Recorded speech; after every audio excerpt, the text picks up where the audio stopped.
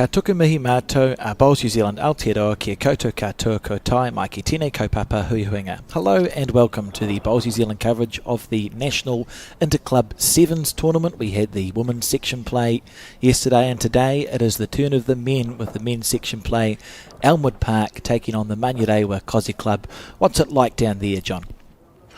Well, it's not bad at all, actually, Alex. It started off brilliantly fine with a nice clear blue sky. Well, there's a bit of overcast coming. There is a breeze out there, and we might just catch a glimpse of that later on, how that's going to affect this play. But it's not sort of, people say, oh, wind in Wellington, it'll be gale forceful. It's nothing like that. And I think we've got to say that after yesterday, all the comments were about how well this green was playing, or the two greens here at Johnsonville were playing. So that's a real credit to Brendan Gibson and Dave Carr for their work in making this as good as what it is at this time of the year. So we've got these two games, and we're looking forward to seeing some players that you've seen before, such as David Clark from Manurewa Kosi. He's partnered with Roger Andrew, and that's David Clark on the mat there. And against them, that Northland combination of Dennis Brewster and Paul Williams. Yep, it's David Clark there playing his bowl.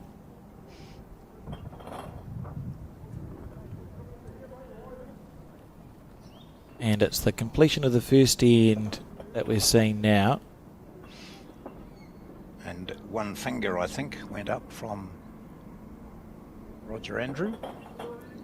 So he's just to have a look at those bowls there. You see the bright yellow ones? Well, they're pretty easy to spot. They're in the hands of Dennis Brewster, who's the lead for the One Tree Point team from Northland.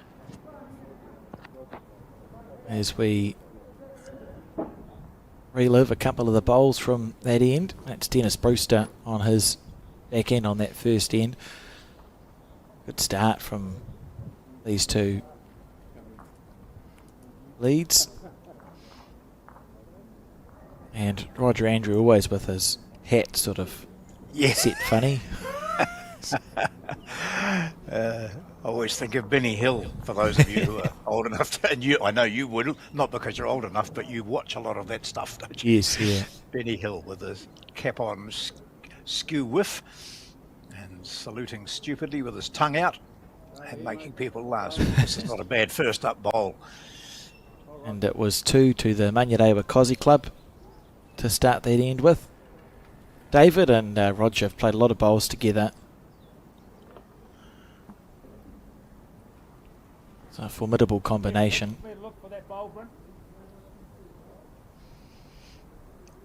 They haven't done so well in the tournament to date, though, Alex.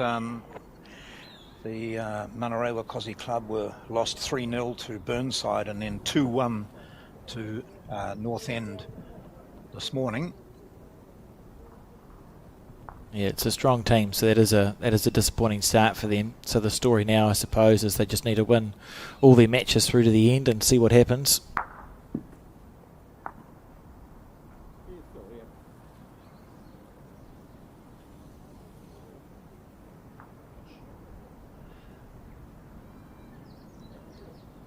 The lead settling into the side of the rink that they prefer,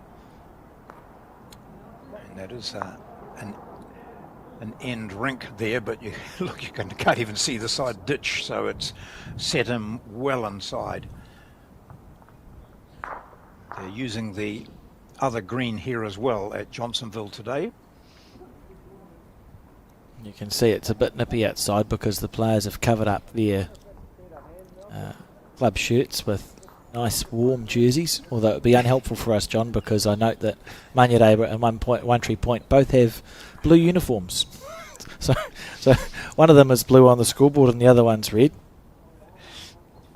It won't be much, won't be super duper helpful. No. So Dennis Brewster now from One Tree Point. Wearing a green top. Don't think it'll worry Dennis too much.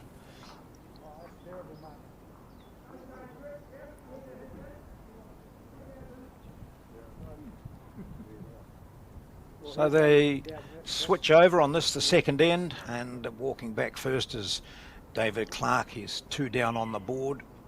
No, they got the 2 on that end, didn't they? Yeah. So David Clark will bowl first.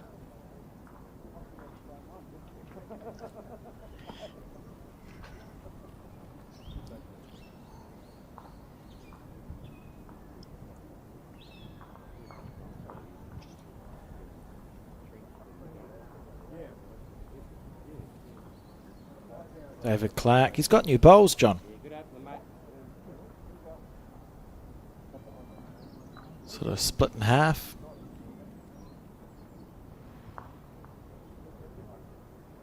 As we see Paul Williams on his backhand.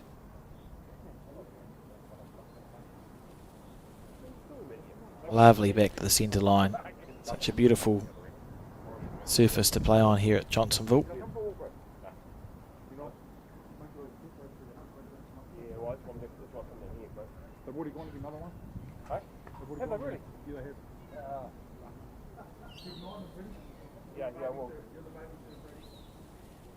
Yeah, good bowl from David Clark, correcting nicely.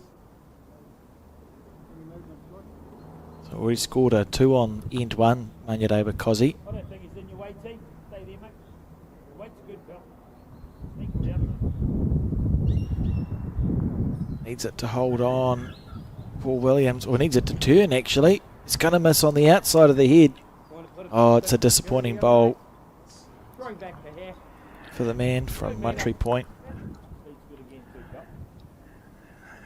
Yes, you're right about those bowls of David Clark's. They're they counties Manukau colours pretty much, are they? Yes, they are. Yeah. Yeah. Must have factored into the decision, but yeah, I've not seen him play with these before. Sort of split in half. Look like Taylor's based on the. I think they're both using XGs. Oh. Yeah. Well, that's an aero.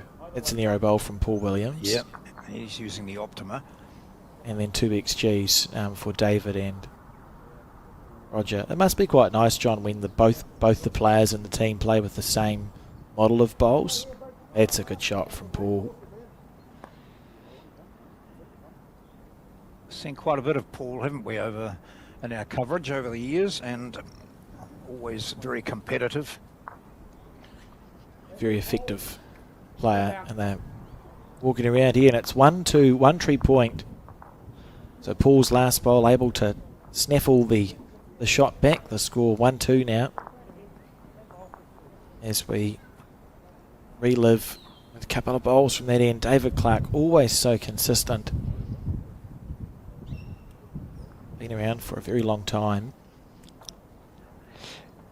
And his son Logan playing singles for the Manarewa team. Logan was a very good cricket player. So we see the score there, 1-2. So yeah, Logan, good cricket player, and when he decided that his time at that game was up, he just thought to take up bowls, and his dad made him play with classic 2s, I think, John, for the first, might have even been the first 2 seasons. So you go off the front and you play with classic 2s, which are the big old swinging bowls, and learn how to take green.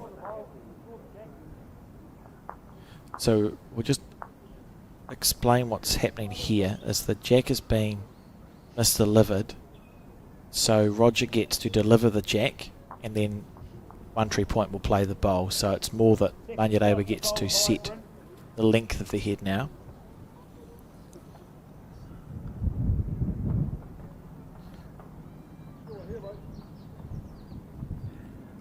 So David Clark just straightens it up there, and the first bowl goes to the team which won the last end, even though they threw the jack. Yeah, it is. Out. It's confusing. We can manage to confuse the graphics team because Yeah. the glowy bowls for who goes first, and technically Roger delivered the jack, but he's not going first, so it should be for One Tree Point. it's just one of those quirks of the game. Short end.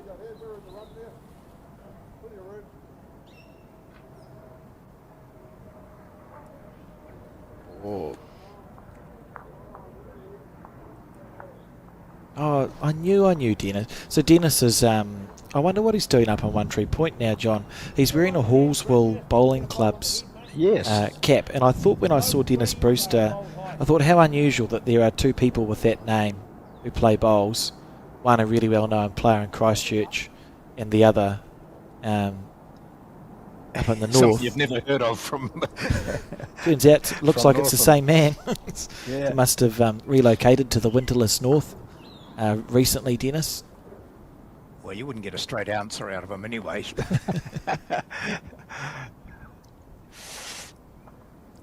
They're just taking a wee while to settle down. That's not bad green for the two leads, but particularly for the yellow bowls. And with the blue cap, we've just been chatting about him, Dennis Brewster.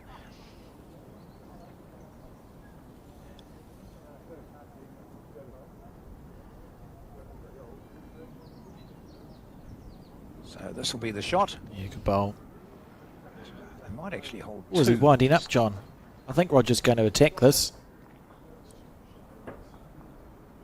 Well, the people on the head aren't moving out of the road or anywhere, so I think maybe not. He sort of looked like he was winding up with his arm. Yeah. I think with his line, he was possibly thinking that too. Well, it wasn't bad, was it? I said he was looking to drive, Gee. and he's just about drawn a front toucher there.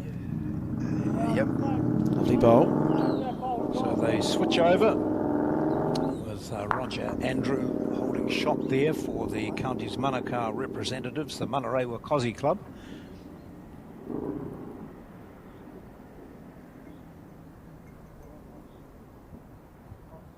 So they've also, of course, got their singles. So John Carruthers, I believe, is playing singles against Logan Clark. And then the fours, the skip for Counties Manukau, Bryn Morgan, and Richard Cole for Northland, One Tree Point. And if we get a glimpse of the scoreboards at any stage, One Tree Point are on the left all the way through, so red. Yeah, so it matches the scoreboard that we've got on screen. So the top of the scoreboard is the left on the scoreboards at the venue. As we see David Clark, that's a delightful bowl. What a shot that is, drawing for two.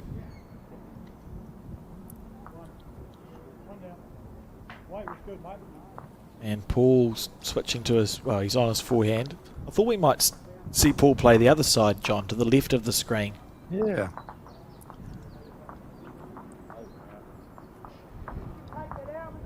Those are they're two yellow bowls just to the right, so I thought also thinking the same. Playing down that hand, movement of the jack would certainly favour him. Yeah, it's just a little surprising because he has to play an absolutely perfect bowl on his forehand, which is to the right of your screen, where if he was underneath his short bowl, coming up on the left side of your screen, resting through the shot bowl, or the short one, popping the jack back, all looks like good stuff to me.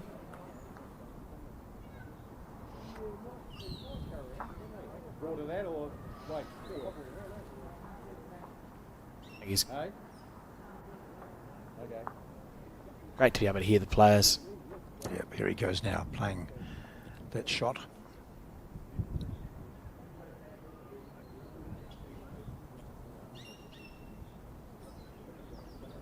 So even if he hits the shot bowl, he'd move the jack back. Look to be starting wide, but can't see it because of someone on the road. Oh, and a bowl on the road.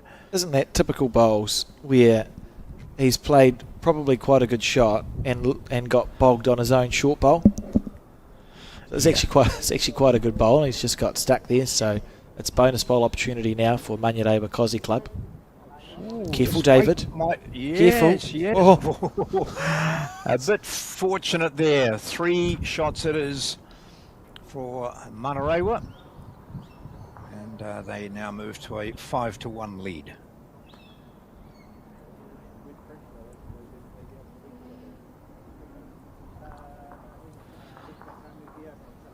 See, we've got a goodly number of umpires, mainly from the Wellington Kapiti region, who are helping out here over these few days. A beautiful flag. Yeah, there we go. So that gives you an idea of, there is a bit of breeze around, but that's up high, and down below, as you can see there, hedges, fences, walls, buildings, takes a bit of the velocity out of the wind. And for the second end in a row, we see the jack being returned.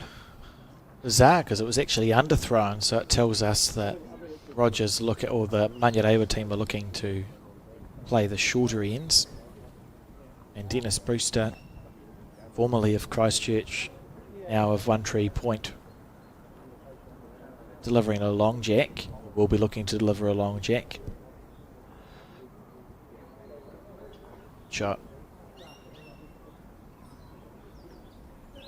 Yeah, well played. Do you think Roger's just protecting a certain part of his face with his cap? I think so, yeah. And also, you can see the shadow cast by the peak across his right eye at the moment. So, has he got sunglasses on? It's hard. Yes, he has. And you know, it doesn't matter. If he wants to look silly, then that's fine, isn't it, Alex? Really. You said it. See the benefit of, what do you call them? Floppy hats? Box hats? No, what do they call? Is that what they are? Floppy. One with a rim right round. Oh yeah, those ones. Yeah, they're quite good. Yeah. Yeah. So you don't have to worry about where the sun is. Quite like the ones you can get from like the Mitre 10 Bunnings Placemakers. He sort of plays, for the gardening, those massive rimmed, almost straw hats. Don't worry about the sun then. But some players just find it impossible to bowl with a hat on, don't they, or a peak covering their eyes. They just don't get used to it. And I've got one of those straw sort of ones that you're talking about. It allows a fair bit of sun in, I think, because it's perforated mightily. Lovely bowl there. But I just use that mainly for protection of my ears and back of the neck and so on. Dennis now with his second bowl. It's a funny thing because Dennis has delivered the jack to this length, and Roger proceeded to then draw a really nice shot bowl. Be looking just past with this one.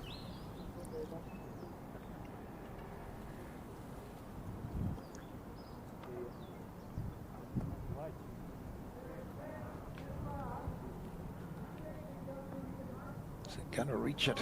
I'm not sure that it will.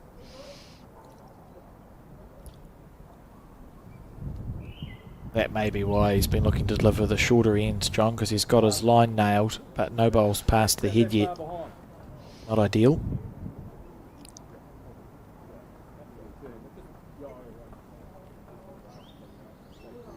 So Brewster, a bit of correcting to do. His first one is out of sight. The second one is a metre or two, or metre and a half over. Oh, this is close. Yeah, it's two really handy bowls because it means Paul can now play with quite a lot of confidence reaching through the shot bowl. Knowing he's got the back bowls.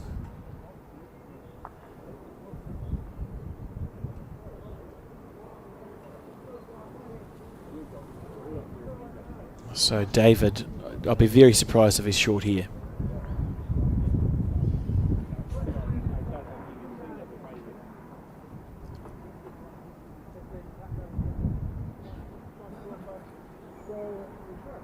Played at the top level, David Clark, for a long time.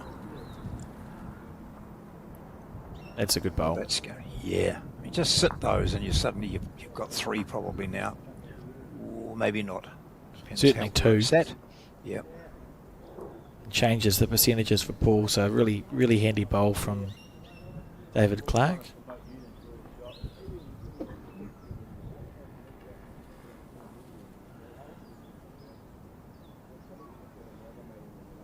Needs it to hold up, Paul. Oh, he's just short of a gallop as well. Disappointed with that.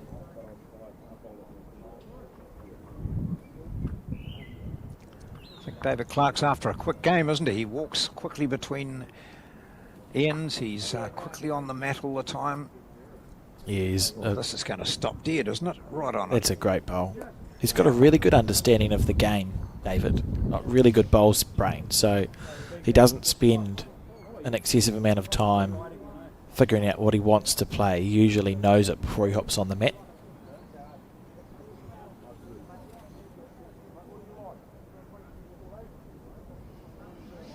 Change of hands for the skip.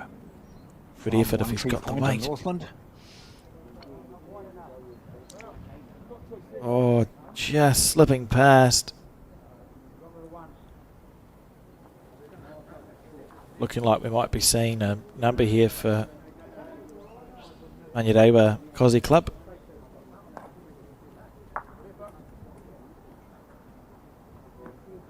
Yep, I think this one will count. Yeah, it's classy bowls. Like David Clark's just gone up the other end, gone bang, bang, bang. It's out, just outstanding bowling. Crossed over, actually not in a great position, and has turned the head around on a dime. So it's certainly 3. You can see the 3 there. And Rogers bowls are now a really good block, those short ones. He's going to go quick. Needs it to hold. Oh, try. We'll see what the damage was. 3 sounds like. So 3 to the Manyadewa Kosi Club. Rushed out to an 8-1 lead.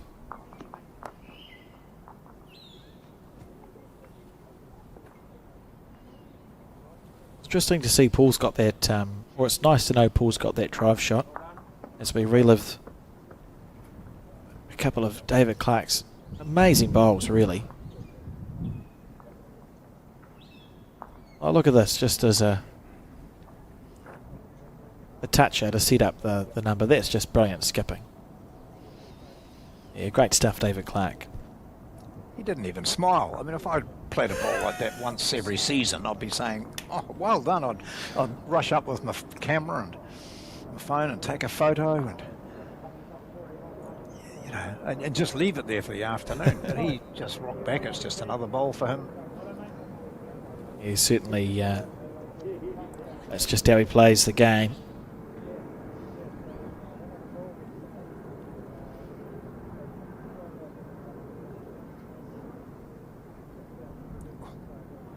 Oh, look at this. Handy. Just an update from yesterday, John. So we had a game between Parongia and the Elmwood Park Bowling Club. We covered the pairs match, which Parongia won. Randy Boyd from Elmwood Park won the singles. I can tell you the fours game went the way of Parongia as well, so an early scalp for the Waikato Centre representatives there. It's a good bowl from Roger. After that round, Alex, I just went up and said hello to the Burnside and Parongia teams, and I said to Parongia, gee, so close, weren't you? You know, because they were trailing by 1 playing the last, and I saw the congratulations afterwards, and I sensed that Parongia had been beaten. But in fact, they picked up a 5 on the last end to beat Burnside. It's not bad. So that's not bad, is it? So Parongia downing Burnside. Oh, it was Elmwood Park. Elmwood Park, I mean, sorry, yes, Elmwood Park. Just testing to see if we're all listening. Yeah. So that's the nature of the game, isn't it? You go into a final end of a match thinking, well, our singles players won, our peers got beaten, but we're in a good position here. We're 1 up on the board, so let's just, you know, keep our nerve, and then to find you lose a 5. I don't know how that happened, whether it was movement of the jack or whether it was Parongia just on top throughout, but certainly only needed 2, but they got 5, and they were very happy about that. Dennis Brewster. Oh, yep, he's going to hang around there. One holding, one on the crossover. Just going to say a reminder about people who keep asking, you know, where do we get the results? How do we know what's happening? Well, it's all available for you. It's not live scoring as yet on the various games around, but that'll happen certainly on post-section play. But on the Bowls New Zealand website, You just go in there, and as soon as you go to the Bowls New Zealand website, up comes Interclub right in your face, and you just click on that, and you've got the men's and women's sections, you've got the overall ladder, you've got the players ladder, you know, everything's there for you. So jump in and have a look. Aggressive ball. He could get both by mistake. Look at this on the way through. Oh, if he'd got that little bit square, he just about could have cannoned both the yellows out, but it wouldn't have been on purpose.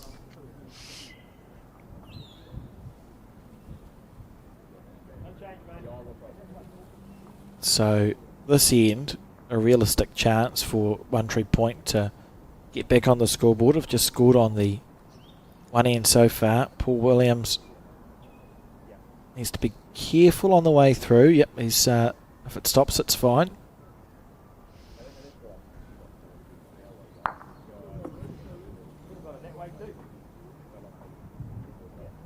And committing to the attack is David Clark. I'm not sure if it's going to turn in time. No. Hasn't. Interesting.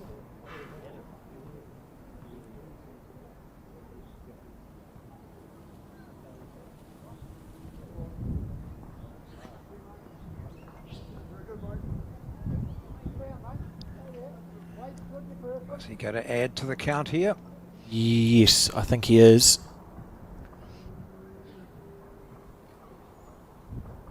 And if he's holding 2, we'll expect to see David draw now.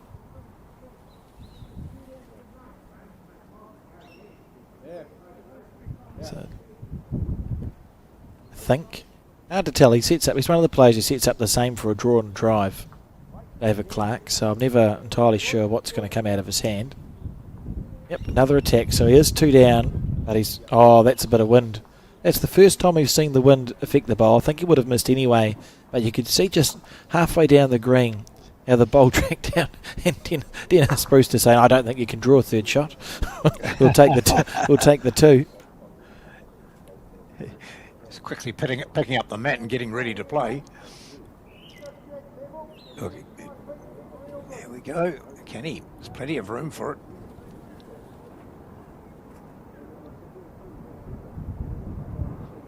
Not going to be there. No. Hasn't been able to add the bonus, so it's 2 to One Tree Point. And it'll be 3-8 the score after 5 ends.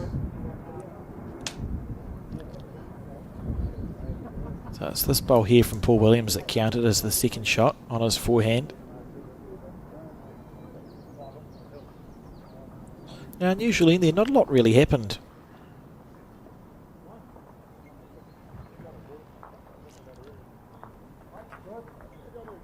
Is that the jack going back again, Alex? Yeah, we've seen this. It's the third time we've seen the jack incorrectly delivered on this game, which is unusual at this level.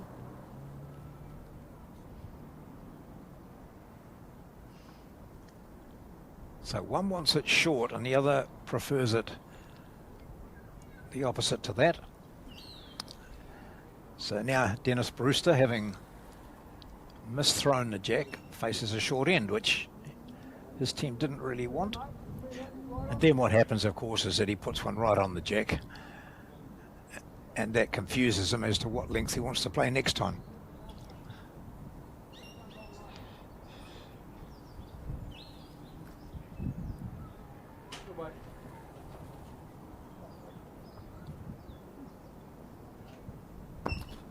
And because One Tree Point goes first, we'll see the little, yep, perfect little glowy bowl, indicating that they've had the first bowl. And David will be disappointed. Roger's a better bowler than that. Just didn't give it a chance. Interesting game. We've had a mix.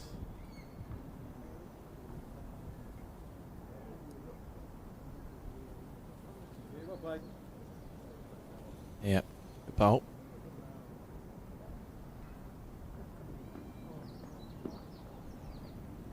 So have your Kapiti Coast representative club teams been going, John? Well, The men took a bit of a pasting at the hands of Auckland this morning, and they also lost to the Marlborough team yesterday. Riverside, is it? Yep. The women started today. They played against a strong Bay of Plenty side, and it was a very interesting singles clash there between the two of the leading bowlers in the country, Sue Hodges and Lisa White, and that went to, so I think Hodges was leading 16-9, and it ended up 20 all, and Bay of Plenty, Hodges won that, and then they won the fours, I believe, and dropped the singles. So the Ramati team competing, but they'll be disappointed with that result. It was very close. But just, it's, you know, big thrill for the club to be there on both events, no doubt about that. I was just looking at, sorry mate, yeah, when you go into Bowls Hub viewers, and you can do that while you're watching this, of course, you'll find that in Section 1, the two leading teams in the men's are Stoke and West End, Nelson and Taranaki, but both of them have lost a game. Jury Hill and Stokes Valley, they are leading in Section 2, Jury Hill unbeaten. In Section 3, Auckland and Mount Maunganui leading. And in Section 4, it's Forbury Park, the Dunedin representatives, and Burnside of Canterbury. But not many teams are unbeaten, Alex, and we'll have a further look at that later on. So this competition is really tough, and that's what you'd expect. Yeah, certainly how it tends to be at this Interclub event. One of the things I like about the the Bowls Hub coverage of this is because the Interclub is the selected teams, and you can't move it around as you do in the Intercentre, we're able to do a player ladder, and that's going to be really interesting to look at after section play is finished, to click across to the player ladder section and just see if there's been any individual standout performances. Yeah, I like that idea. It really is impressive. And then, as I said, I think that's the case, isn't it? The post-section matches will be live scoring, or certainly. Yes, yep. Yep. And that's a big bonus. If you're sitting watching or outside listening, you can just keep up to date with it on your phone.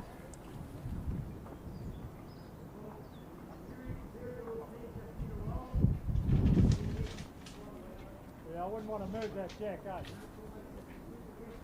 Yep.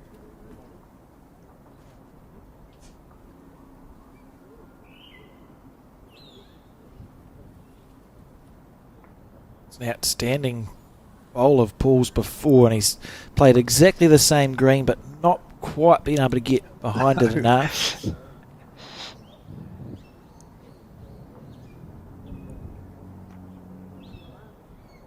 David just trying to draw the shot here. He's not far away. How's your weight?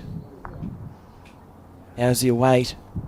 Oh, that's quite good. Yeah.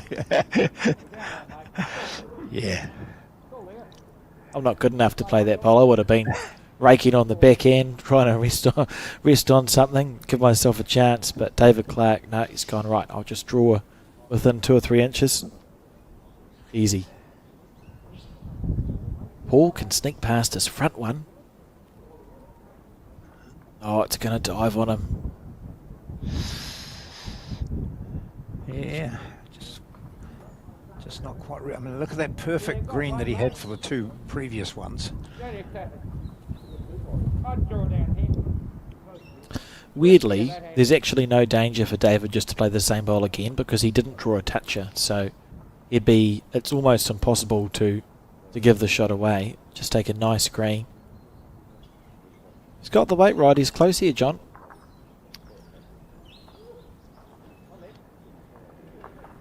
Look at that. What a lovely effort it was. Was unable to draw a second shot, but not through lack of trying. And it's 1 shot to Manyarewa Kosi Club, 9-3 after 6 ends.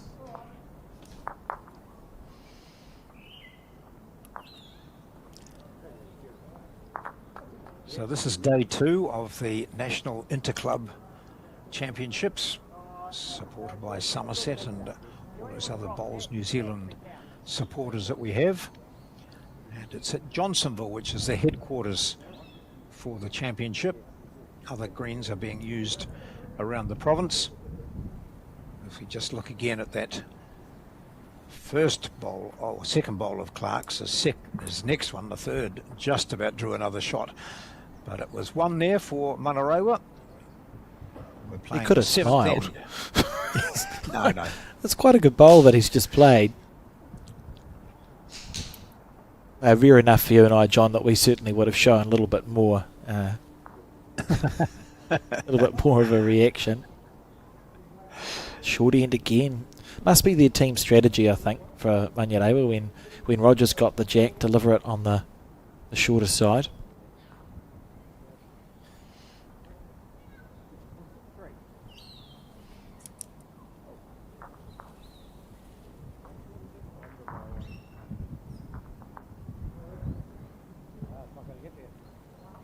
Oh, just died in the rough.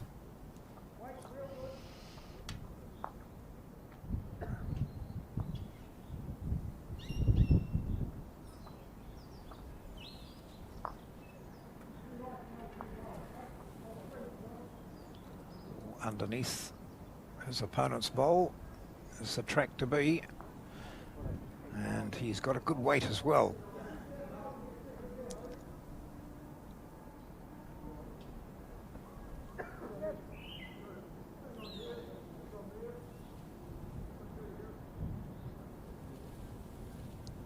It's a good line. How's your weight, Dennis?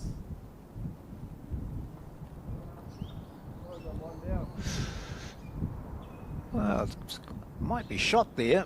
It's sitting directly across from the jack.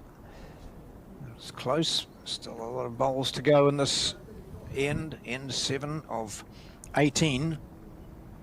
Needs to beat his bowl to the head. Run, Roger. I think he's just forgotten that Dennis has got a bowl to come there. And more disappointingly, he's guts Dennis's bowl square. Promoted it in for a really good shot.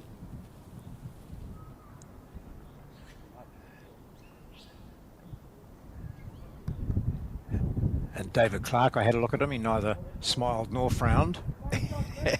It's par for the course. Yeah, you don't try to do that sort of thing, do you? There's always a danger if you're a bit tight to promote the opposition bowl.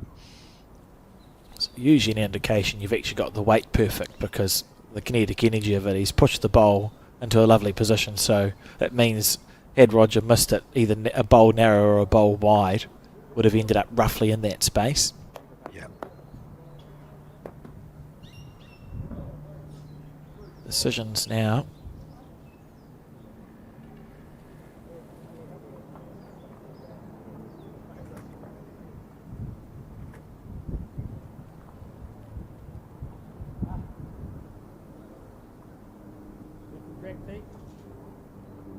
Not sure.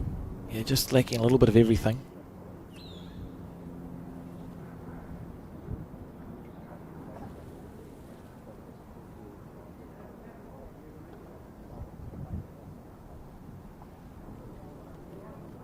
Paul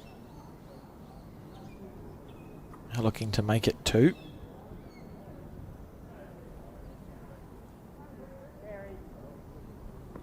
He's got that one away nicely. May already be holding 2. Those yellow bowls are really level with the jack. Yeah.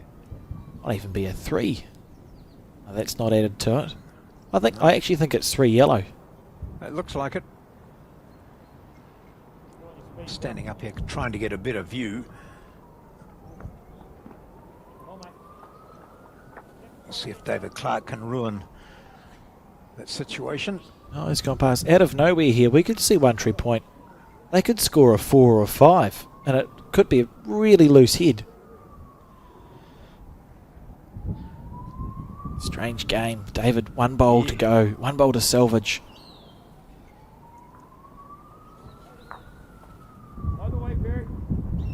Paul can afford to be perfect. He can afford to be perfect. Yeah, good shot. Righto. What does David Clark do? I think it is 4. That's such a narrow target too. You're almost better just to try and draw even third shot to cut it down by half.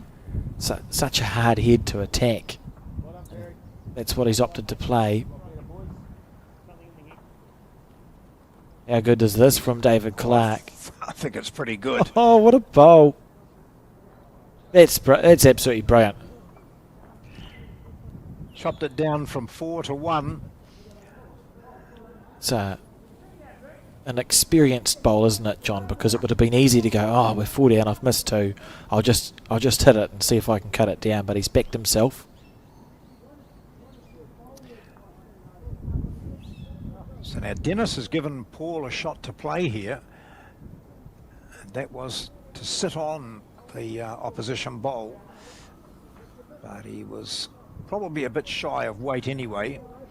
They'll take the 1 gladly and move on to 9 to 4 down. What I might do, Barry, is come under that and turn that out 1. The teal bowl. You got to be here, Grant. That ball. Dennis now, see if he can deliver the jack correctly as we relive this bowl from Paul Williams. It's actually quite a nice day in Wellington, you can see in that shot. And this was perfection itself. As he's kept the target so narrow. Probably thought he was going to earn himself 3 or 4 shots with that bowl, John, but not to be, because David Clark had other ideas. Such a well-controlled shot he played. Look at that.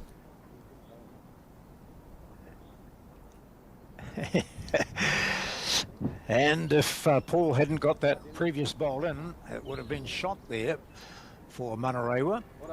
They were holding 4. That's 1 point. We're holding 4. And in came their skip of Manarewa and grabbed second shot. So 9 to 4 is the score. We're playing the 8th end of 18.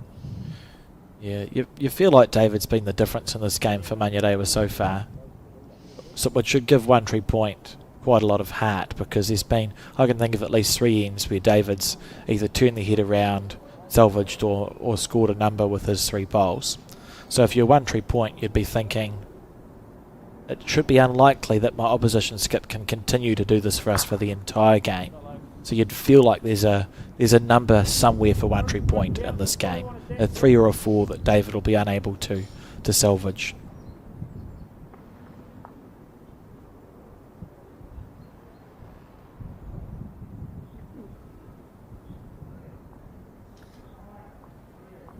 Well, I've said it before, but it could be this end, John. Dennis Brewster seems to be warming up at the same time that Roger's cooling down. So Dennis has taken his hoodie off. He's just playing with sleeves now. Just might be a bit tight this time. Oh, it's going to crash into that bowl. Block up the backhand as well. But Roger just will be looking to draw a second shot here.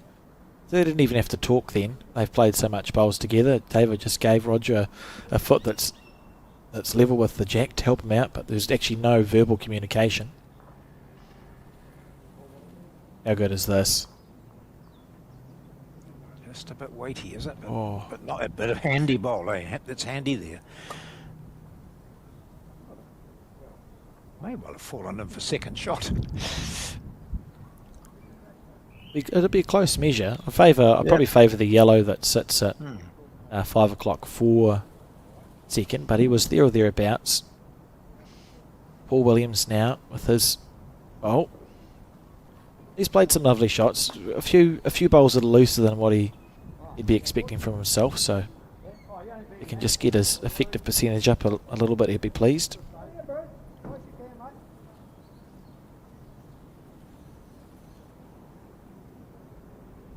This is in the area if he's got the weight right. Arrows will come back.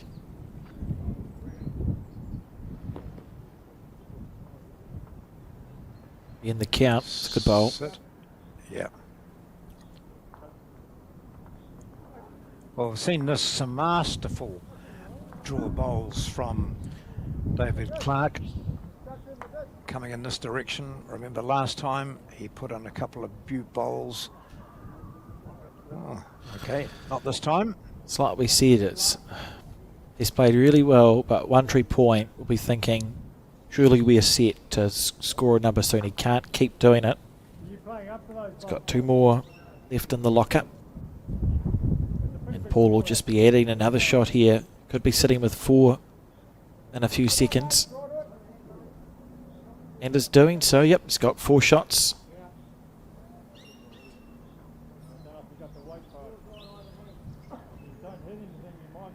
It's actually really hard heads to play to because there is so much room.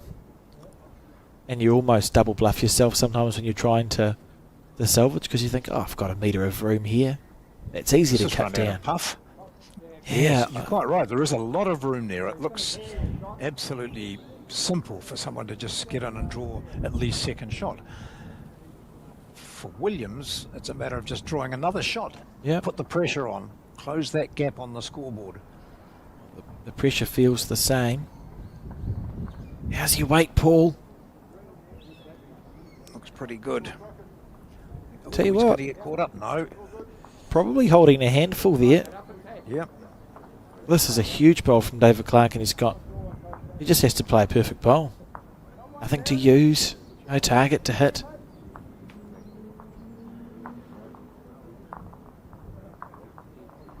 Can he do it again? Oh, he's not going to. He's on such a good line. He might even get the jack here.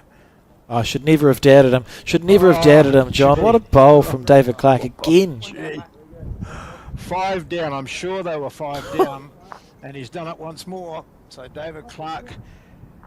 And I just looked up and I saw him smiling. In fact, more than a smile, a laugh. I think Paul Williams had said something to him. You should just have 2 bowls, mate, not 3, like the rest of us. But anyway, it's a single there to Brewster and Williams. Such a great shot. He was under so much pressure, David. At One Tree Point, they played a reasonable end of bowls, right? Dennis threw the shot, and then we just saw the bonuses added and the pressure ramped up. David played 2 very forgettable bowls, and then his third one, he's 5 down on the head. Played with such lovely controlled weight.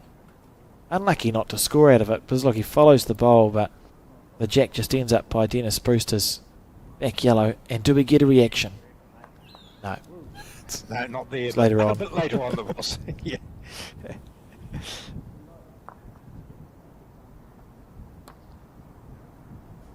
It's just a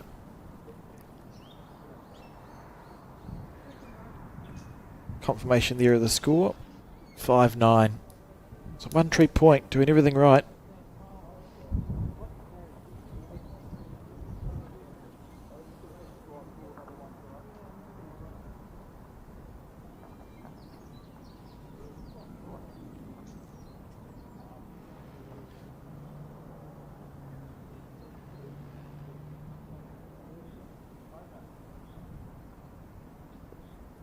And a long end. Still. It's heard something in the ambient mic that might be considered a swear word. Wasn't me that time.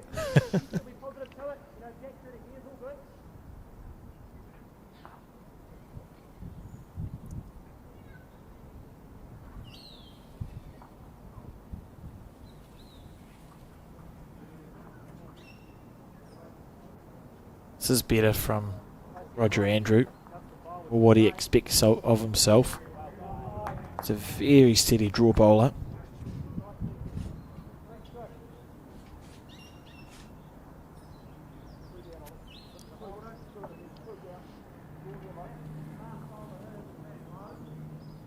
I tell you, in the other 2 disciplines, the fours, One Tree Point leads 6 shots to 3. And in the singles, they lead 10-5. So the singles player, John Carruthers, who we've seen on the broadcast a lot, and the fours team, Richard Cole, Graham, John Wade, and Another Richard Williams. Leave that alone and just in case something goes Graham wrong, keep on the Trigidge. I went over and asked him how to pronounce his name, Alex, in case we had to say that. Say it again. Trigidge. Trigidge. Graham Yeah. Trigidge. So, yep, Trigidge. Brilliant. He said he Thank you. gets all sorts of pronunciations, but Trigidge it is. Yeah, I hadn't previously read his name, so I was sort of Yes. as I was going. Yeah. So you want to read through the counties Manukau 4 as well. Interesting in that counties Manukau team is Shane Drabble, because counties Manukau or Manarewa won this event in 2006, so 20 years ago, and Shane and Barry were playing together. Dave Emirali, Glenn Judson, Tony Andrews, Peter Lamson and Dwayne Cameron. So they won this event in 2006. So Shane's still going. He's got a mighty drive on him, Shane Drabble. Yeah.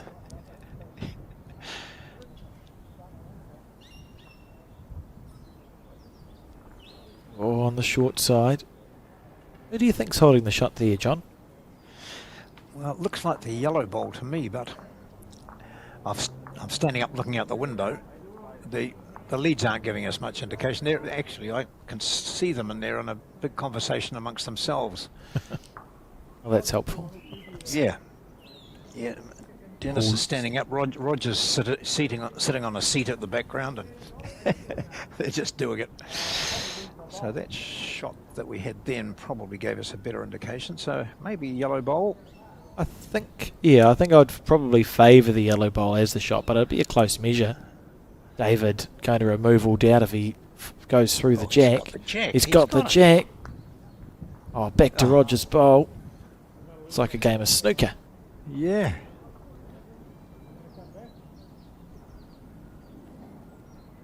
So holding one. I think we'll see Paul to the left of the screen on his back end. Just looking to remove the white bowl or trail the jack around the corner. He's sort of thinking a metre over. I think he just had the indication of, I want you to have a go at that. What can he see of it though? Oh, it's going a bit there quicker we than a go. metre over. Yeah. Oh, Oh, that that could have worked. He had 3 options there. was a lot. He couldn't have got the bowl. He hit any square up. So he had 3 bowls that ended up sort of moving past the head. But unsuccessful.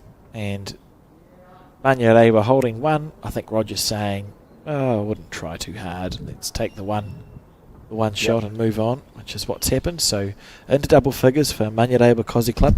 A score of 1.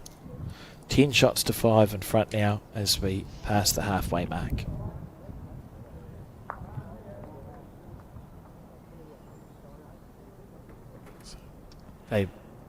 David throwing that one away just because it was too dangerous to try and add a bonus.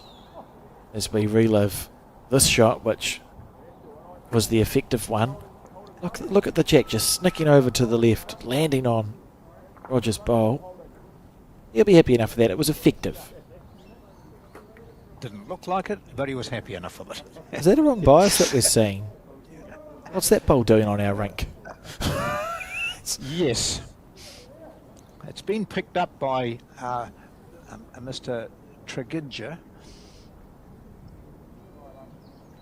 Otherwise known as Graham. Yeah. Well, it's good though. I love that when you get a wrong bias from guys who are playing at a top level and concentrating so much that,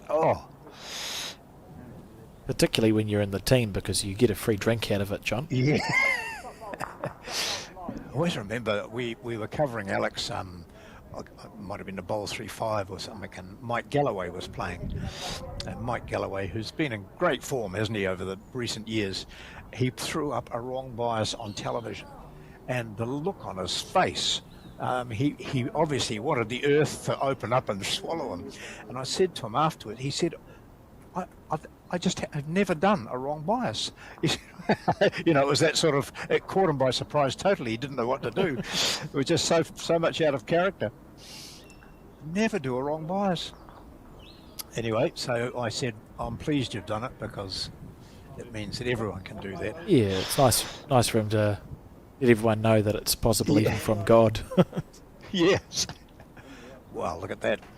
Nice bowl. They're a bit scattered though, the leads. I think they'd like to be a bit tighter by now. We've played 9 ends and they've both picked the same side of the rink. They tend to be a bit consistent there, but they're just not really getting to grips with the conditions.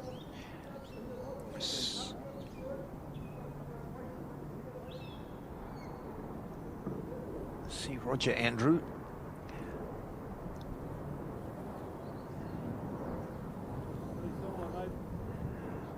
How's your weight, Roger? He's in the area here. Oh, I think he might have heard me. So certainly holding 1 at the moment after his 3rd bowl.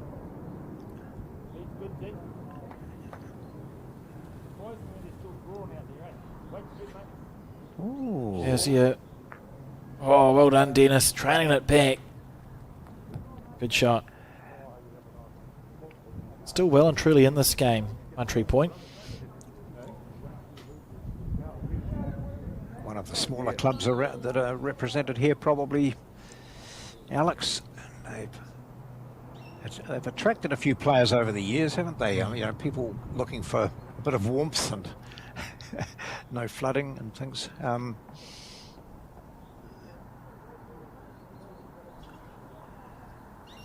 quite like the fact that every now and then, and you've mentioned Brewster, every now and then you see someone turning out for a team from way up north or the Nelson area, or you know, some of those places you would say are good for our later years. Oh, there's plenty of bowls as well.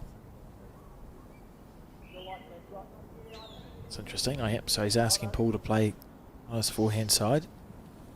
To the right as you see it. So forehands away from your body, backhands across.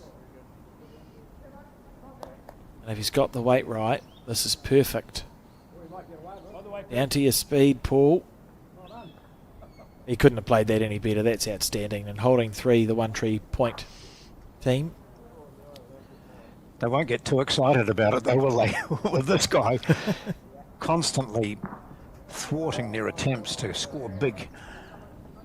Holding a 5 on 2 ends ago, holding a 4 the previous end. And about the little plant?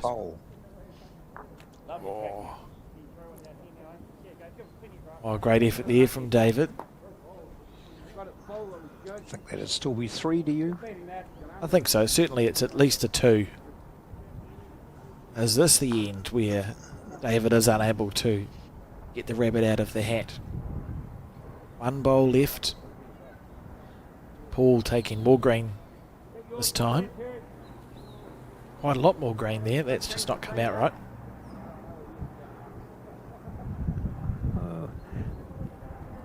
I don't think this leader will be too worried about that. Just putting it over the back a wee bit further. He wanted to draw another shot, obviously. He's got 1 more bowl to go after this one from Clark. So what does Clark do here? He can push any of those white ones up. That's what he's looking for. Oh, finally. And he didn't miss by much. He's half a bowl off, but finally he's not played the perfect bowl. I just heard holding 2.5 from Dennis. So it means they've got 2 shots and 1's a measure. So an opportunity here to score 3, maybe 4 shots for One Tree Point and pull the game right back. I like that way, Britain, yeah. Under the orange for shot. A couple of rolls out of the orange. Around the green. It's not going to be that bowl. No. So a big opportunity there for Paul Williams to nail it. 2 have gone out. They're measuring for the 3rd here.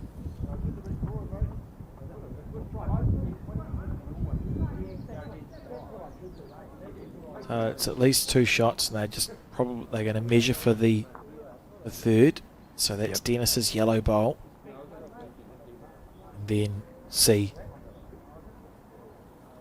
this one. I think it might be 3. Just gonna. 3 it was, so good score there from One Tree Point. They've been threatening to score a bundle for a lot of this game, and it's a 3 to bring the game. 8 shots to 10 after 10 ends.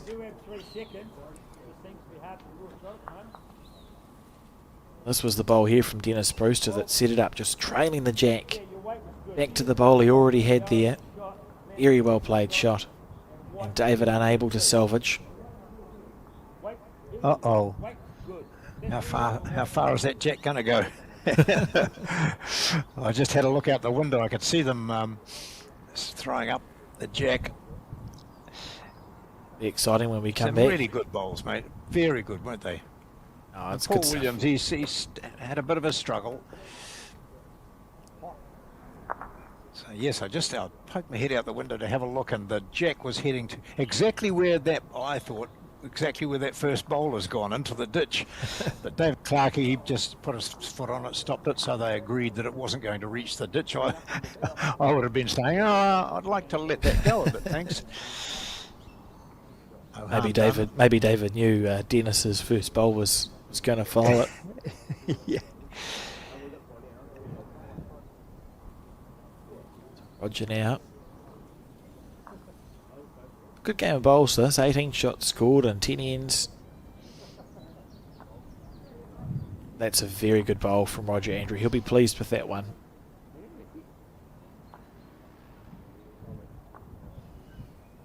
Particularly when your opposition leads played a poor bowl, it's nice when you're able to capitalise.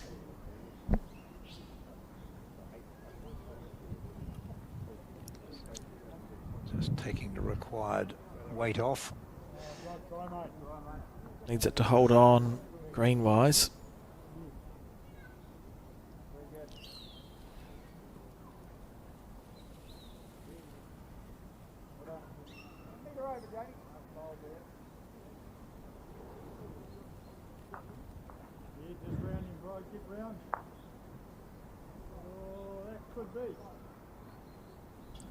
Similar track to the last one, might be just a bit short. Very good. Second shot though. Yeah, okay. I'll come in here, mate. Bit of weight.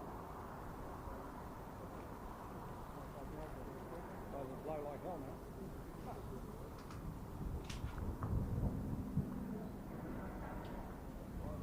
mate. How's your weight, Dennis? Even in for seconds, a good bowl. Oh, it's just run out of puff.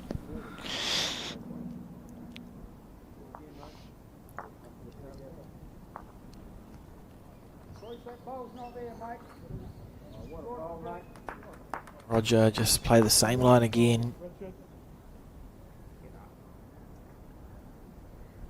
Unfortunately, it might be the same weight. Oh, it was. He had perfect track. It's always annoying when as a lead you start off with a really good bowl and then you get worse and then you get worse again and you think, well, why have I done it in this order? Aren't I supposed to be improving?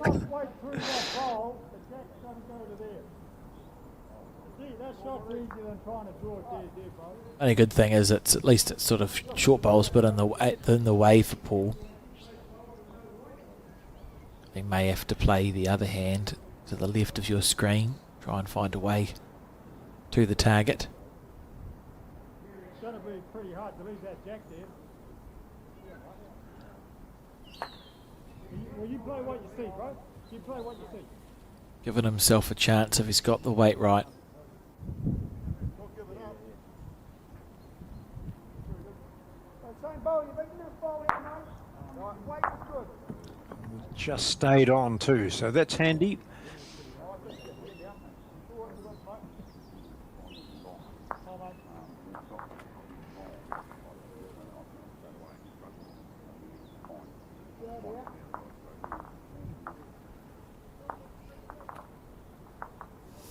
Think that's a little bit optimistic on the green. Still going to come back a lot. Look how far this is coming back.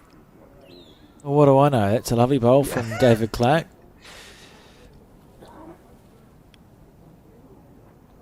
It's a nice track though there. That just shows the player on the mat. You know, you've got that much to get inside. You just need to be in between those two bowls. It'll be a good track for you.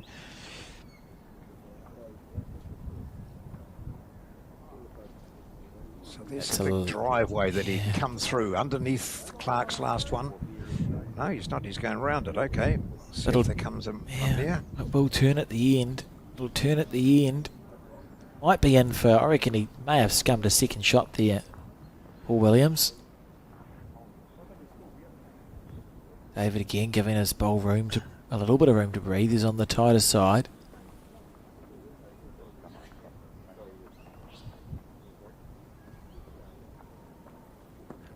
Andy. Yep, certainly second shot there.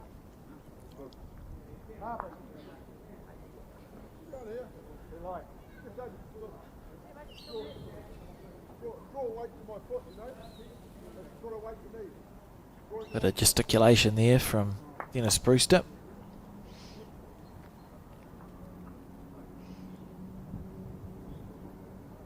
And Paul in the area. He's in the area. Oh, where's the jack going? He's got it square. Lovely bowl. That's delightful. And his collision bowl stayed on the rink. They might have 3 down there. I think they do. 4. I've just seen a signal. Oh, he's tucked in behind the bowl to the right. Again. Yeah, 4. Oh, what a shot. And how do you get through to that? Why not draw up through there? Those bowls look as though they're less than half a metre from the ditch. And 1, 2, 3, yeah, one's about 2 metres short of the ditch. So Clark on. What's he going to do? Try and draw to save?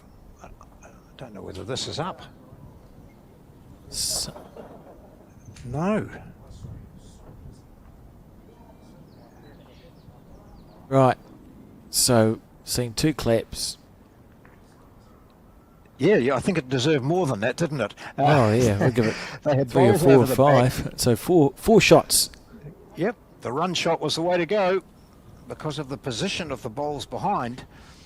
And unexpectedly, really, Northland's 1-3 Point Club have gone into the lead against Manarewa of Counties Manukau by 12-10. 7 shots over the last 2 ends.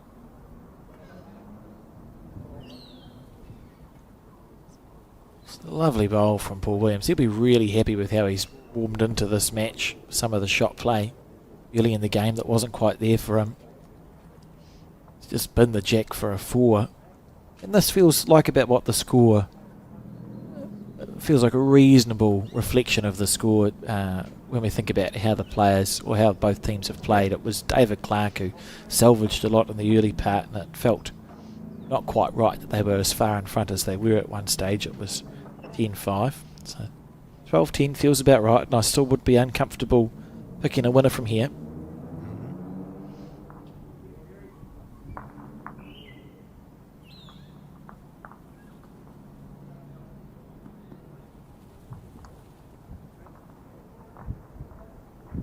Just pinched it.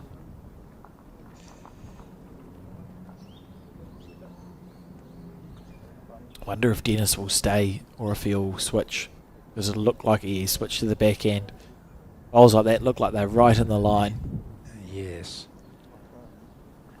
And it has been interesting, hasn't it? One of them's gone one side, coming this direction, the other on the other side. So this is, I'm not sure, it would be a rarity for Dennis Brewster to play this hand. The way he's played it, he might decide to stay there all the time. It's quite good. 2 lovely bowls off the front from Dennis. Careful. Oh, but we're going to see a collision of bowls there. That would have been just sent back to the players. It's always when it's a good bowl too, isn't it? It's never when it's a rubbish bowl. It's always when you've let it go and thought, oh, that one's close to perfect. Bang. That was close to perfect too from Roger Andrew, settling in for second shot there. Oh, Oh. Was excited for a second. So Dennis here, just on the wide side, reluctant to turn back in, and Roger will back himself to draw the shot.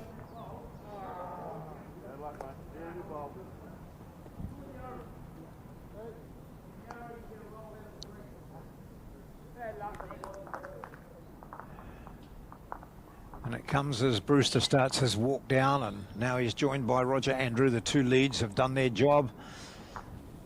The one who has the advantage, though, is Dennis Brewster with the yellow bowl. His team now on a bit of a high, having scored 7, and particularly that 4 on the last end was really the result of a fabulous shot from this man here, Paul Williams.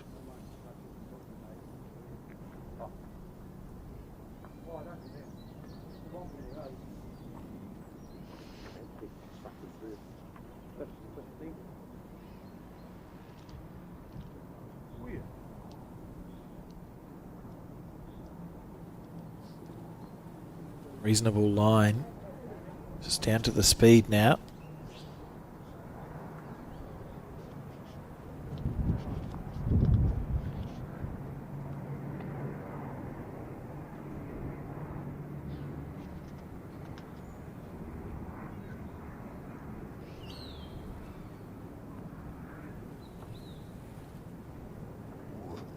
What do you think about this, Alex?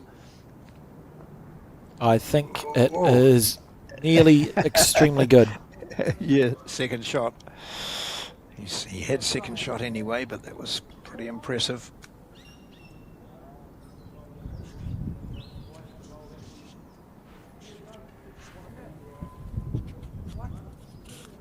So Paul again on his forehand. I think Dennis Brewster's still holding on to the shot. That yellow bowl that sits at 8 o'clock to the jack would be the shot.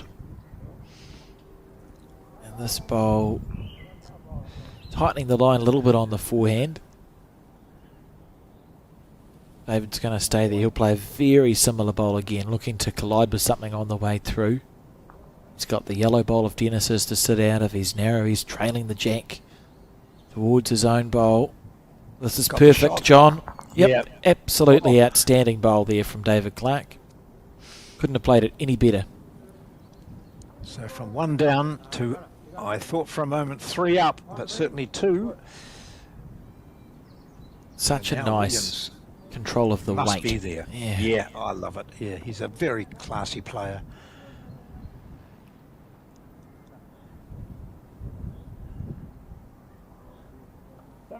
Similar brim, but a yard off. No, he's not done it. He's not done it. And so from the dizzying highs of scoring a bundle to this where they were holding on, but it's looking like David Clark has done it again and may add a bonus for 3. Or 4. Because if he hits into his 2 balls there and pushes the yellow back even a fraction, then that other red and white one of his will come into play. So if he sits the yellow here, that's all he needs to do. Oh, he wasn't far away. That's a lovely weight for it, John. You're right. It would have been worth 4, maybe even 5 shots. But yeah. So 2, I think, is the call. 2 it was. So we'll see the score now, 12 apiece, as we start the 13th end. Fascinating game developing. As we relive, this ball was close from David and set himself up because he's got 2 seconds, so he can play with a little bit more oomph with his next bowl, which is what he's done. Square through the yellow. Happy days.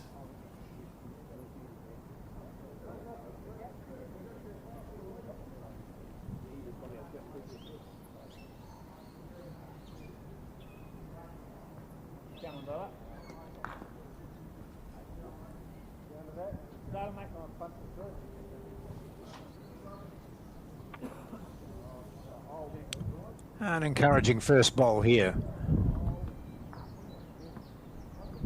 Yeah, be happy with that. It's gone past almost 2 meters probably.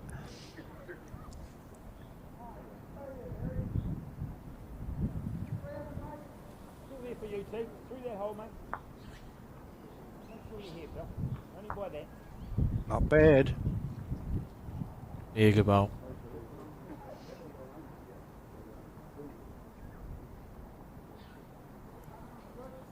That's good, mate. So he's playing with red lines, yellow, red lines. That's not That's not confusing No. at all. See, oh, what are we going to see here? He's done it. Oh, good shot. Yeah.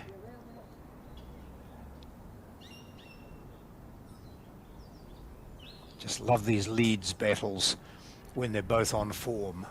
And often when one starts putting them in the zone, the other one follows. They just pick up the challenge. By the way, Perry. Spoke too soon there. That's Yeah, quite a entirely bit your short. fault, that one, John. Yes, yeah. Bowl's jack level.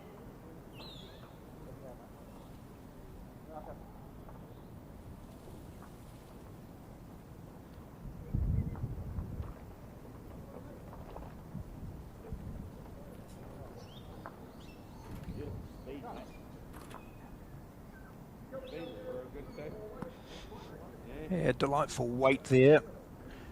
It's a useful bowl. Now we need to see a correction from Dennis.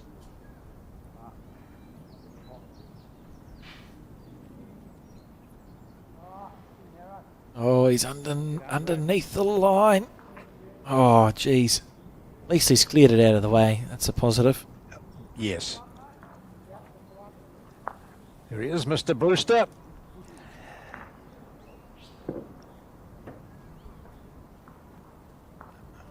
Can tell you the score on the fours, 7-5 in favour of One Tree Point, and the singles 14-7 in favour of One Tree Point. The pairs obviously 12 apiece, so three very tightly contested games happening in this match.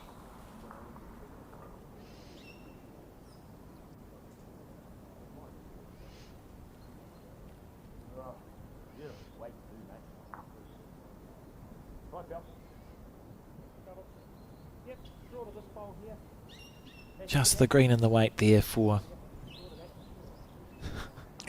David Clark. I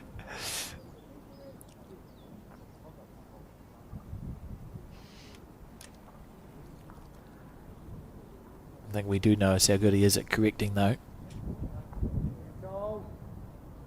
Area. In the area, Paul. Oh, great try. You can see the jack just hidden in behind that white bowl of Roger Andrew. It's not quite touching. It's about, we probably almost fit another bowl in between it and the shot bowl. He gets a good result too, mate.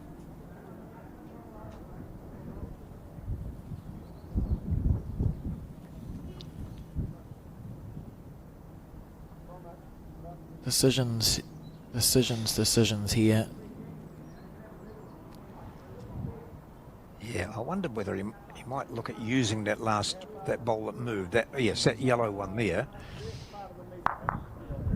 You know, an edge on that would probably kill it.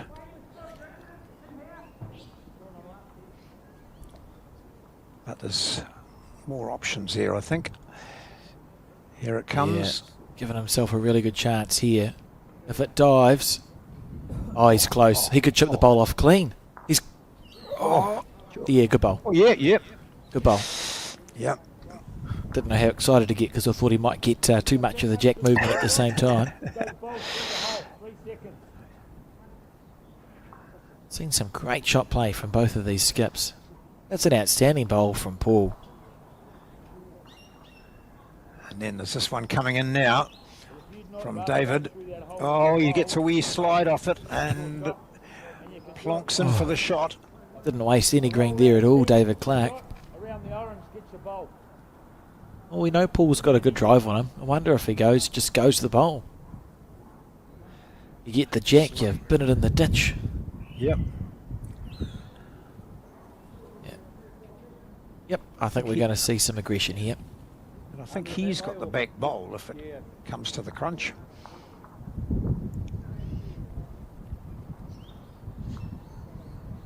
with memories of his last drive when he took the jack into the ditch and they picked up a 4. Here's Paul Williams. He could use David's other one. He could get them both. He could get them both here. Bang, bang. Oh, but it's gone out to the side, is it now? He's praying for a kill. I don't know. You'd be praying for a kill. Oh. Someone needs to check, because if it's not a kill, it's a number to Manyarewa. It's just... I'm not sure if it's a kill or not a kill, so... Oh, it's a kill. Yep, there we go. So the end will be replayed, but it'll be from... They're not going to take all the bowls back, because that's 12 bowls. Just quite a few. Who went first? That's funny for Roger. It's like, oh, you have the jack. Oh, wait a minute. A few minutes have passed since they last threw the jack up. You can see These here. aren't paid to remember, are they? They just did a bowl. Here it goes again. Both and almost cleanly out. Great effort. It's a lovely end on. You can see there, that's the chalk line that runs along, so it was out of bounds. And the game continues, 12 apiece.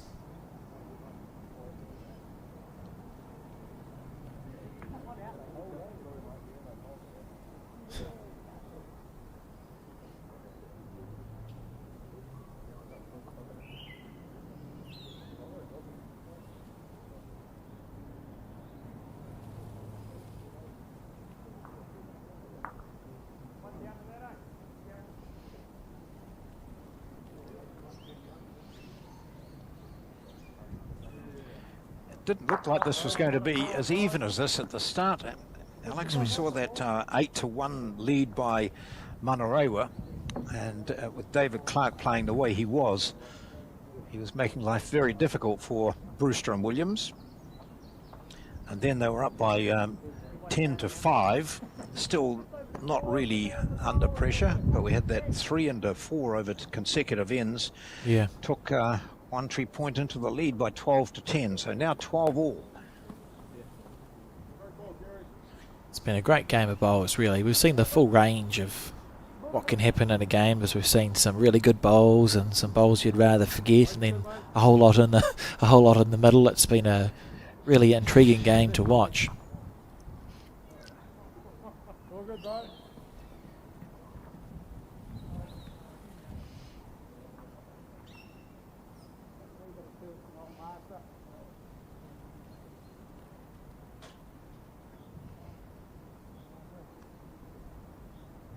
Dennis settling down into his work very nicely.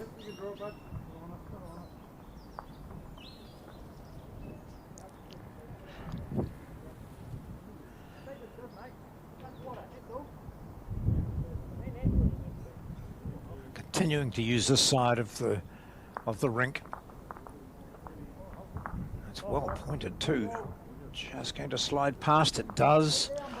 So still holding shot is that yellow bowl of One Tree Point's Dennis Brewster. Here he goes again, trying to make it 2.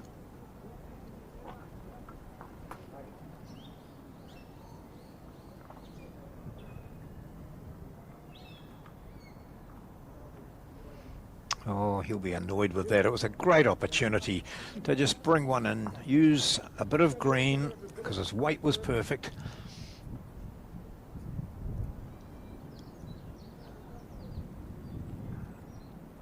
Fairly well spread bowls, but the closest of them is the yellow one belonging to Dennis Brewster of One Tree Point, the Northland champion club.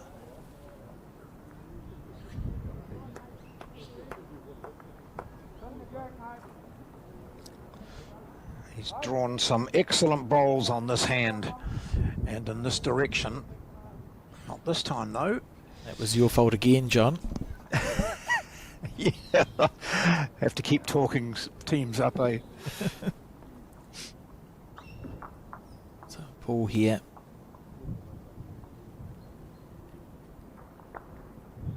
Our next game this afternoon will be between Masterton Bowling Club and Forbury Park Bowling Club, which I'm looking forward to as well. Afternoon session of the the section play. We've got New Zealand representative, current representative, Keanu Darby, in action then. What's he playing? Is he playing the pier? He is here too, He's skipping the pier with Andrew Callender. That's right.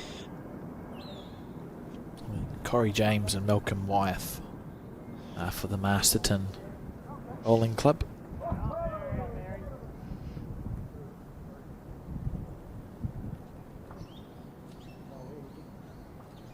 That's the sort of green I think Dennis might have wanted for his nicely weighted bowl.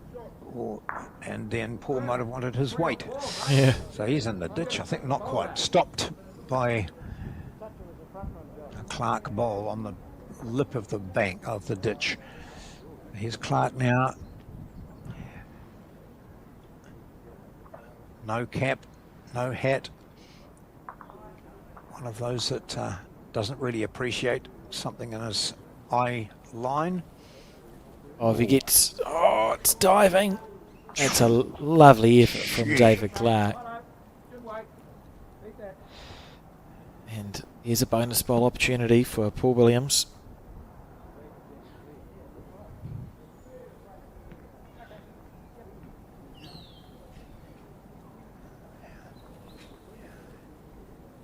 Yeah, he was just told, beat that bowl to the right, the red and white one, and you've got another shot. Oh, don't knock that out. So they'll take the one and go, Dennis Brewster, and it's the 1 3 Point Club move into the lead again at 13-12.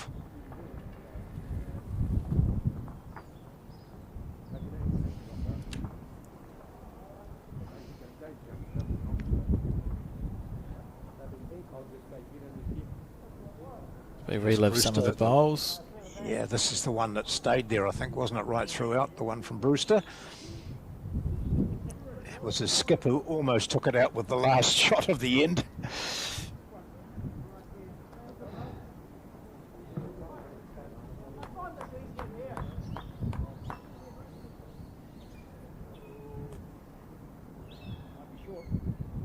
Close. So we're at the Johnsonville Bowling Club in Wellington. These superb greens, well looked after throughout the year by Brendan Gibson and Dave Carr. Really good. Like all clubs, Alex, as I come into Johnsonville and I see the same faces there. You know, people working, helping, doing the bar, bit of catering, great group of women here looking after the catering. And people like Dick Williams, who's been around for a long time. He's parked up at one table helping. Rex Knox is here.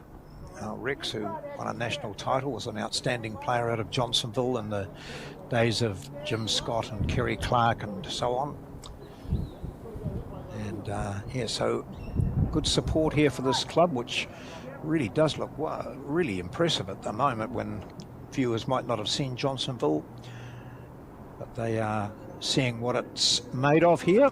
Looks really good. Nice, tidy, new stuff around the greens. And most particularly, I think the greens playing fantastically well. Yeah, it certainly is. You can just see with the coverage they've got here how nice it is to play on.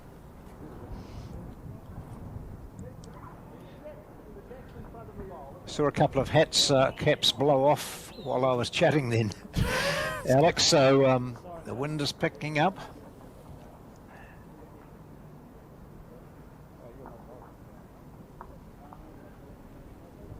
That's not a bad line, is it? Right line.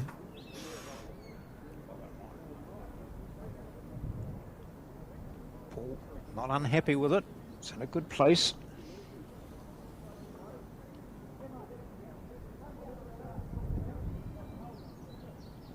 Two really good bowls here from Roger Andrew. Oh, that's my fault. Sorry, Roger. I take full responsibility.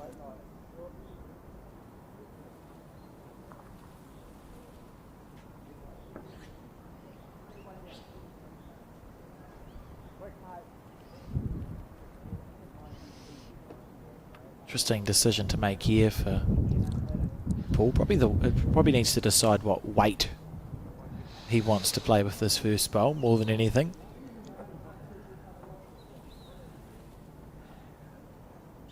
Well, we're 2 down. The 2 bowls closest to the ditch are his leads. He's played 1 rip snorter from a similar position to a similarly placed jack. Will he have another go? No, he steps off the mat, slightly distracted.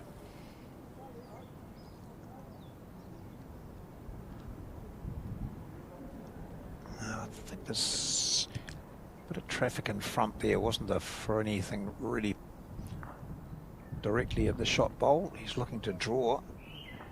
Oh, we feather there. Oh, good try, great try. I think he's still 2 down to Rogers' 2 white bowls. Yep.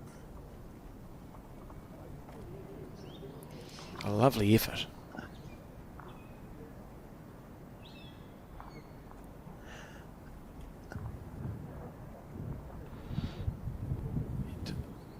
So Rogers holding 2 shots. They don't have any position, so I half expect to see Dave. He'll be on his forehand, but he won't mind if he misses on the heavy side here. Holding 2 shots is good fishing, so it's just about being Oh, that's moving quite quickly.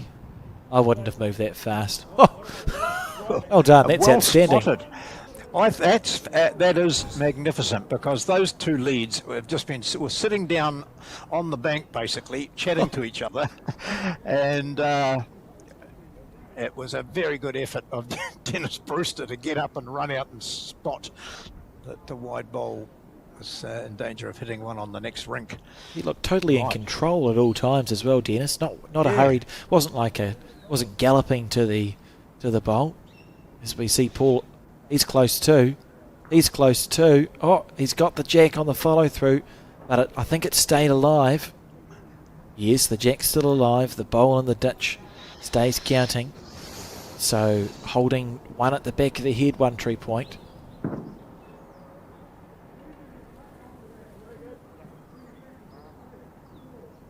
So David will have to take a lot of green to get back.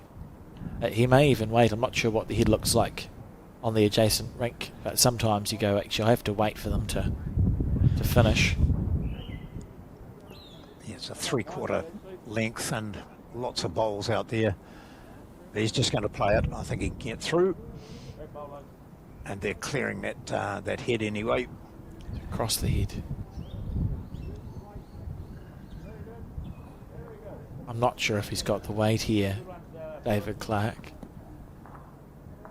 No, he didn't have the weight anyway, and that's a disappointing bowl. I think it was a bit of a hurried shot for him too. He looked as though he was going to play the other hand, didn't he? And then switched, possibly because of the massive bowls that he might have been running through, but I don't know. Now we've got holding there 1. looks like a lot of room, doesn't there? Yeah, you expect him to make it 2.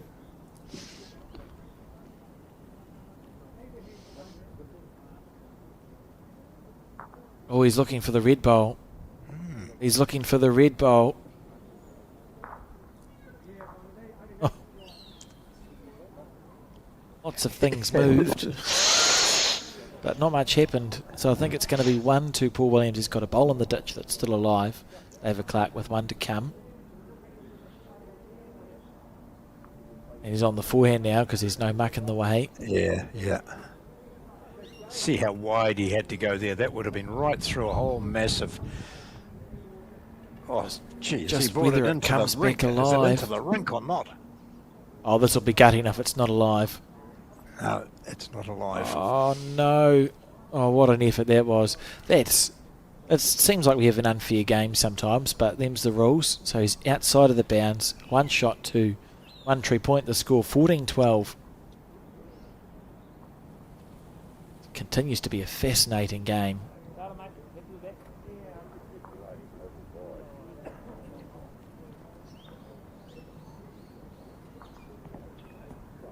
So we're on the 14th end. Five to go, including this one.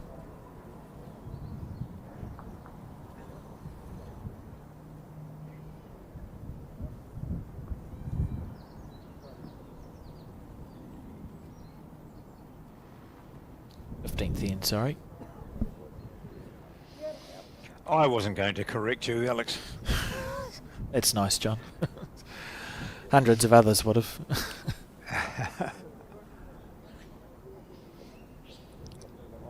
Easily confused at the best of times. Dennis will be really annoyed with himself. I think that's, twice he's played with perfect weight in that direction, this direction they're playing now, and yet he's undercut his green. So it's just that concentration, isn't it?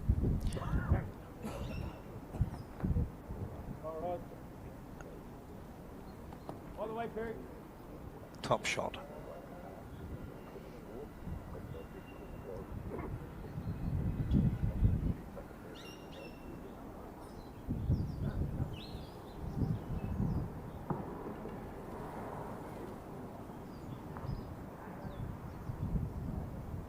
Far away. Ball. Yeah. Bowl. Might have done enough. One down anyway, mate. You're all good.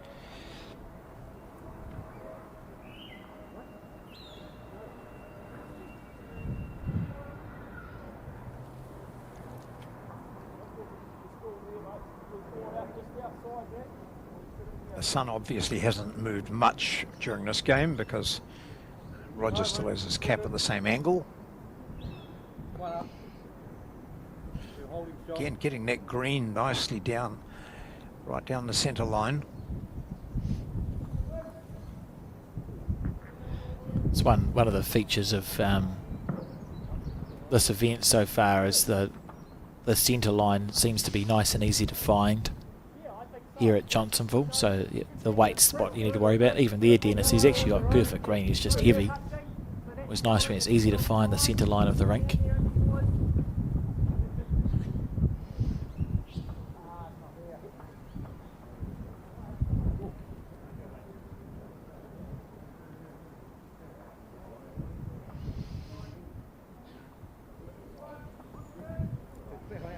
Sorry, Roger. Fell out of his hand, he said.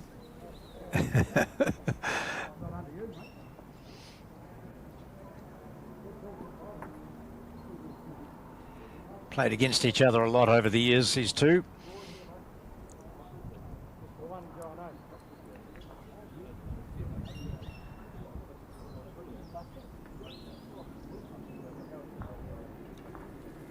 So Paul now.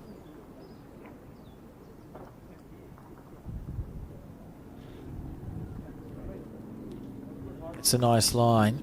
It's a very nice line. It's down to the speed on this bowl. Could be perfect here from Paul. Just any movement on the yellow. Lovely shot. What a bowl that is. So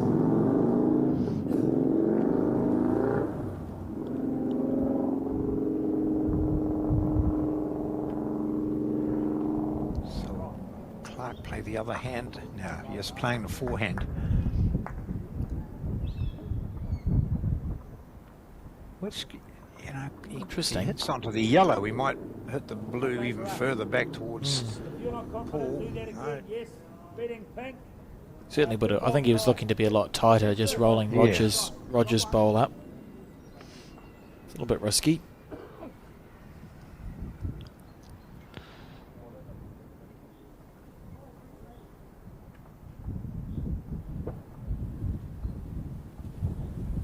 This is a good line again. Oh, how's the weight here? Oh, perfect bowl. Take a bow. That's absolutely outstanding shot.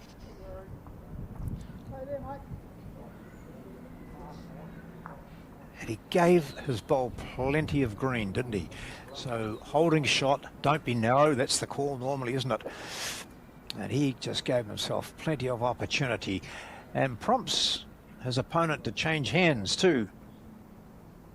He's seen what a nice draw that was with the arrows. Oh, look at this. Look at this from David Clark. Oh. Goes one better. Yeah, Roger Andrews saying, oh, good leading. What a shot. Just wants a touch.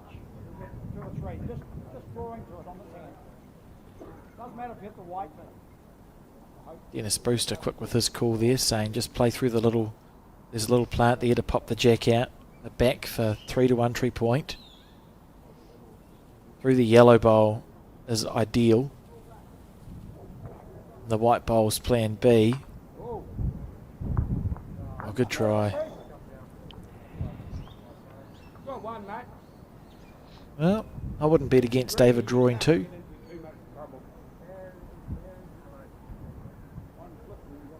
Great He game. does. He's played, you know, I mentioned the word masterful before, didn't I? He has played some really fantastic bowls in difficult situations. David Clark, several down on the head, down several times, and has saved them here. A single to Manarewa. So it'll be 13-14 the score. We've got 3 ends to go as we start the 16th of 18 ends here at Johnsonville, and what a battle this has been between these two club teams as we relive this shot from David Clark. Absolutely perfect. Look at this. Literally perfect. It's a great shot. Hey, bro, you only got to sit on the back of that, mate. Same as your first.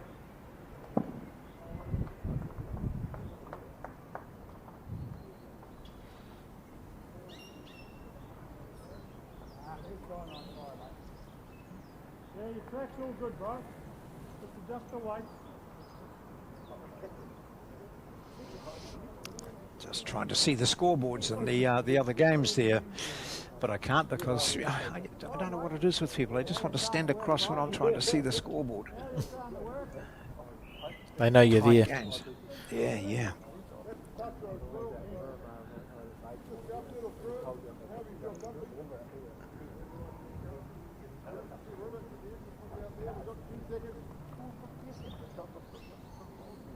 Tell you the singles is 15-10 in favour of 1 tree point, first to 21, and the singles is 8 apiece.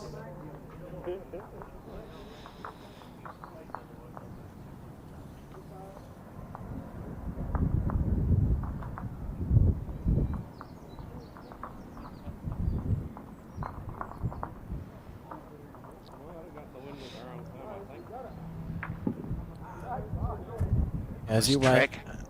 Yeah, has Clark down on his haunches looking at this. Now he stands up.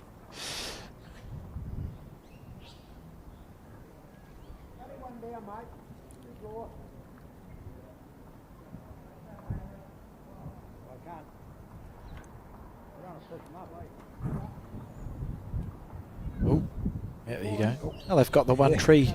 They've got the 1 tree and 1 tree point on their shirt, John. Yes, yeah, it's really good, really impressive. So Williams, I was going to say did a finger measure, but of course he uses his arm as well, his right arm, brings that into his measuring system there. Just to give it an indicated that they were 1 down, so that hasn't changed.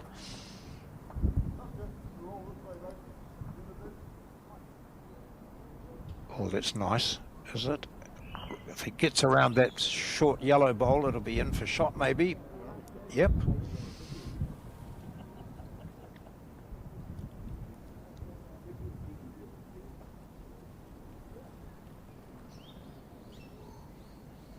nice delivery there from Dennis.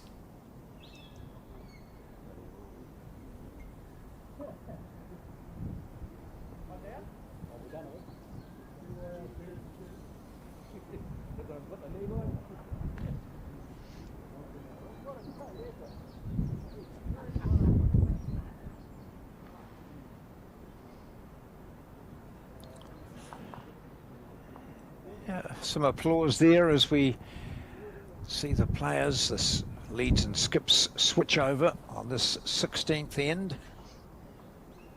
14-13, a tight one.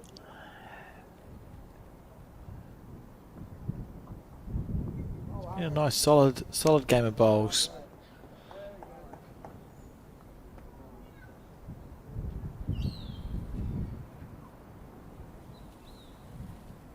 attacking bowl here from David Clark. Feather off this one. Oh, interesting. He would have taken it. Absolutely.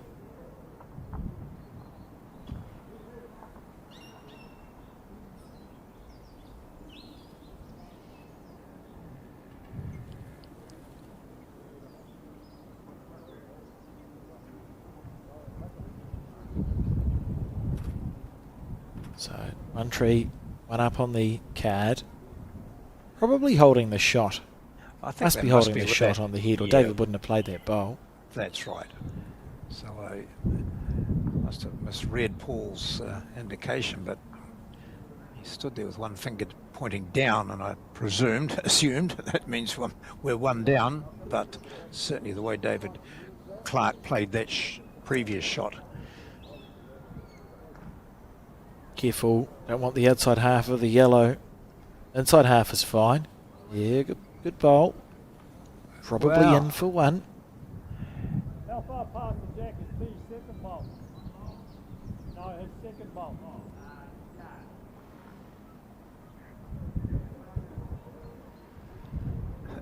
What'd you take from those signals? Not entirely sure. That one out at all, no. Measure all round, maybe. It means something. Yeah, but certainly it appeared that David Clark's last bowl got up for shot.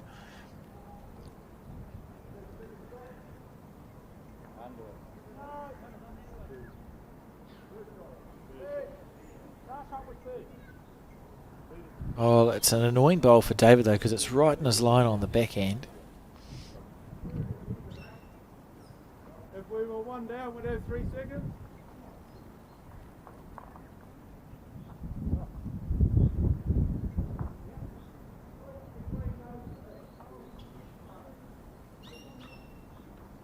I should play it as if we're down, wouldn't I?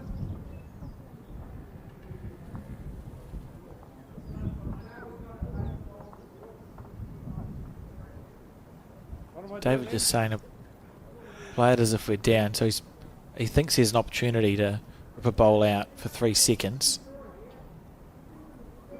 David wants to attack it, and Roger doesn't want him to do that. That's the difference.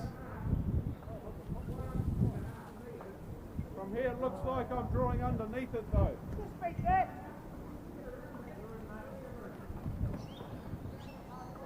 Interesting conversation.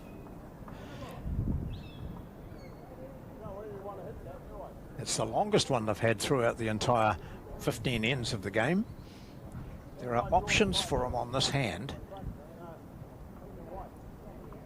such as getting on the inside edge on that light coloured one. Yep, that this it's is just fine. about to reach. This is Yeah. fine. Yeah, good bowl. Surely, well, who knows what's happening. That must be close to the shot. Yeah, so he says one down. Brewster says one down.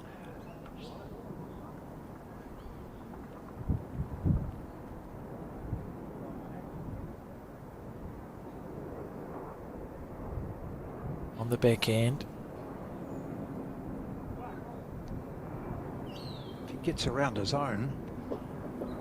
Oh, under. Square. Gets it square. Oh. Oh. Everything but. Okay, so it's a measure.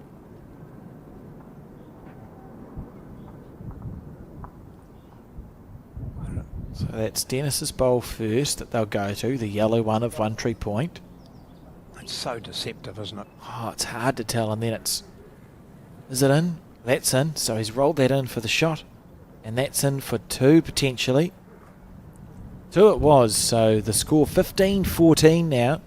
So Manurewa Cosy Club as we near the end of this game, 2 ends to go, and it's got us on our toes here. 1 shot differential.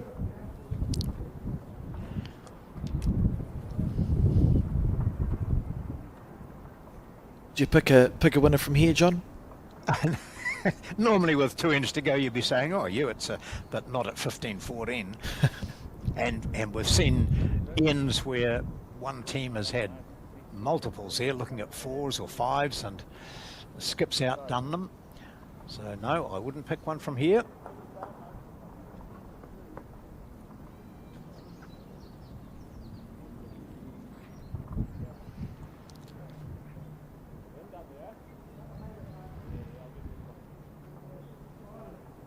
This is the Closest. penultimate end. Yeah, the closest of the leads in this end might be the crucial to the outcome. So Brewster's now got an opportunity. Remember, he's just cut his green in this direction a couple of notable occasions. So if he can give it the green that's needed, he'll be okay.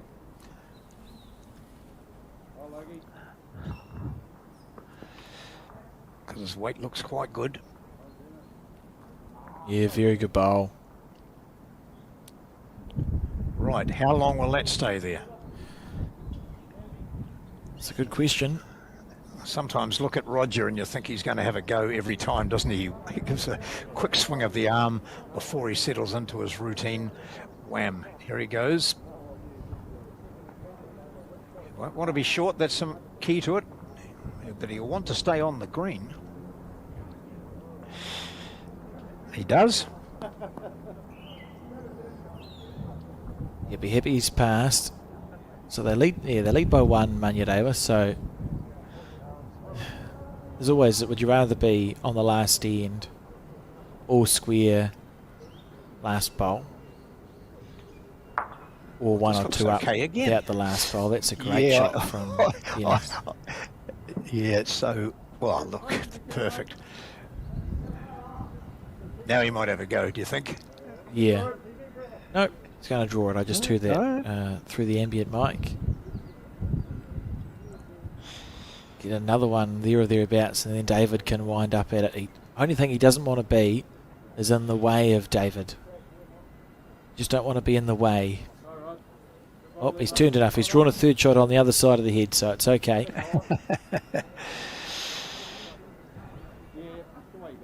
And now it's a cover bowl here from Dennis Brewster. Yes, you're quite right. Cover bowl meaning getting over the back. They've got the two shots there. The only way that they can disrupt that is by going fast at it. Oh, I didn't mean him. I meant the opposition. So that bowl there is in a very good place. Paul Williams, I think, has just breathed out now. Very Holding good his shot. breath as that last bowl came in.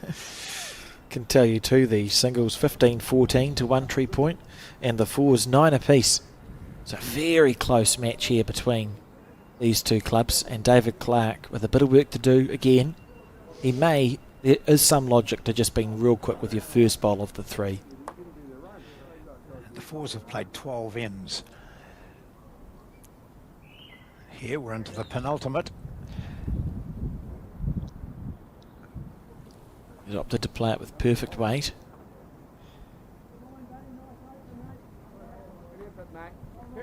It's great if you get it, that sort of shot. It's just going to be covered. Yeah. Williams knows that if Clark does make contact with one of those shot bowls, the jack will just pop back to, as you can see here, to the right. So he needs to be in there.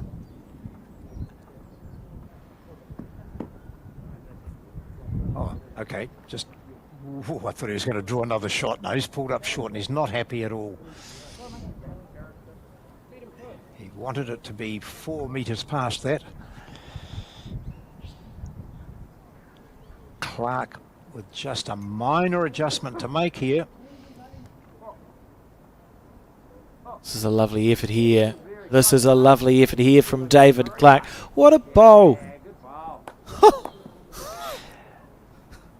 That's, well, you just don't see better than that in any standard. So that's the best bowl I've seen today. That's just outstanding. What a shot. Perfect weight. Perfect green.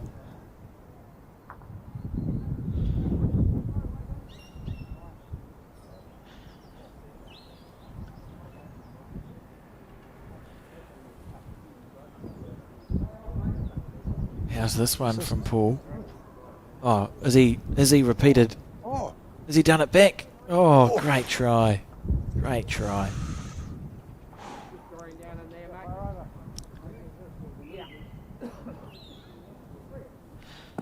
Well, 1 tree point. We'll have last bowl. It crossed over looking real good, and David Clark's turned it around again. It was almost the impossible bowl, wasn't it? He played. Oh, it's ridiculous. He went in between those two yellow ones where there was no Look at this. way on earth he could get in between them, and now he draws another. This is an absolute madness. Holding 3 shots, so suddenly we're in a situation where Manyareva could start the last end 4 up feeling pretty comfortable, having been in a stressful situation for the vast majority of the last 7 or 8 ends of this game. Paul Williams has got a bowl to salvage, but David Clark, take a bow.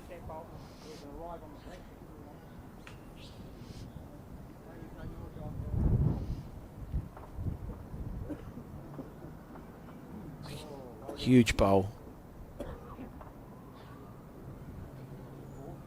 And he's under the line, and David Clark has... That's just brilliant stuff. He's made a magic to 3 out of that end. And Manyareva are going to take an 18 shot to 14 lead as we start the final end of this game.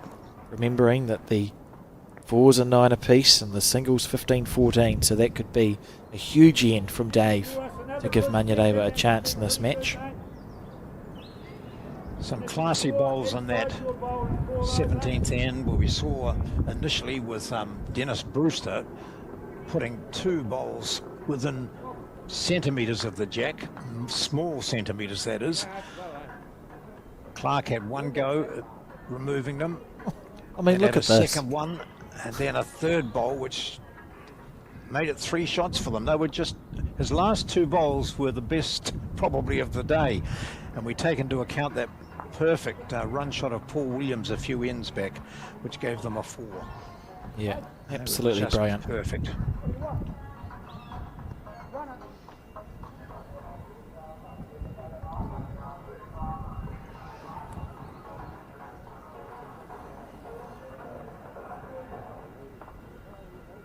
Good bowl.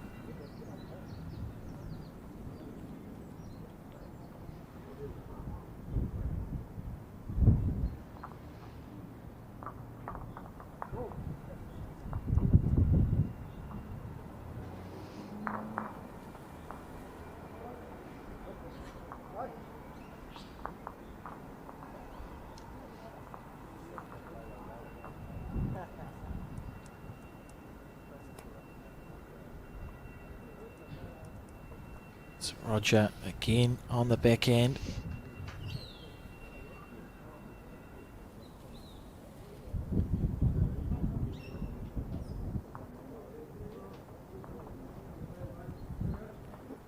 Yeah.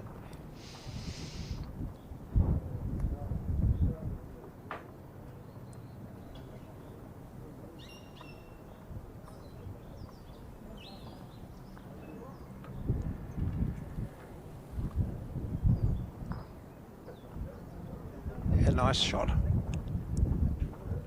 Need a few more of those though. What a turnaround on that last end.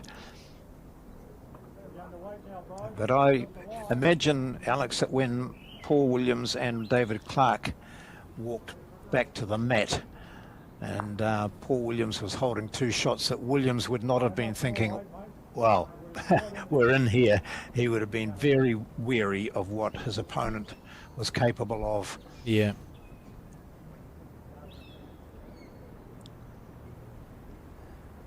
And yeah, it's looking challenging to find a 4. If Dennis can get another bowl up to the head, there's still an opportunity. Yep, that's a good bowl. So Yeah, I got a holding couple. 1 on the crossover.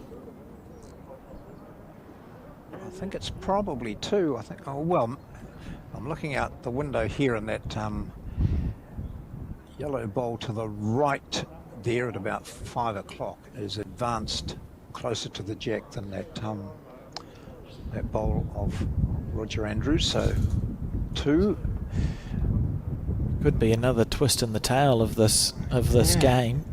Imagine a 4 on the last end and we'll just call it because draws stay draws in the section play. Almost feels like it should be a draw really. It's been such a well contested match.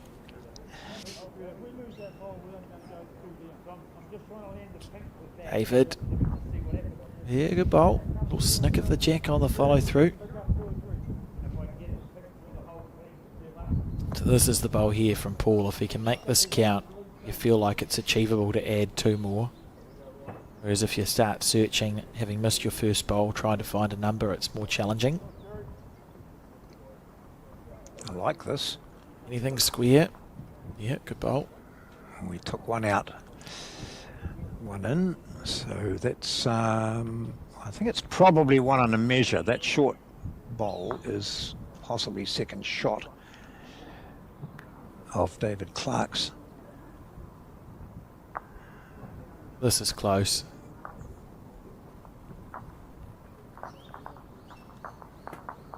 Yeah, handy bowl. So this is all good stuff for David. He's thinking, I'm just defending a 4-shot lead.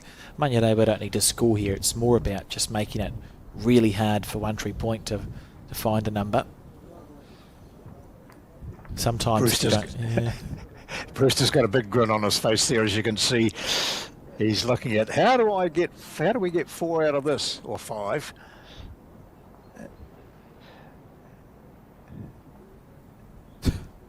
I mean, it's even hard to see it. Sometimes you go, well, let's try and kill it and see if we can find a 4. But the issue with the Interclub is that you're part of a match. So if you drop a big number trying to kill the end and you don't, you can impact the score diff for your side. So sometimes it's better to go, okay, we know the other 2 games are really close. Let's try and get the score diff down to 1 or 2 on this one. As we see Paul down onto the jack. Oh, left it behind. Great try. And look, there's 3 bowls. There's 3 bowls past the head. If Paul could find a way to get the jack back there, half a chance his collision bowl will follow through. Might be a random 4 in that space. Yeah. And you can see the jack clearly. So what's the instructions or the plan from David Clark? It's been so good.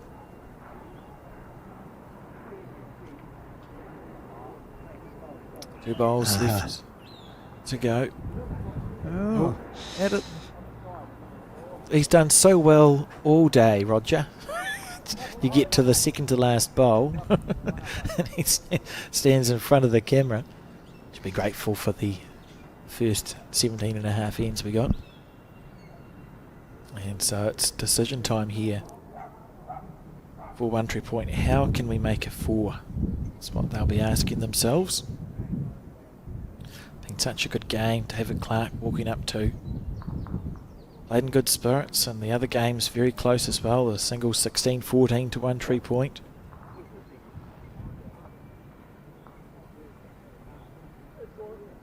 I think it's a rake here.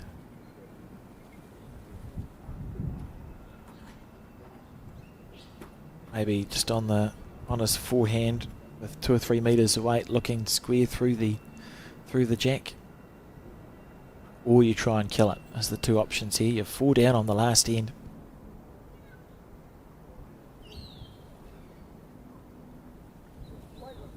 So here we go. Meanwhile, the singles 16 apiece, the 4s all square with 3 to go, and Paul on his forehand. I tell you what. Oh, it's drifting a little bit, and he's found the gap absolutely clean, so not to be for One Tree Point.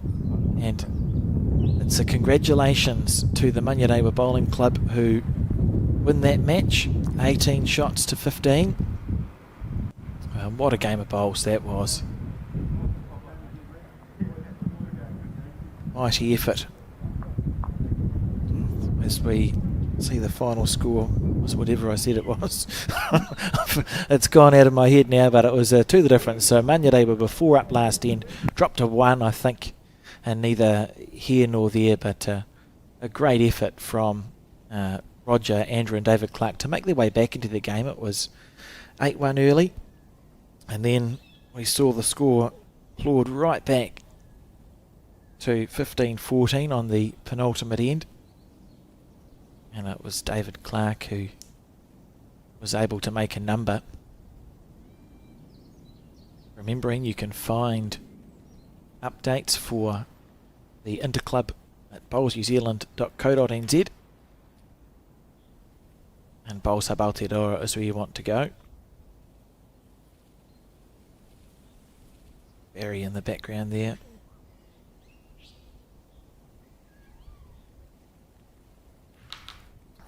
This afternoon too, at about 10 to 3, we're looking for, we'll have another game between Masterton Bowling Club and Forbury Park Bowling Club, which I'm looking forward to, so we'll all have time to go away for a little bit of a break. And we've got John Macbeth with the winners. We'll talk to him now.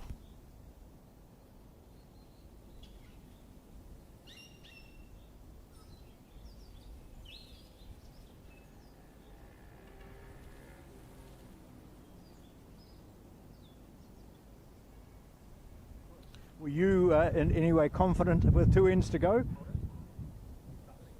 Okay.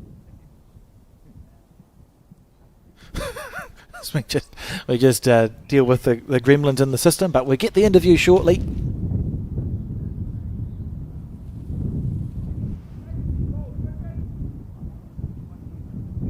That was a very close game, and David, Alex and I were talking about it with 2 ends to go. We were trying to work out which team might win. How confident were you with 2 ends remaining?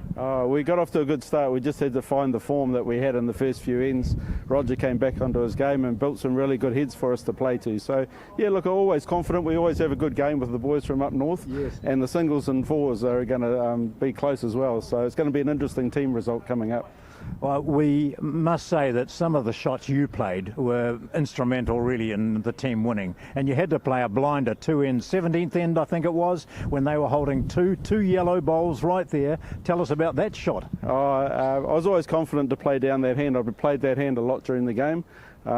Didn't feel confident to drive. We only had 1 bowl on the head. So, look, you got to play the shots at the right time, and hopefully we get up for Manurewa and get a win for the round. Yeah. Absolutely. Well, that's the key to it, isn't it? I know in the middle of the section you dropped a 3 and then a 4, and your opponent's opposition Skip was playing some pretty good shots at that stage. Yeah, both ends we held some really good ends, and honestly it wasn't set up good for him, and Paul played some outstanding shots to get some results and keep them in the game. I think if we'd scored on those ends we might have skipped away from them. So, yeah, no, he kept them in the game, but happy to get the result, John. Yeah. Well done, mate. Very good. Thank you. Thanks for that, John. Great to So hear David from Clark there, the skip of this team, which has just won. David Clark. As John steals my thunder. We'll be back at about 10 to 3 with more coverage. We'll see you then. Can hang on.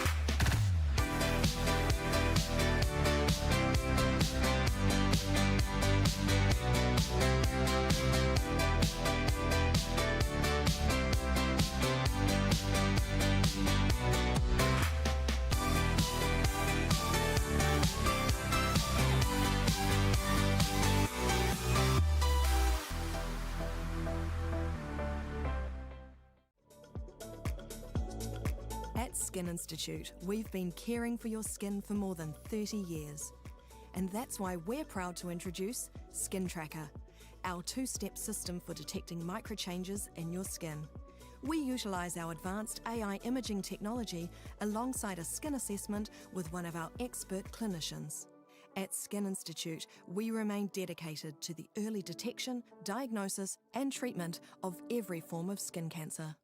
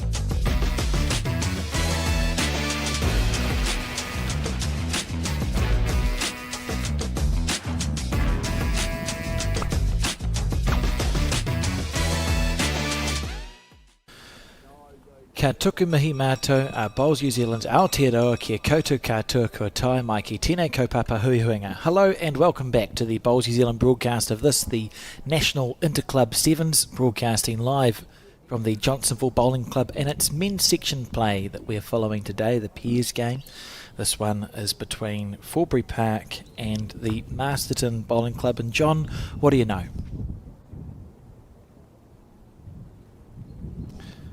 Very little. Okay, I'll keep talking. So Forbury Park on the left and Masterton on the right. Forbury Park, we have Andrew Callender and Keanu Darby, and Masterton, it's Corey James and Malcolm Wyeth.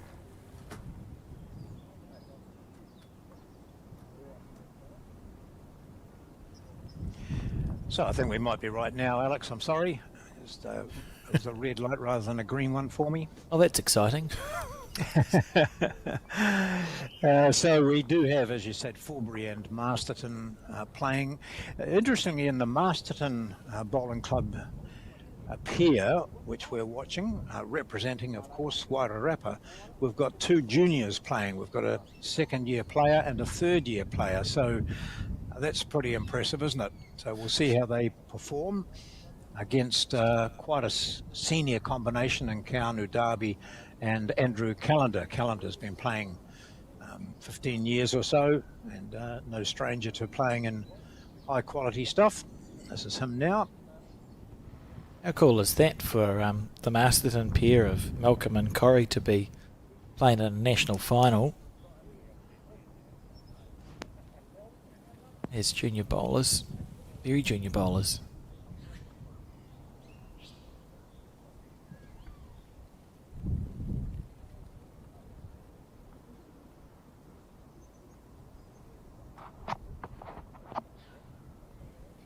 Or just slightly overplayed both of his bowls.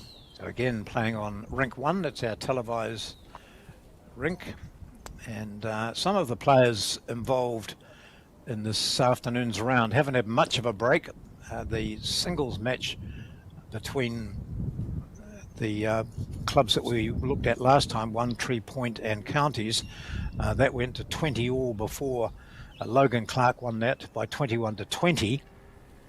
And they've only just walked off the rink, basically, so they must have been at the end of the time limit. Very exciting match that was, and the game that we broadcast just before, John, with David Clark giving an exhibition in skip bowls.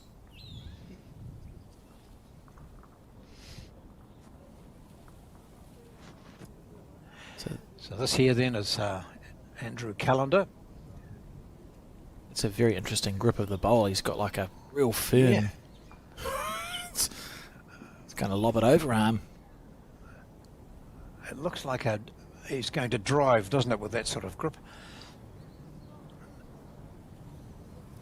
Andrew's playing with XG Dreamliners. They're a dark green speckled sort of thing. So they've had their first three bowls. The Malcolm Wyeth, former cricketer. I think the Wyeth name is well known in the Wairarapa and all sorts of sporting endeavours. He's a farmer. He's the lead, and the skipper's Corey James. Interesting, wearing one of the Bowls New Zealand sponsors logos on his jacket, the Placemakers one, and that's because he's the manager of the Masterton branch. That would be helpful. Yeah.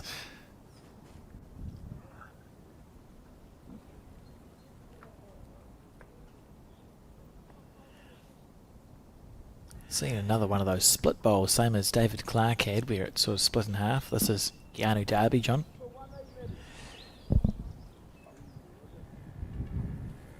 He's had a fantastic season, hasn't he? Keanu Darby, representing New Zealand, being prominent at all levels of the game. Won't be very impressed with that particular bowl.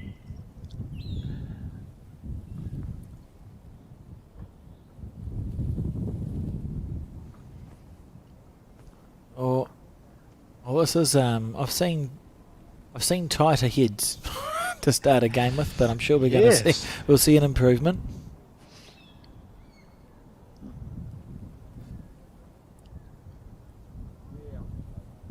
Keanu, correction time. Had good green with this first bowl.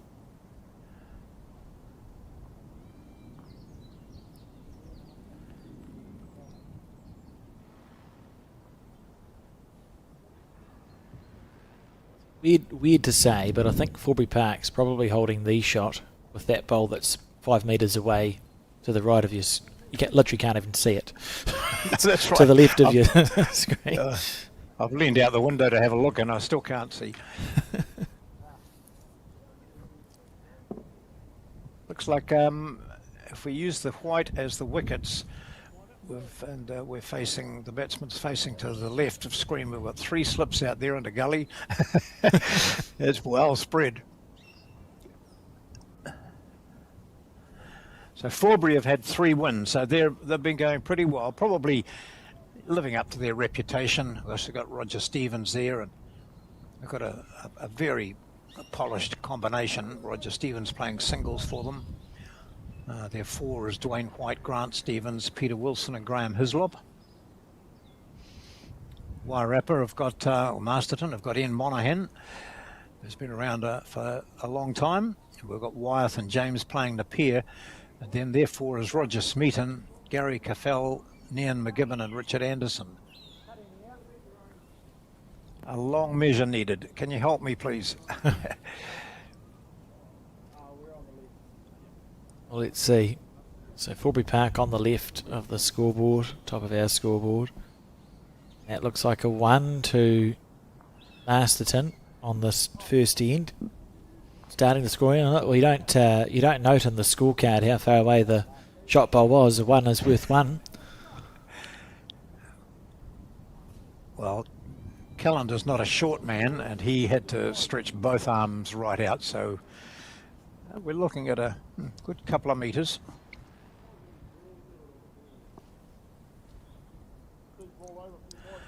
I think these guys are enjoying themselves. Malcolm Wyeth and Corey James only had a chance to have a quick catch up with them before the match, and they're grinning, enjoying it, loving being here. And I think they're probably those sorts of players who have been involved with business house bowls or the like, twilight bowls, and have now got to that stage where, right, I want to play a bit. Because that's not bad, is it? Not a bad opening bowl. Coming in from that one. Corey James, from Malcolm Wyeth.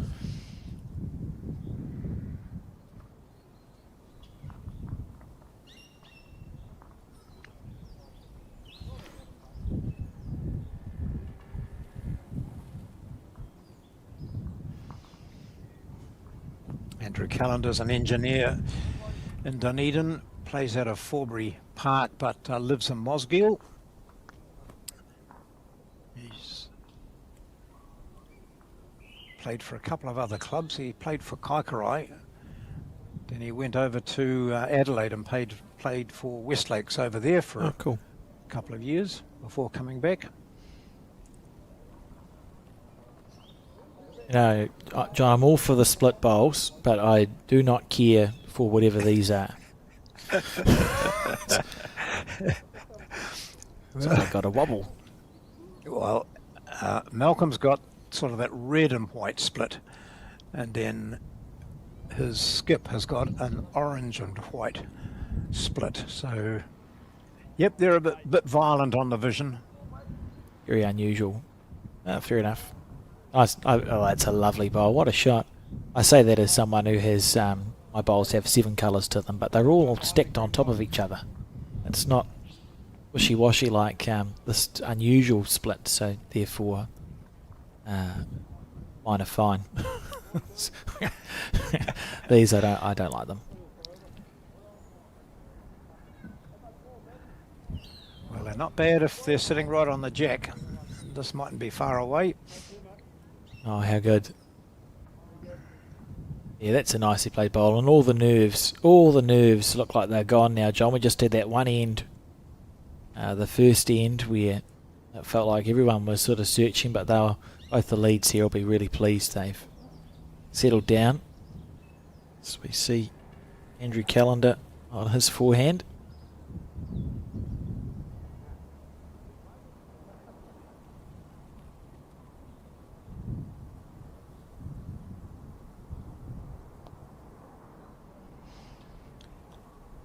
So Darby will cross over, seeing that when he's on the mat, he knows he's got the shot.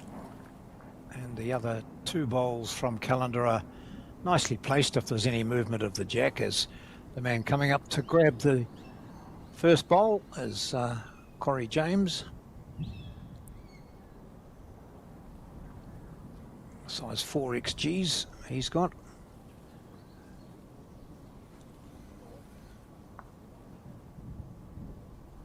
Doesn't mess around on the mat, does he? No mucking around.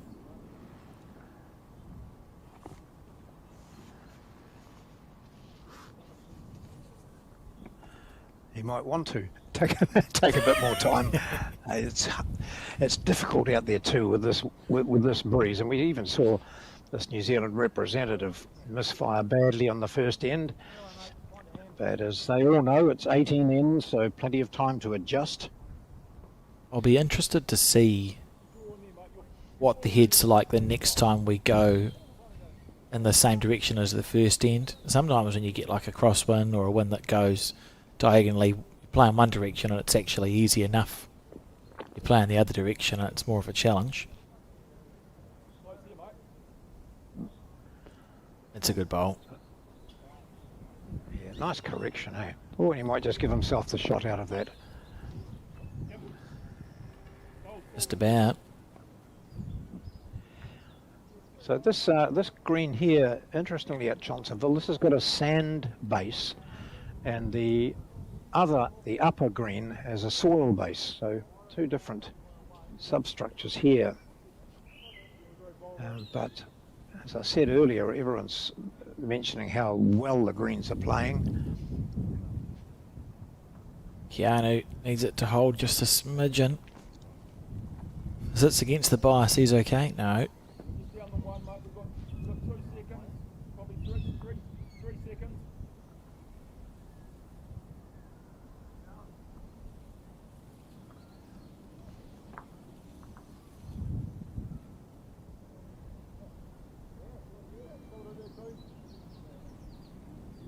Oh, just on the high side.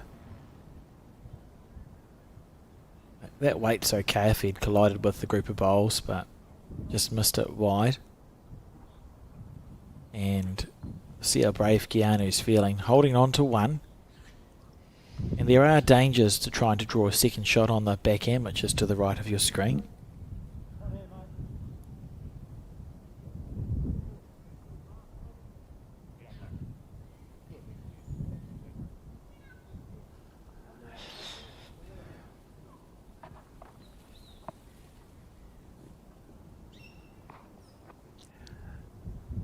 He won't be satisfied with just one. He'd like to grab another out of this, and he's been given a shot to play, and that pretty much is resting on the nearest of those three bowls of the opposition.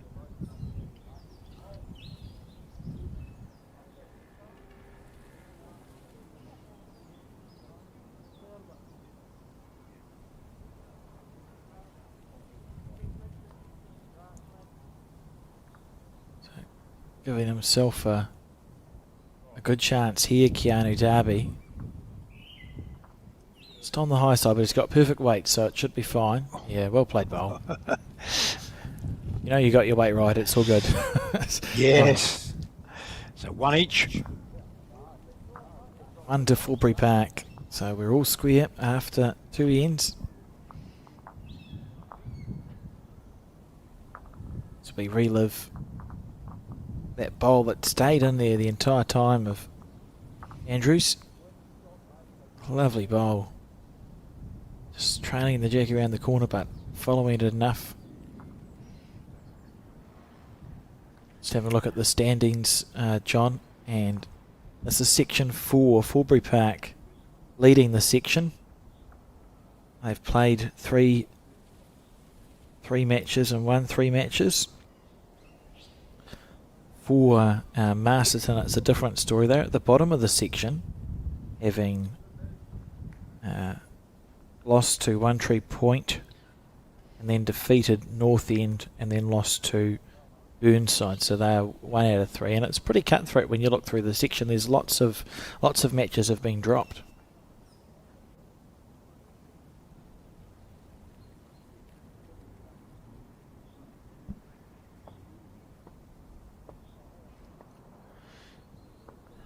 Well, you were keen to see, Alex, what the head would look like coming this way after the first one was unimpressive.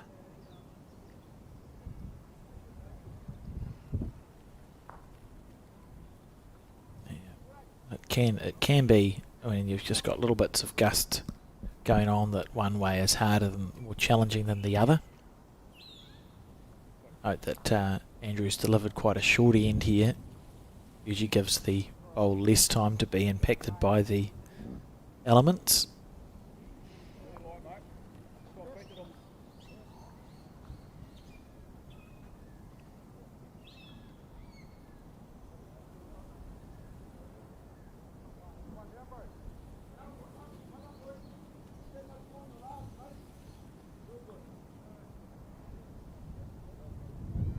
How's the weight on this one? It's got a good Looks line. all right, doesn't it? Yeah, that's a lovely bowl. You're saying these are a second and third year bowler, John? Yes, yeah. So the leader's a second year bowler. That's Malcolm Wyeth. And he's just put on a butte bowl there for a shot.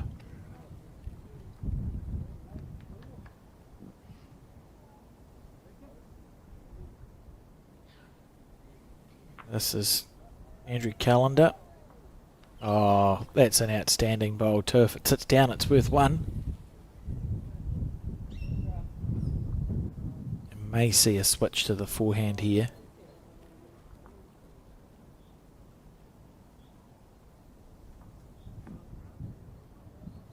Opting to stay on the backhand side. Be a little bit stressful sometimes when there's an opposition bowl sort of sitting where Andrews is.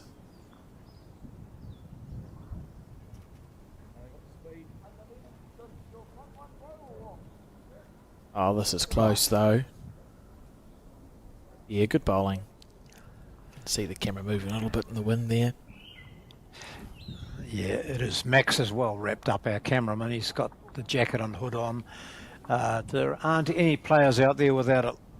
Oh yes, I can see one player just with a shirt on, but everyone else has got jackets of some sort. So the breeze has popped up, as you can see by the flag up in the background there.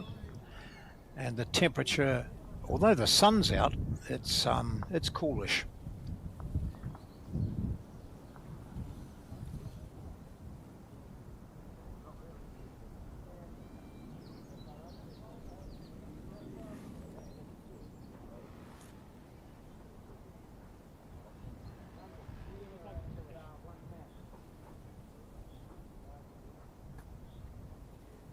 Keanu sitting down off that one would be perfect. Oh, set the wrong way. So I wonder if we'll see a change here with... Oh yes, we are going to see the forehand from Corey James. Good idea.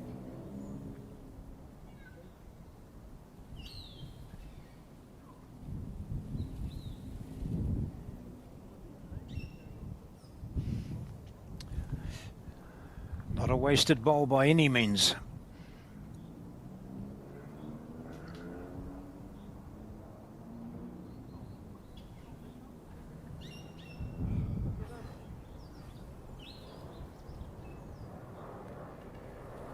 Oh, smooth as. That was beautiful delivery from Keanu.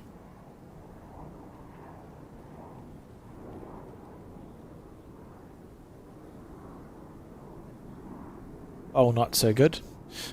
But the delivery was outstanding. Yeah. Oh, it's a good opportunity for a couple here for James.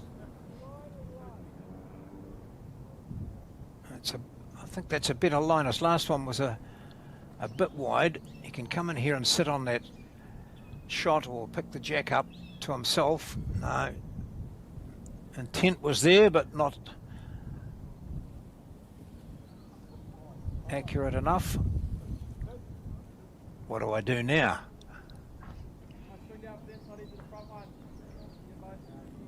Oh, he said something and Andrews agreed. So let's see. I think there might be some weight. I think it might be a weighted bowl. It's got that look. Yeah, I think we're going to see aggression here. Keanu Darby on his forehand. On the probe. Gets past the front one, he's close. Okay, inside out off that. No, nothing. How is it that you can find a gap? Oh, gosh. It was ridiculous.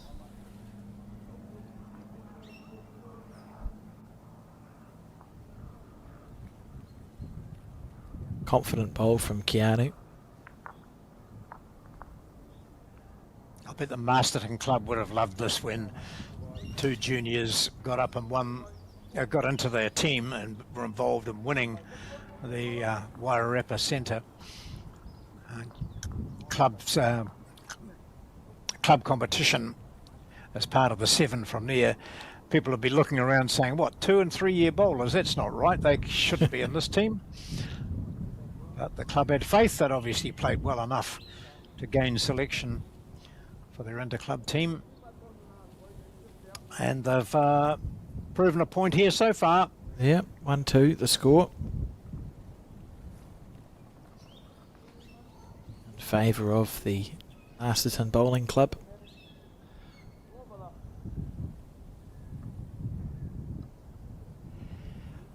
It's a fourth end stance.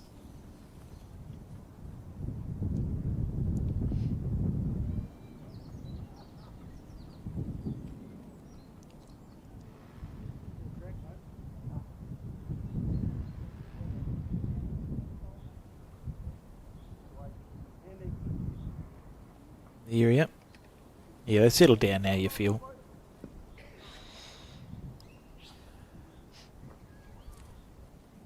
Wyeth played a couple of very good bowls in this direction last time. He seems to have excellent weight control. That's the key to it all.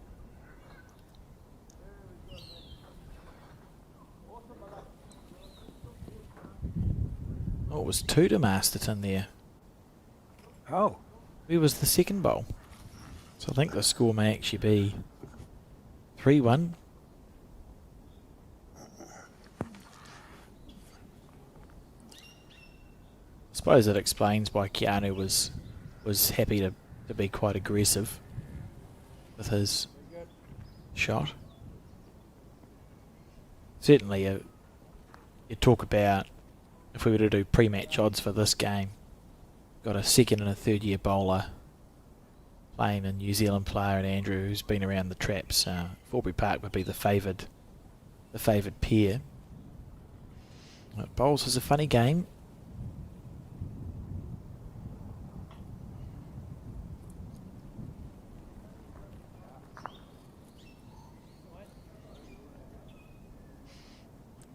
Well, he's been in the zone with his first 2.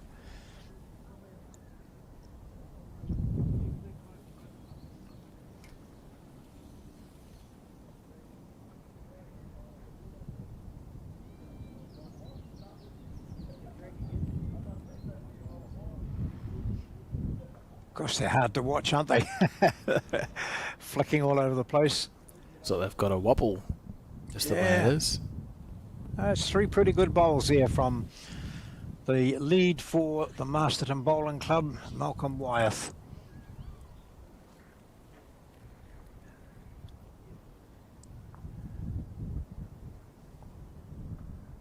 So Andrew just looking to navigate. If he gets past his short bowl, he'll be in the area. Reluctant to come back this bowl. How's your weight?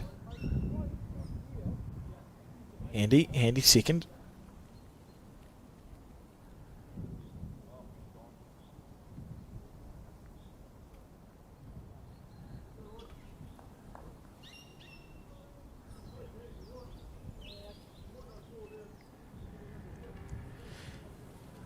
It's a pretty attractive setting here in Johnsonville. If you haven't been here to know that, see the trees up in the background. It's right in the heart of Johnsonville.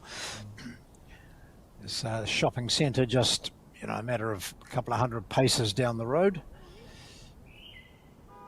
Easy to get to too, straight off the motorway here.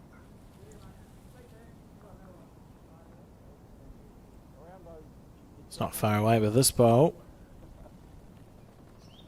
Perfect green.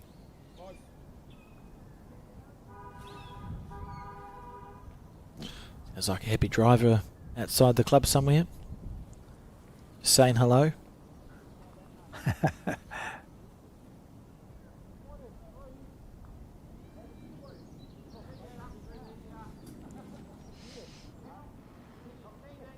Keanu not locked in yet. That's a poor bowl. Andrew kinder than me.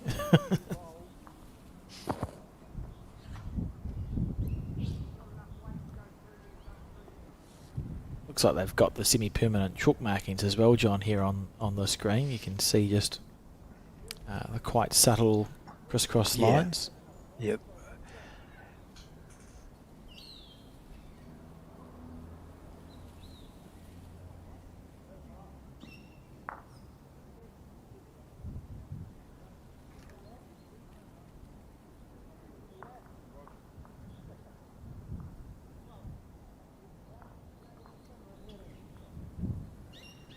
How's this correction from Keanu?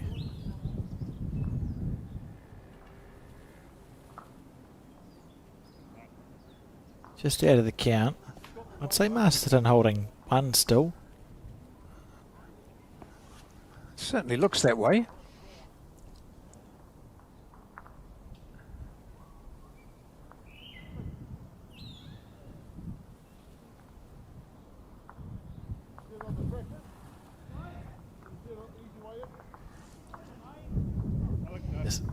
Disappointed with that, and third time lucky for Keanu.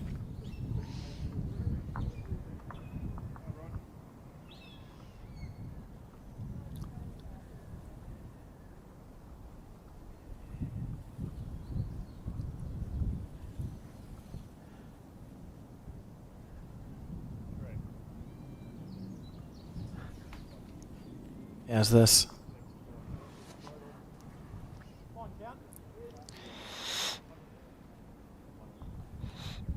Try, and it's going to be one more to Masterton, and the score ticks over. 3-1 the score now. Yeah, so in pairs, of course, as we watch some of the shots of this game, of this particular end, pairs is a leads game, as we're constantly told. If you can get your lead close to the jack, then the chances of you winning the end are enhanced greatly, and this man has done it well. Malcolm Wyeth. Okay, we're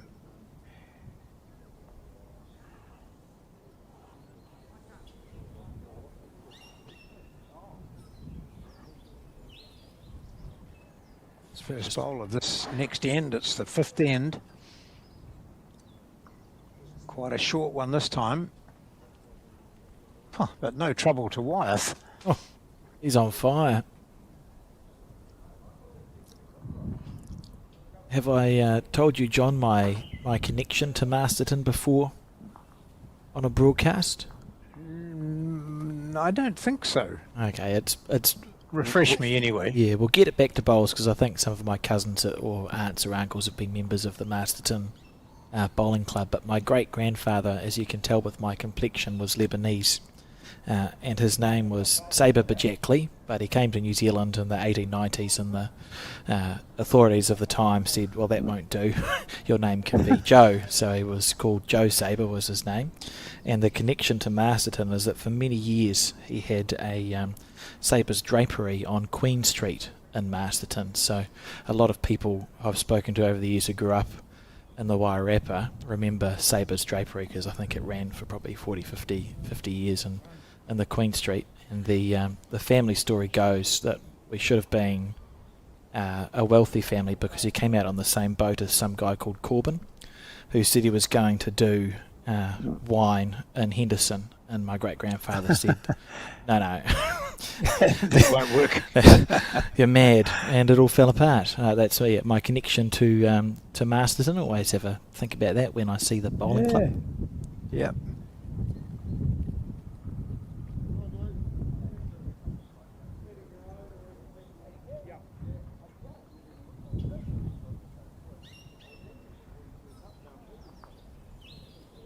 This man here at the moment is all over it off the front. Just a second-year bowler. First major event. And this is giving... Oh, this is ridiculous. Great bowl. Look at that.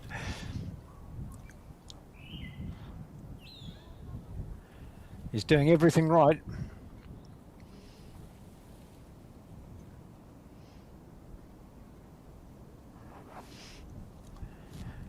And of course, what Andrew Callender doesn't want is for people to say, you got cleaned up by a 2-year bowler.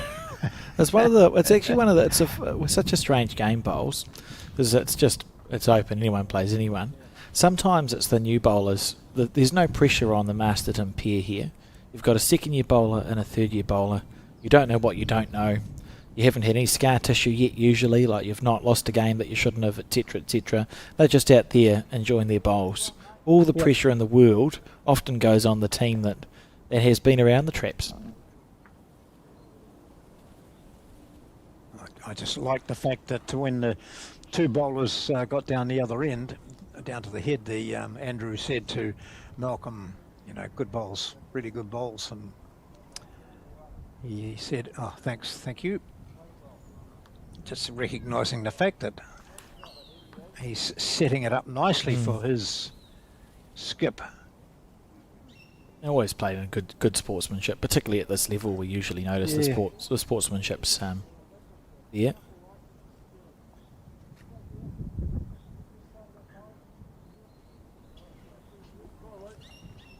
How's your weight, Keanu? It's interesting because we know how good he is, and he will find it at some stage. So for Masterton, it's probably about, you want to make hay while the sun shines here. See how many shots you can get on the board before Keanu finds his line of length, because once he does that, he's a very hard man to beat.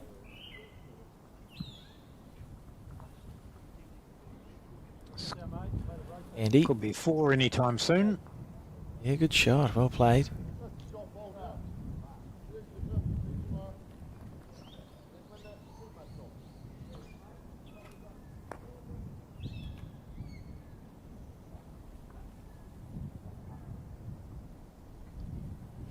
That's good green.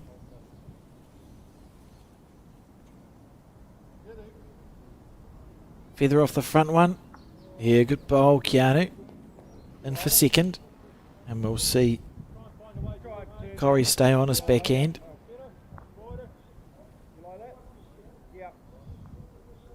Yeah, good call. Same bowl. Yeah, contact with any of those bowls that he indicated will be perfect. Oh, he's too wide, he says. Is he sure? Yeah, that's what I was thinking. Are you sure? It's a lovely effort. His weight's absolutely perfect.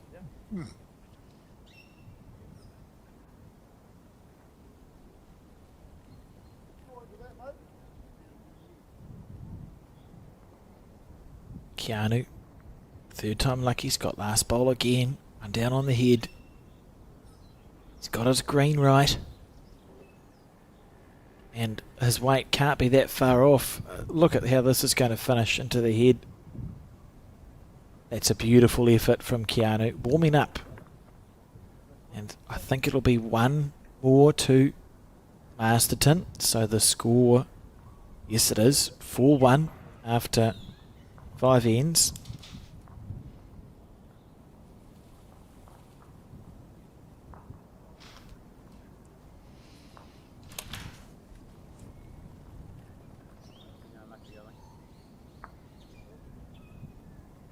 Keanu Darby standing behind there as we have a replay of this shot here from the Masterton skip, which set them up for 4 bowls.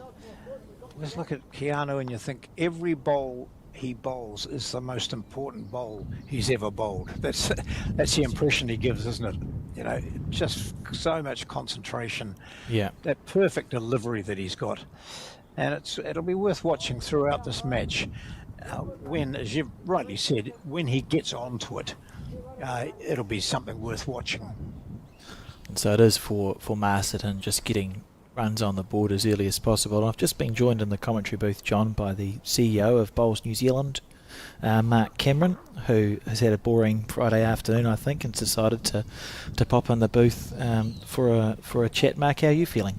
Very good, John. John, I'm just thinking to myself, is that not how you bowl? Is every one of your bowls not bowled with intent? Yeah, you play the game?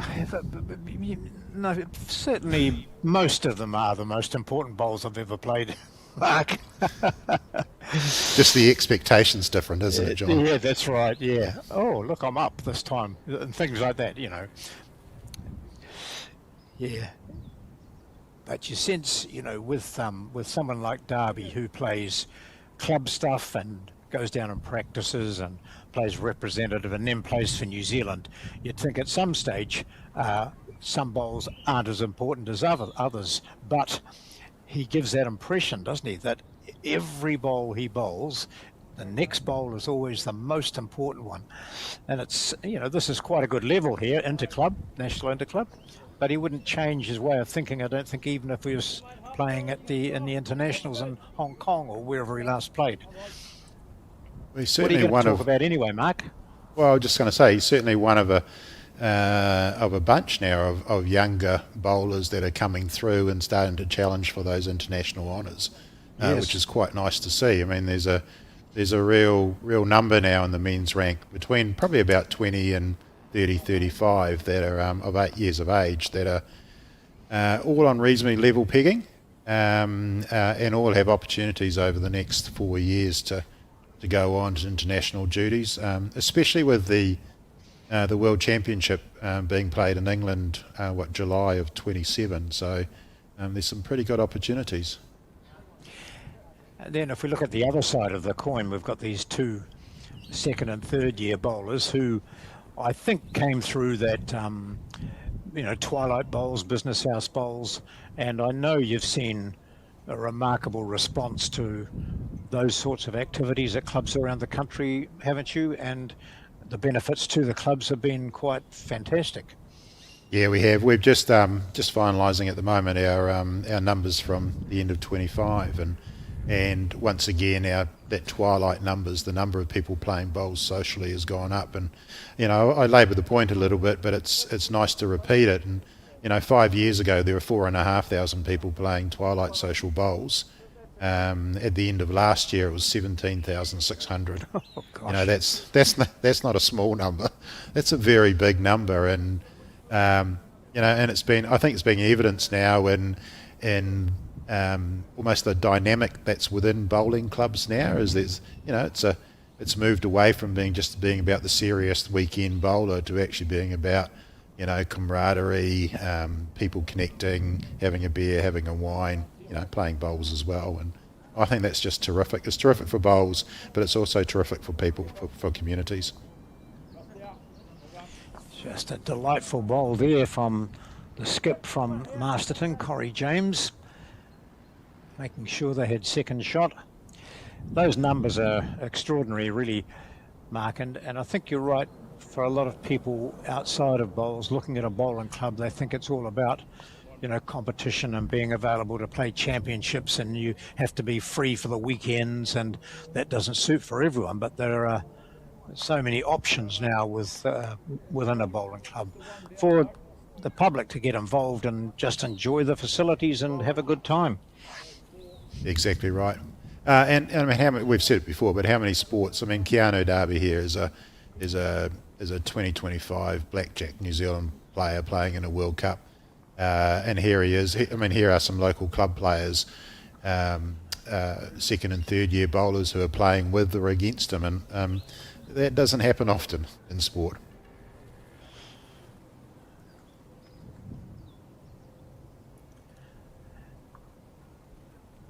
So Darby, this is a man we're talking about, has represented New Zealand this season and previously, but as Mark Cameron said, one of those group of players who are making a name for themselves on the national and international scene. Certainly. You go, John. I played at the Wilton Classic a couple of weekends ago. I think you've played that, haven't you, with Mark O'Connor previously? Mark, I'm not sure, but anyway, there was some ex-internationals there, and relatively recent ones. Gary Lawson was playing, and Gary's got a big season coming up, hasn't he, with regards to international bowls and his involvement with it, and others such as Tony Grantham was there, and Lance Pascoe and Jamie Hill. So a lot of names that have been around for a long time, but still totally competitive at the highest of levels.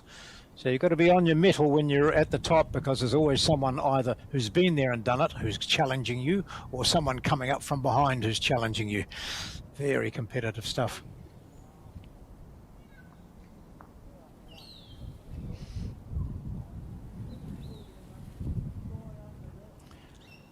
So that's a little bit, it's tight down there as Darby tries to edge this one in for another shot. And it is 1-0 to Forbury Park Club, and they now trail by 4-2. He's pleased to be on the board. It's nice to see at this event now, we're seeing a number of new clubs, or clubs that we haven't seen. I mean, normally Dunedin, we're used to seeing Tyree Bowling Club being at this sort of event. So good to see clubs like Forbury and Masterton's obviously a traditional club. I think I saw before, was it One Tree Point, or was on an earlier game, and they're playing in a national final against some pretty quality players, but they're also playing for for their clubs and with pride. And I think it's just a great event where you're getting 20-25 regional representatives or clubs along to these events to fight it out for our nationals. Alex and I mentioned yesterday Kia Toa from South Canterbury, which won this event in 1994. And Richie Kerr heard us talking about that and sent me a message saying, and you know what, we got 20 grand for winning that, because they had a cigarette sponsor who had a bit of money to put around. So 20 grand they got in 1994. What would that work out at about now? Because I know you've got the same sort of prize money going this year. Who have you been speaking to? I thought I didn't, but I had to check on that, and he said, and the club was generous. They gave the players put $1 grand on the bar or something, and the rest went into the club. So that was a big windfall for them. Well, it wasn't just $20,000 in prize money, wasn't it? Also a few cartons of cigarettes that went into the mix as well. So, no, we have moved on from those days, John, to where we're at now. Yeah. Some of the bowls might look it, but and even some of the faces, but we have moved on, which is quite nice. I tell you what's nice here too, though, is that we're on TV now, and I think that's why our Twilight's growing so much, but we're putting people on TV, and it's a wide variety, or it sort of shows New Zealanders for all the diversity that we have. So young, old, people with physical disabilities involved, men playing against women. I just think it's a cool statement and a great statement to be making, but also putting it on TV so that everyone can see it, not just those that play the game, is superb. True. We mentioned yesterday with Bev Morrell, who's in her 80s, and then we looked across and could see a couple of 20-year-olds playing, and again just reinforcing the fact that you can be competitive at an advanced age. There's no disadvantage in age, really. Although these days, when people say to me, oh, look, I'm not old enough to start playing bowls yet, I say, No, it's probably too late for you to start playing because you're too old. You're too old to really make it to the top. Well, let me build on that story a little bit. This year, I think in Dunedin we had the youngest ever centre or regional champion. I think it was a young fellow, about McEwen, about 10, 11, 12 years of age. And then we had a story only last week of a third-year bowler winning a club centre title at 95 years of age. So yeah, there's a range there, and lots of stories. So John, there's hope for you yet at the ripe old age of to win a club or centre title. Yeah. Well, I have done that. Yeah, I was helped. I as someone said, you just got on the coattails of a couple of good bowlers to get a centre title. Whatever works. True. Yeah. It's a tighter head. Again, yeah, I just caught the eye of Malcolm Wyeth as he walked past, and I gave him the thumbs up, and a sign of appreciating what he's doing out there as a second-year bowler. He had this big grin on his face. He's loving it, and as most people watching who've watched sport will say, it won't last because experience will count in the end. But they're doing a pretty good job of it. He's certainly frustrating his opponent, Andrew Callender. Keanu just turning that bowl onto the jack, really, the one of Malcolm Wyeth. So you look, I'll draw to that, and if I'm underneath it, it's okay.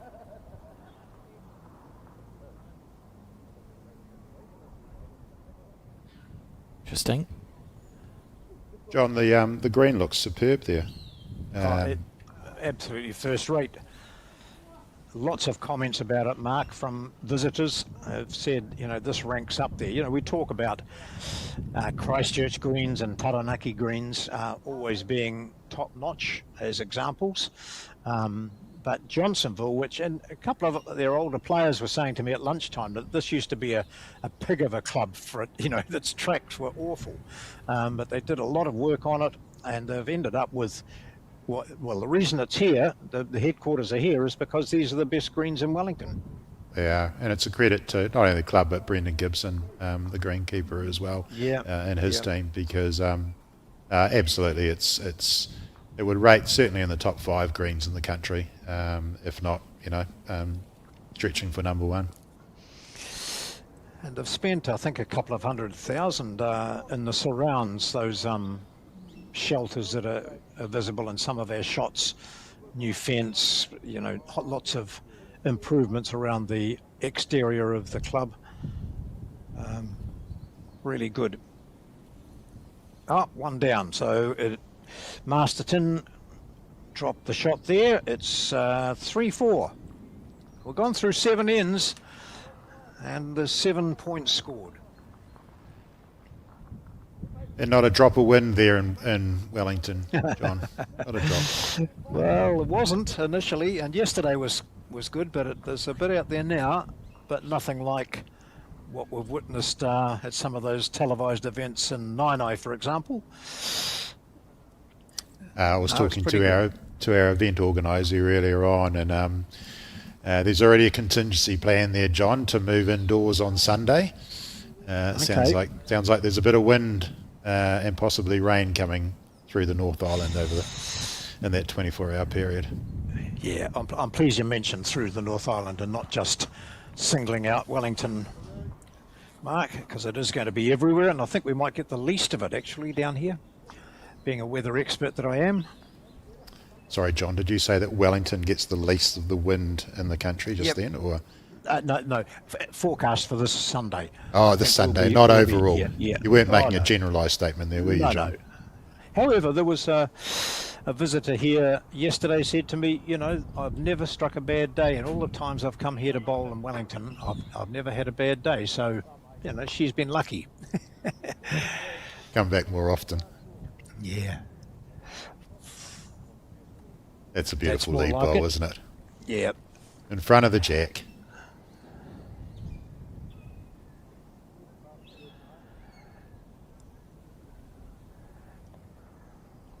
We've had quite a bit of promotion of the supporters of Bowls New Zealand, and the stable is certainly increasing. So the challenge here, John, as a newish bowler, it would be to make sure your next bowl was just behind the jack, isn't it? Don't need another one short. Or just 3 on the jack will do me, as long as you don't make it too fat. So Andrew, who has played quite a bit of bowls in Kaikorai and Adelaide, and now in Forbury Park, always into the zone here. That's very good. So that's perfect. Exactly They're perfect bowls, aren't they? Yep. Yep. It's the normal day at the office for us, John, isn't it? Yeah.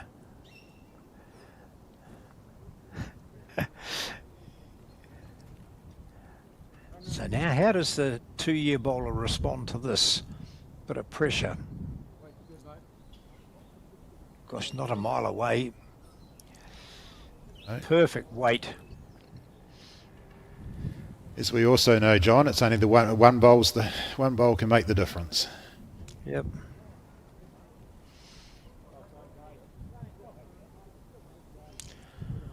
So on the bowling calendar, what's coming up, Mark? We're at the end of a season, aren't we? So presumably champion of champions. Yeah, we do. We've got a busy winter. It doesn't start for us till July. We do 9 weekends in a row, actually, of champions. Probably the next most significant event for us is on Tuesday. The New Zealand Olympic Committee name the bowls team for the Commonwealth Games. So that's quite exciting. We're the first sport, as I understand it, that will be named. So watch that space. As you're aware, John, and many bowlers will be aware, it's a different look to the Commonwealth Games. There we go. What did I say? One bowl makes the difference. Yep, and that was the lead from Masterton. Malcolm Wyeth playing a beaut with his last to give them the shot. Yep. Yes, Skip will be happy. Team, yeah. Skip will be happy with that one. After 2 bowls, he'll be, yep, that'll do. Thank you very much. I can work with that. Commonwealth Games team. So Commonwealth Games this year, bowls will be played indoors in Glasgow, so within a stadium, changing the format significantly, so it becomes about sets, it's shortened games, it's only singles and pairs, really trying to build for that viewer audience as well. So it'll be a different look. I'm sure the names will be familiar to people that are representing New Zealand, but it isn't the full contingent we would normally take to the Commonwealth Games. Normally we would be sending a triple and a 4 side as well. This time round singles and pairs, and we also have our para selections with us as well.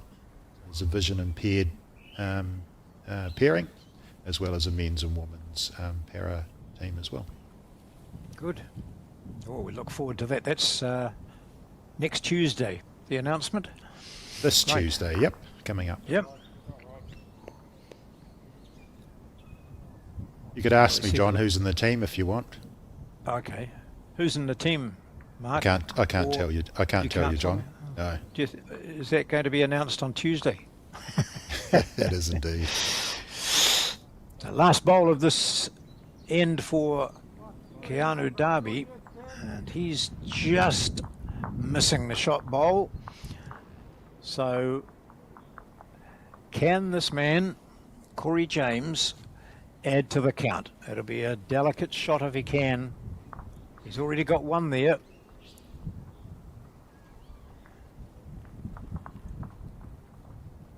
Forward's finishing well. Very good bowls. We're seeing some top quality bowls from some very inexperienced players here.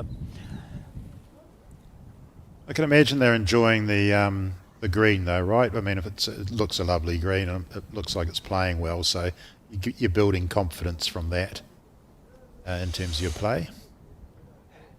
One of the players this morning said it was playing at about 16 seconds or something, so take a little bit to get used to. Should ask I see the greenkeeper's actually, the other greenkeeper here, Dave Carr, is marking a singles match. Go over and ask him what he thinks. Okay, so Derby not able to do it. And we've got one bowl left. Well, yeah, I was thinking about moving the jack back to the left-hand side there to score multiple. So he'll probably narrow this up just a little bit, I imagine. Yep, and he has. It's a pretty good track if he's got the weight up to it. Doesn't want to flick up the opposition bowl. No, that's good. It's safe. There's a good lead, isn't it, eh? Two Yeah. bowls just a little bit wide, but one bowl on the money, and the one bowl counted as the shot.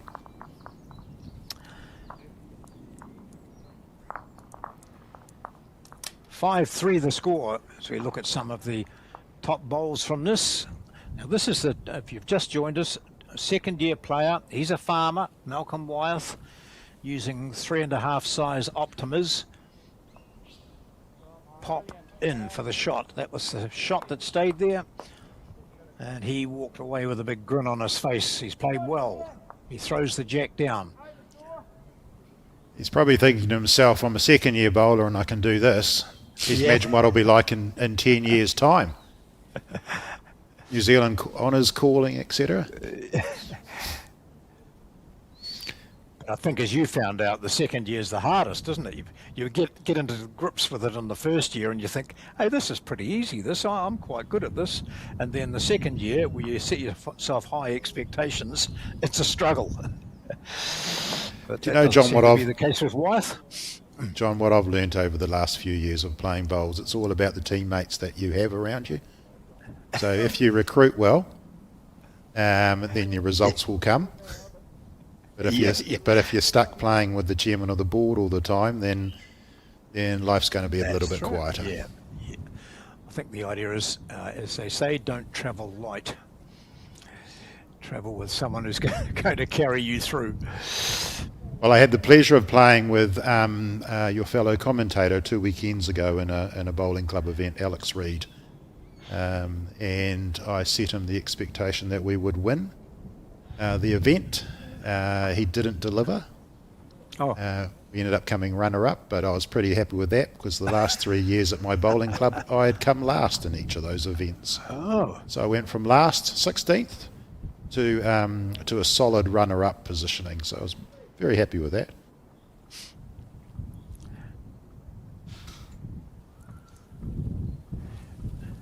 Andrew Callender, engineer from Dunedin,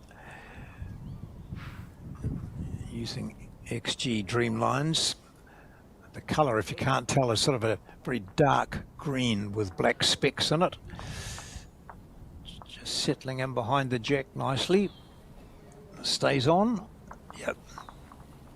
John, I will leave you to the commentary in a minute, but it's I don't get many opportunities on screen, but just a couple, throw a couple of bouquets out there if I may before I leave. Just to all our umpires and officials around the game. At an event like this, I can't imagine how many we would have. We'd probably have 10, 15 officials volunteering days and long days to these games, and they've been doing it all summer for, I'll say, no pay, which is a horrible statement for us to even make, but just an appreciation to them, and just backing that up a little bit is acknowledging Somerset, who are a primary sponsor of our umpires and officials, but also our broadcast. Without them, we wouldn't be talking today on screen. So thank you to Somerset, and of course the big one is just the club volunteers, the executives, the greenkeepers. It's our sport, as you're aware, John, and I'm sure Alex would attest to as well, it's in a very healthy space right now. We've figured out, I think, what it means to be part of almost the 21st century community, in terms of engagement and giving people the opportunity to play socially and connect socially. So it doesn't happen without a whole lot of people, though. It doesn't happen without a president and executives and officials and greenkeepers and volunteers. So yeah, just nice to get this final opportunity to say thank you. Much appreciated, I'm sure, from all those individuals around the country who contribute mightily to this sport.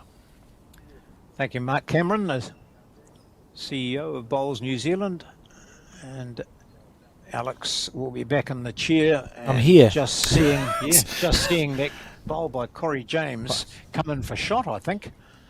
This is an intriguing match, isn't it? And Keanu Certainly Darby is. must be getting frustrated. As we see this so often in the game, where the unfavoured team can find a way sometimes.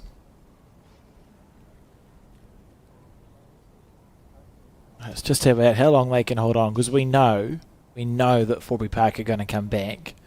So it's just how, from the Masterton point of view, it's can we get them to leave their run too late for the recovery. Just keep scoring ones and twos. If they could be 3 or 4 up on the last end, it might be enough. Fascinating game.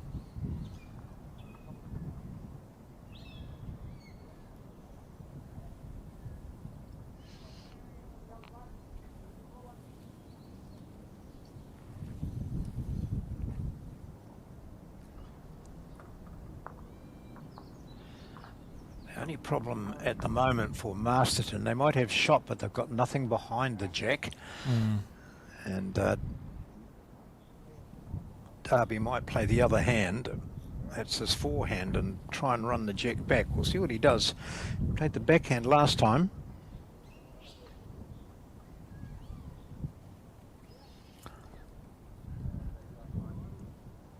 Yep, so he's changed his hand, searching for that nice gap between those two bowls. He's in the area. Yeah. Oh, you'll probably get a feather and get the jack here. Oh, not quite. Oh, but this is what hit you. It's Yeah. you go, what do I have to do? He's played it quite well. Didn't do much wrong there. Could be 2 down somehow. Did you hear that ambient mic, John? and what Corey is well aware of is that if he is overweight and clips the jack, he'll go down a handful. Those 4 black bowls, I think, are all, yeah, they're all against them.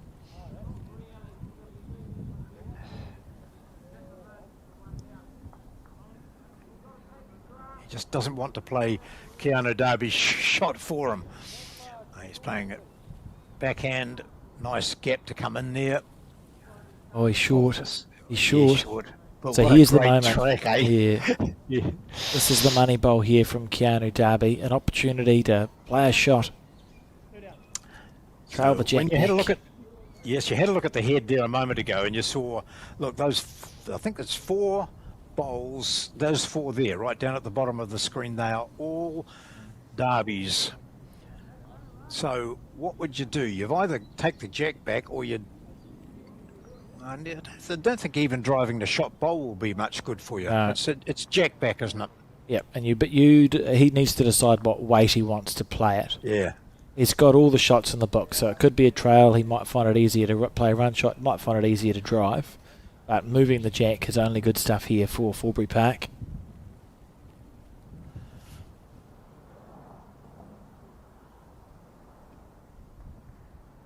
Big chance. I don't think it'll be a full-on drive. It's reasonable weight. He's in the area here. Right. Oh! Would he have taken that? I would have. Yeah.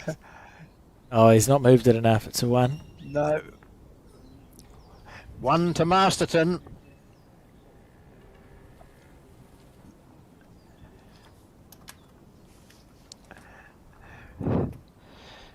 So that sort of situation stays in the opposition's head too. So when Malcolm Wyeth is bowling this time, as we watch a replay, It was a lovely bowl. previous end. A lovely bowl that he played, wasn't it, to Yeah. sit in And there. it almost disappeared from a wick off a front bowl. So I was just saying Wyeth will be aware that he needs to have something behind the jack in this situation. So Darby so close with creaming that shot out. 6-3 the score, playing the 10th end now of 18.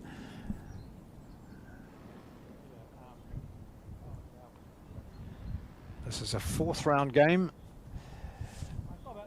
So it's starting to shape up, isn't it? We can see when we look through Bowls Hub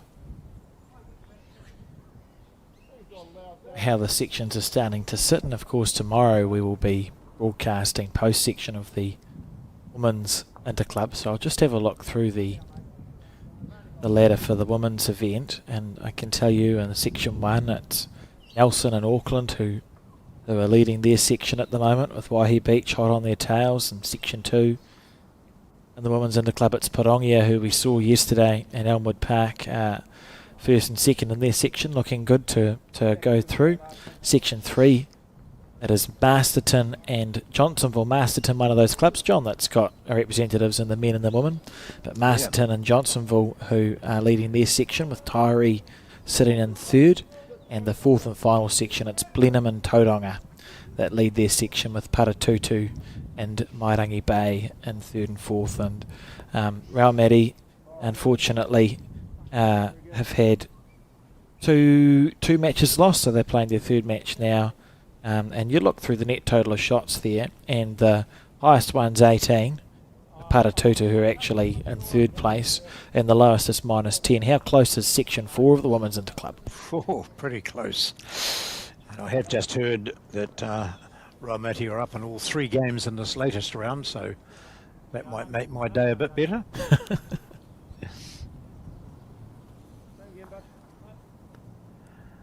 So those multicoloured bowls sitting handily again from this man.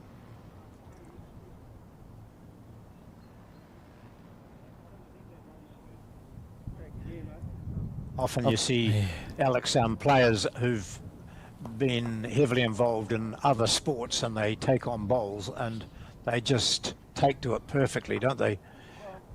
And he's one of them. Yeah, it's I think bowls is it's a really good game for broken down sports people's an exaggeration, but you know, it's your competitive humans who've had a career in a physically taxing sport and need that sort of competitive piece in a year, things to look forward to, events to play in. Bowls is a great option because it's low impact and rewards the competitive. If you've got that sort of, if you have the ability as a person to get the bit between your teeth and sort of focus in at any sport, it's a really transferable skill through to bowls. We see it all the time.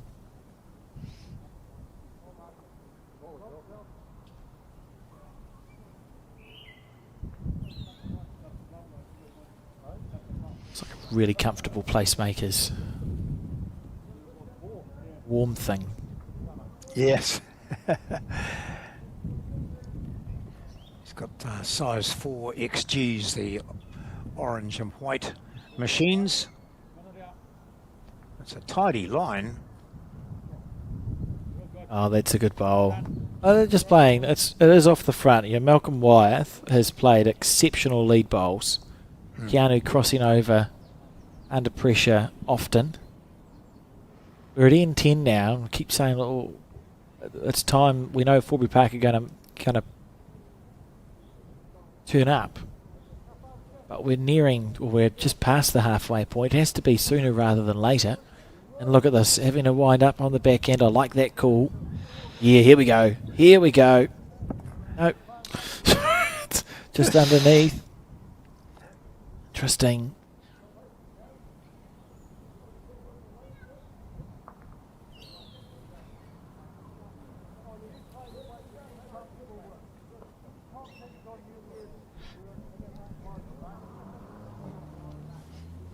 Again, it's a good track. Lovely track. I think we'll see Keanu drive again, John. He's got to hit something. Those twin oranges there look good, because that looks like they're down 4, maybe 5, are they? Yeah, he's at least 4 down, and I think he's practiced the drive shot. He'll have a good drive. Back yourself to get one of the 3. Oh no. Right. Oh well, if he can play it. Oh, I don't understand.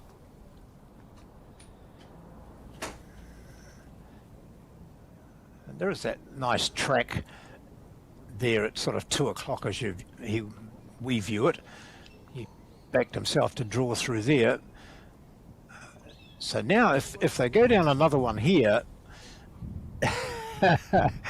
he'll be calling on David Clark to come and play his next shot for him.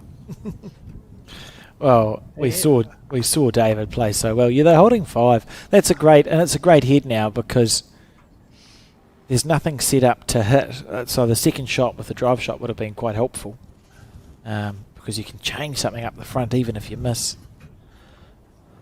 Interesting, huge pressure here on Keanu Darby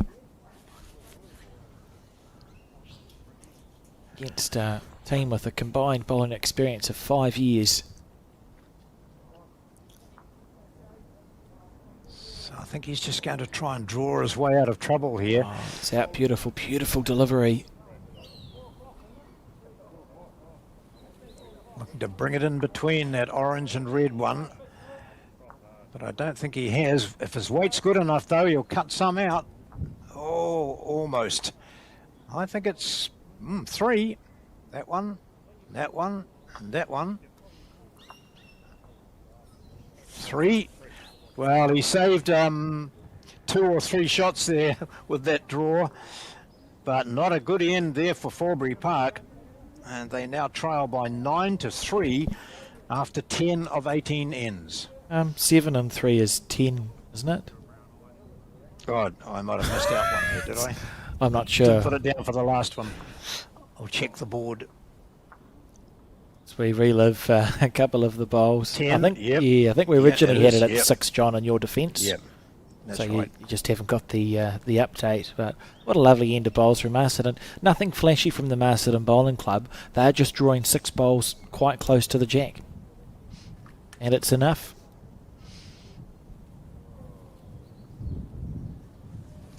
So 3-10 the score. We're on end 11.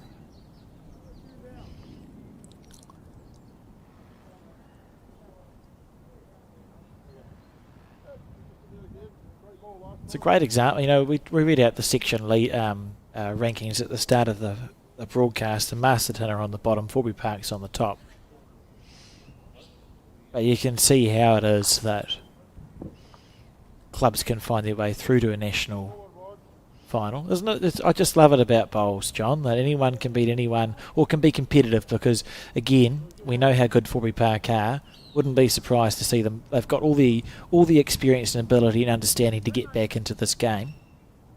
But to be competitive, Masterton, they should look back on this game regardless and go, yeah, we did a good job here. That's really impressive bowls from the 2 junior players. Yep. On the rink alongside them, the singles match is between Roger Stevens and Ian Monaghan. Both very experienced players, and Stevens was up by 19-7. And then I've just seen the score flip over to 19-11. So Monaghan collected a 4 on that most recent end. Andrew Callender here. Andy, I think I saw too, on an entirely different note, John, that the Milton Bowling Club are competing at this... lots of ums and ahs, that's not good. They're competing at this Intercenter, the Milton Bowling Club. And I have a recollection from last year, or maybe even the year before when we did the Interclub broadcast, that we discovered, they are one of, if not the oldest country club in New Zealand, Milton. And they also participated in the first ever Interclub way back in sort of either the very early 20th century or the late 19th. Yes, yes, that's right. So cool to see them here as well, a club with that sort of history.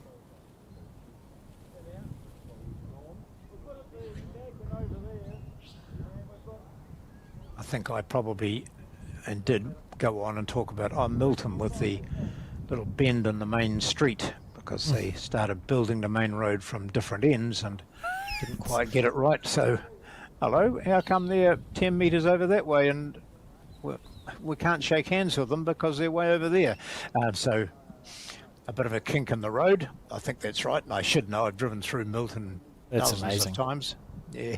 Yes, it was 18. I've just checked it. 1876. By the looks, 1876, the Milton Bowling Club, and they started an interclub against the Dunedin Bowling Club, which I think no longer exists, in 1879, and that's technically the first interclub match. We've got 2 seconds, Richard. Anyway, back to the bowls. Here, knock this. Oh, what a good track here. Why, yes. Oh, good shot. Look at beautiful. that. And it's a resting toucher as well. They're feeling it today.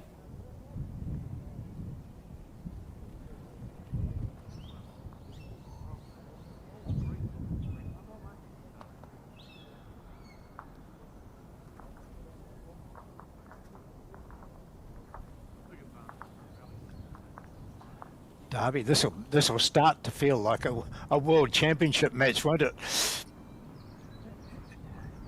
He's playing really good bowls. Oh, just about.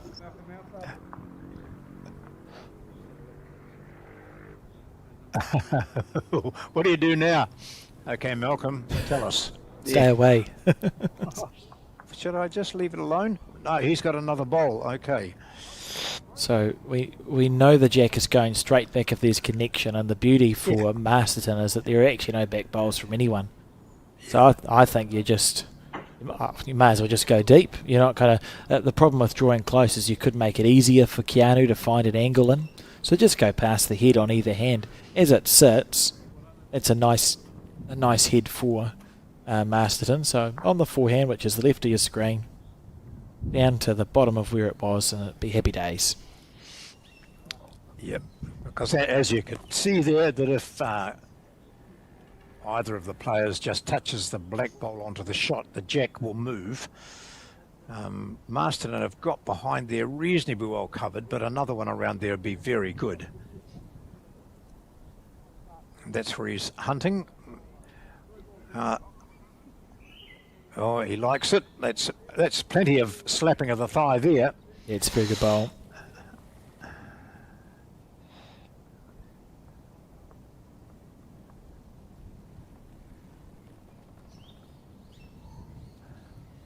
So he doesn't need to go at this. It's just a matter of touching the shot bowl via the black one. It's just short of it, and the jack pops back a couple of feet. And he's just going to miss that. So it is another shot there for the team from Masterton. Oh, one to play here. Might be two, John. But better let them play it. So he won't be doing much different to what he did with his last, I wouldn't think.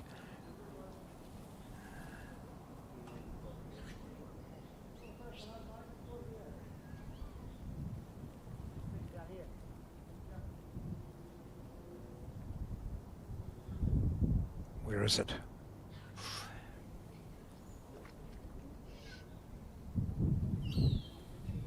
Right, so Masterton, as we can see with the little glowy bowl, they've had the first bowl. There must be something on somewhere. If you hit it right back, you're going to be still the one down, which is fine. So therefore, it's about trying to find an angle onto anything. Hit one of the short ones. Yeah. Even the outside half of the bowl that sits at 10 o'clock with ditch weight could be helpful.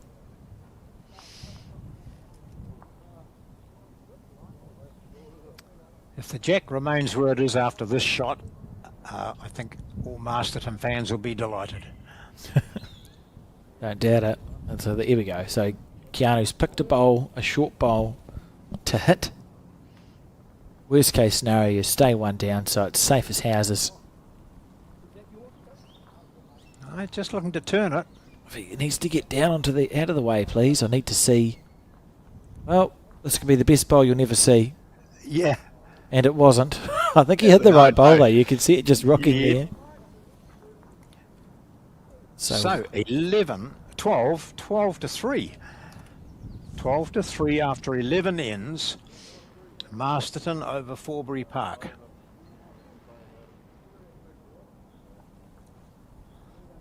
And that's 3-11, John, because it was one shot. That's right. Yeah. I'm just testing you all the time. I'm trying to make sure our graphics people don't get really confused. And it's all your fault as we relive. And this was More confused.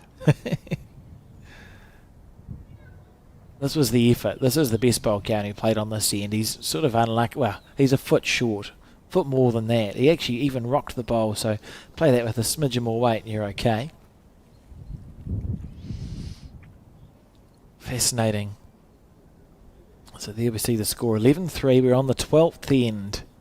And Masterton have found an 8-shot lead. It'd be... yeah, it's interesting. Just such good bowls. This is where the sports mindset comes into it for Malcolm, because Malcolm's been exceptional. He cannot let himself start thinking about the fact that they're 8 shots up and there's only 6 or 7 ends to go. You want to try and just stay in the headspace you're in, where you're just drawing good bowls.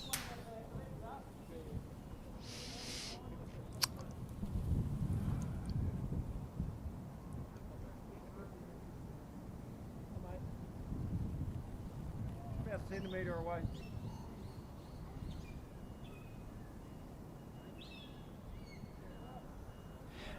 Ian Monaghan in the background, he's playing the singles. Just picked up a couple on the last end, so that's 19-13. But he's also keeping a very close eye on how this pair is going. Oh my word. Oh, that's just... it's actually outstanding bowls. Where would you like your next one, though, from him? Alex, would you like it a couple Not of metres short. past? Yeah, exactly. Yeah, short, yeah. Short, yeah. Andrew here. Got a bowl past the head. Oh, you can't be... That's disappointing. I wonder if there's merit. As Andrew's been around for a very long time, so he'll probably have most of the shots in the book as well. I wonder if there's merit to Keanu using him more aggressively, because we know that Malcolm is outplaying Andrew at the moment. Sometimes you can sort of change a game if you go, okay, Andrew, with your third bowl, if you're down, just hit it, see what happens. Because what we're doing now, or what Forbury Park are doing now, isn't being successful. So if Andrew's got a drive, and unfortunately he's got a short bowl here, so it's probably not a good time to use it, but if he's got a drive or a run shot, maybe that's a change that could be made, because something has to change here. It's just beautiful bowls. His skip said to him, just beat that bowl, and he's done it. Beat the black bowl.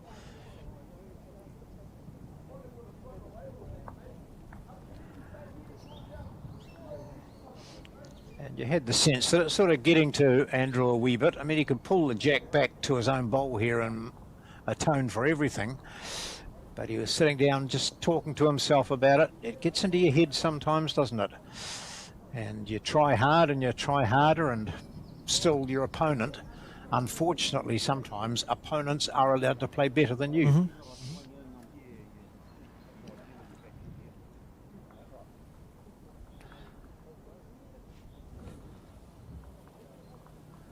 I can tell you that Dunedin have won, or Forbury Park have won the singles rubber, 21-7, and the score 7-6 in the fours, so a lot closer in the fours match.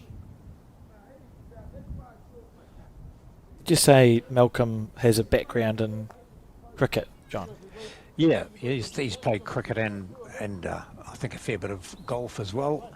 I mean, I recall from my time in sport in Wellington that the Wyeth name came up quite regularly in Wairarapa sport. Oh, what's going on here? Again, they're just stacking their head. I don't even know.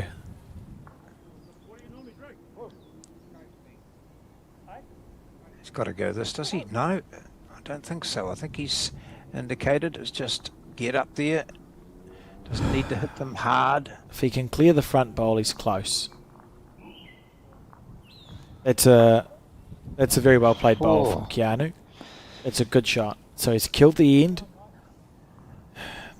I'm not even, they can take that if one team wants the bowls to go back, they have to. From Masterton's point of view, I actually probably would, because Malcolm's just played 3 beautiful bowls. So I think Masterton probably should ask. Yeah, I don't understand why you wouldn't have the bowls back and then just try and play that same end again. That might be an experience thing. Absolutely, Because I yeah. just watched, because I expected the same, but Keanu was very quickly up there throwing bowls back down, and it was a fait accompli, I think. Yeah, I respect But that. it shouldn't. It's not. And people like Ian Monaghan will be watching that and saying, "Hang on, guys, just remember, if you want to play from that direction, you do." Yeah, look at that lovely bowl from Keanu. But yeah, it's the prerogative of the team to pull it back. So I think that's fine. And respect it. It's almost it's quite good from Keanu actually, from their point of view. See bowl.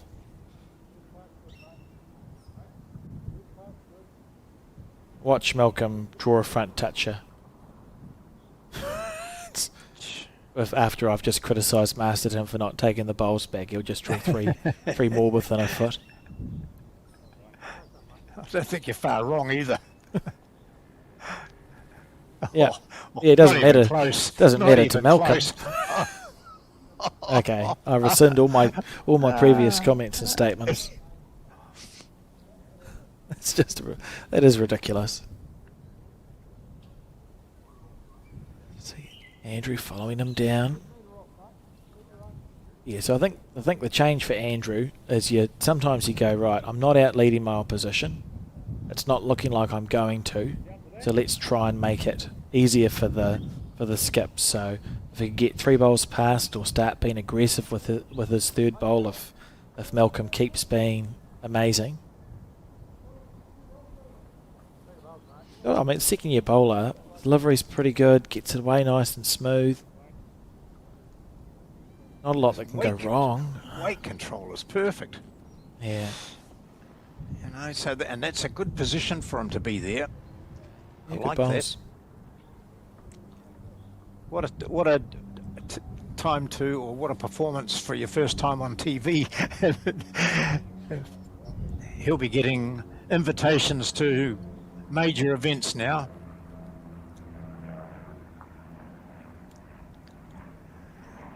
That's not a gap big enough, is it? Oh, yes.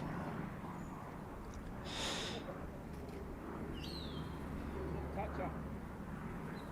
Is it Toucher's ball? Nah, we're still holding one.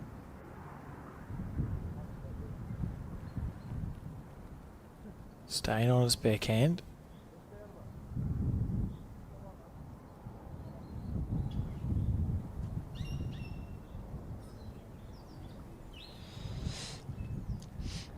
Yeah, that's a shot to play too, because he can rest on that second shot. Needs it to run out a little bit. He's probably holding the shot. Yep.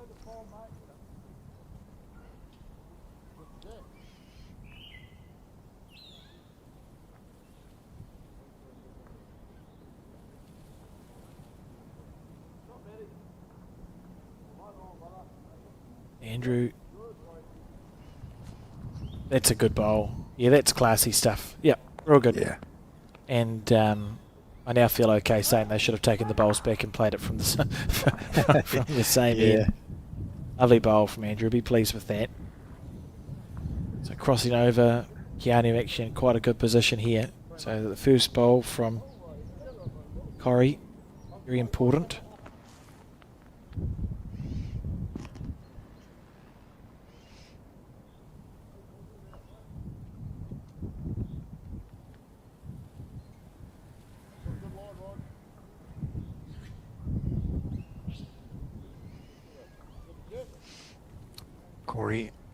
Corey started off a little bit nervously, but he's come into his game of late. Oh, this isn't bad, is it? What does he get? Oh, yeah. Oh.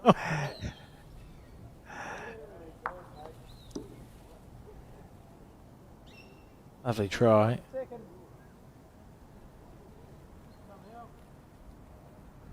counts that anyway, so let it hit it.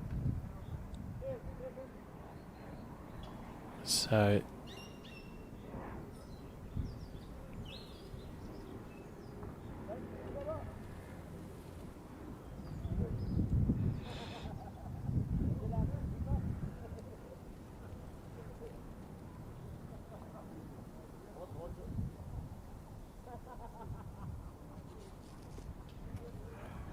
there's a big there's an opportunity here, just reaching through, yep, to Malcolm's feet.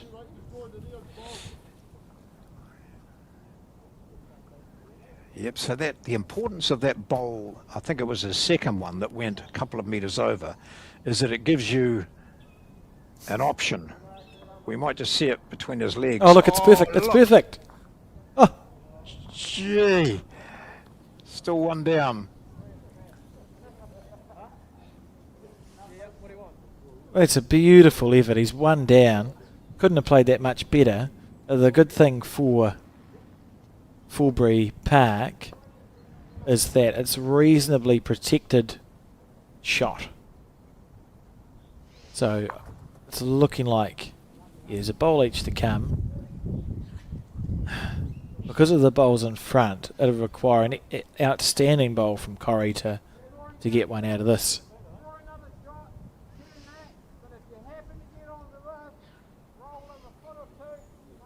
Interesting. It's probably still on the back end, I think, eh? Just trying to clear those front bowls. Get down onto the shot bowl or snick the jack. Well, his last bowl was so good. Oh, that's interesting. He's looking for a bowl that's low, so that'd be more weight.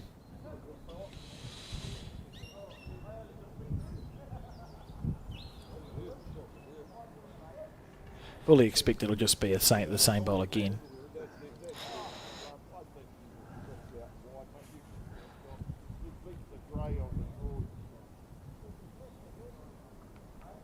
Go.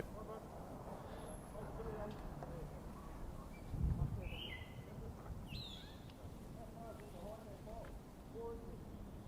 got it away. He's on the high side. Now it's working. Tell you what, it's turning. It's turning. Oh, no, not quite. Probably underplayed it and over-greened it, I think. And at Forbury Park, if they've got the one shot, which they do, you take one shot and be very happy. Yeah, I think so. Good call. And the first score for quite some time from Forbury Park, the score 4 shots to 11. So they look for a way to get back into this game, and it was this bowl of Andrew Callender's that did it, trailing the jack back to his own. And despite a fantastic effort from Masterton, it sort of remained the shot.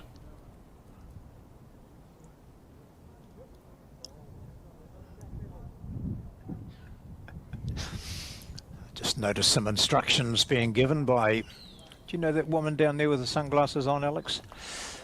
I do. So we see that lovely Yes. shot. Yes. She's just saying to Malcolm Wyeth, your bum's in the road. Can you just remember the camera's there? He looked totally bemused by it all. It's good she has given it a good chance. So we see 4-11.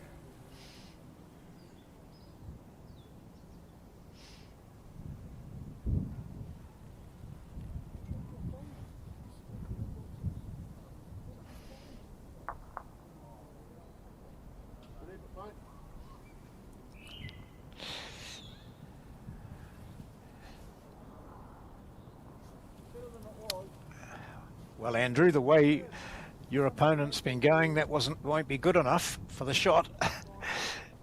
And Matt's right back. I don't know if we've seen it right back there much in this game, but whatever they try, it doesn't seem to put this chap off. Well, that's the most he's missed a bowl by in about 5 ends.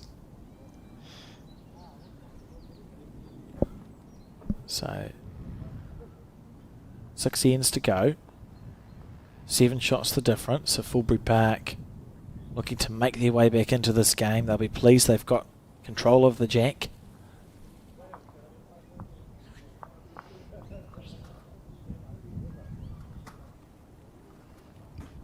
That might be good enough, Andrew. Very good. This is better stuff.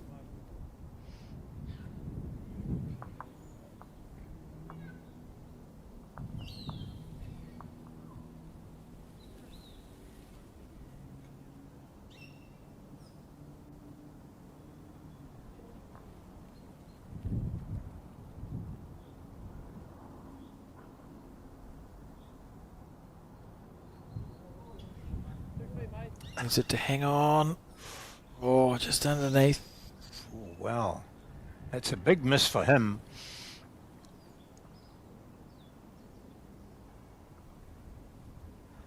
So longer end gives the wind more time to affect the bowls.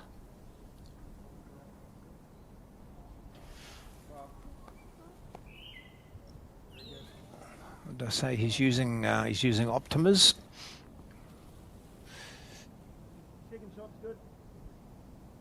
It's 3 really good bowls from Andrew Callender.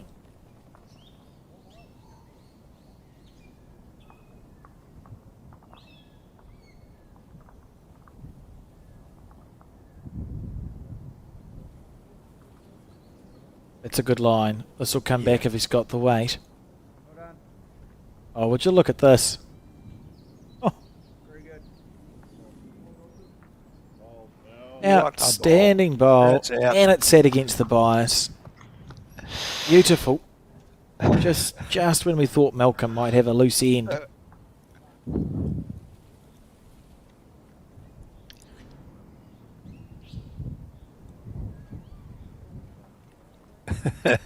I wonder, it'd be nice to know what's said down there, eh?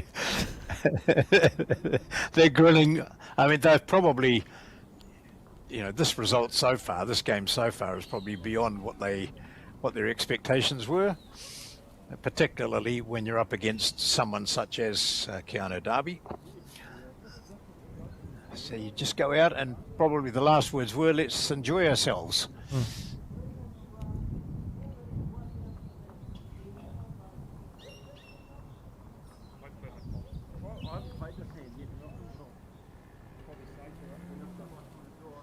I think we'll see a forehand shot here. Just because you can't, you'd be unlucky to get the jack on your way through, sort of thing. Yeah, it'd be interesting because the backhand is the other option is just to beat that bowl that's out to the side. No, he's going forehand.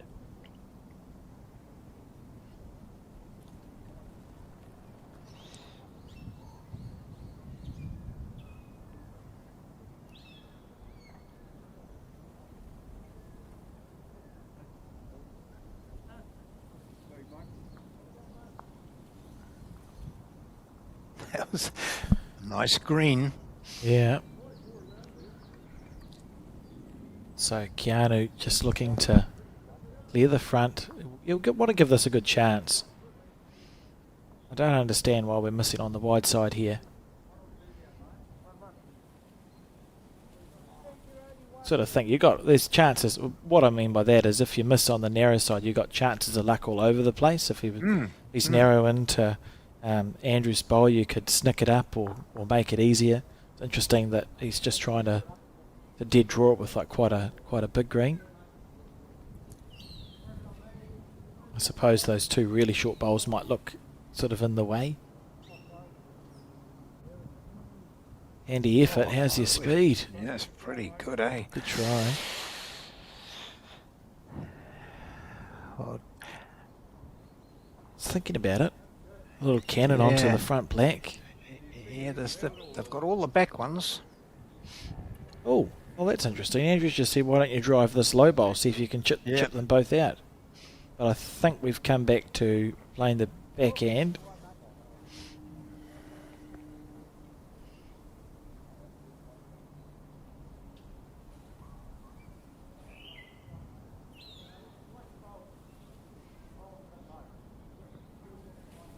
Right.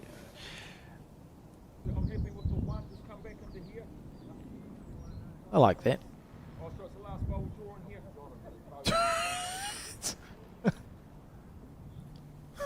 Malcolm forgetting that they didn't have Yeah, feeding that that's they right. had last bowl. It's like, actually, no, just draw a second shot, please.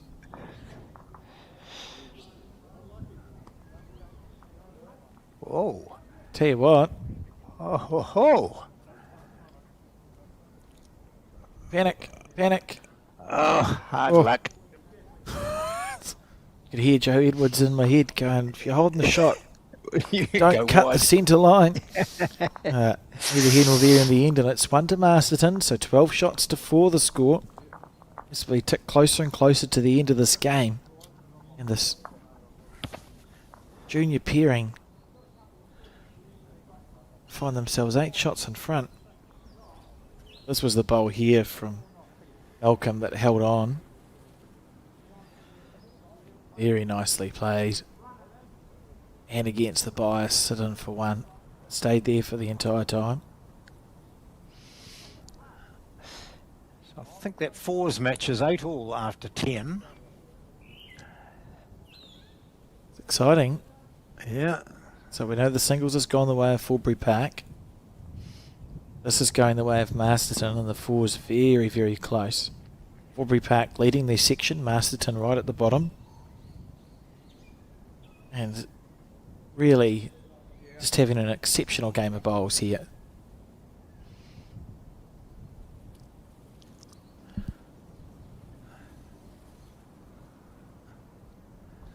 Shadows just creeping across this bottom green here at Johnsonville.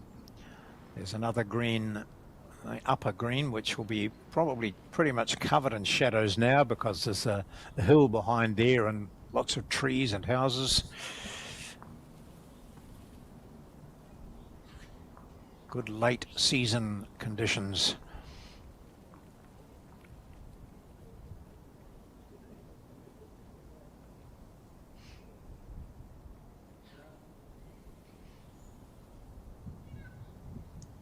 Oh.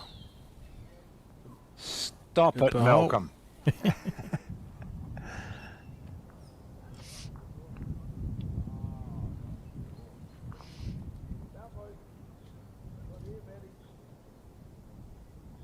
Can't get over the grip from Andrew Callender, how he holds on to a bowl, gets it away so smooth on the running surface, but where his fingers are placed on the bowl you wouldn't find in any coaching manual. Doesn't matter when you can do that. No.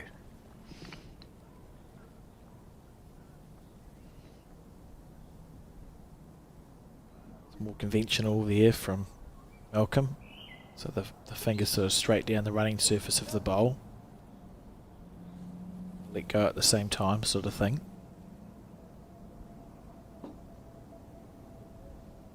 In the area too.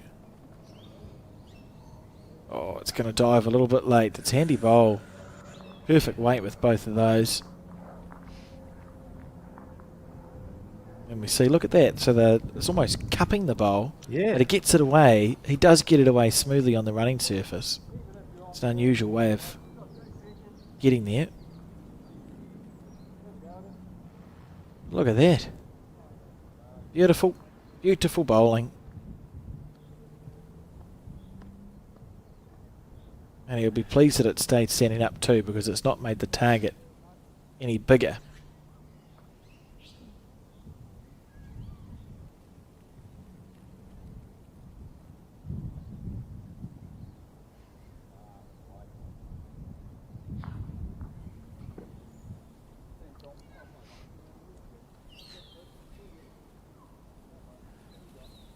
So for this one for Masterton, it's about keeping your bowl on the head. So you don't have to overplay this first bowl. If you just finish past or narrow to get a result. And even at this stage with 13 ends gone and a lead of 8, it's also a matter of making sure of not dropping a number. This is perfect. That is a perfectly played Yeah. bowl. Just look at the weight he's used. If he'd been onto the shot bowl, he's popping the jack back. He's missed it wide, so now he's got a catching bowl. He just has to play the same bowl again, but with less green, and he's home and host. Probably it changes Darby's shot options too, doesn't it? Yeah. Because he now can't play anything with. Ooh, Second might shot have changed now. Things might just be one. Yep. So you're playing the Corey will just play exactly the same bowl. Same bowl. Keep the weight the same. You either Yep. make the head better or you pop the jack back, and you're happy days. Sounds so easy.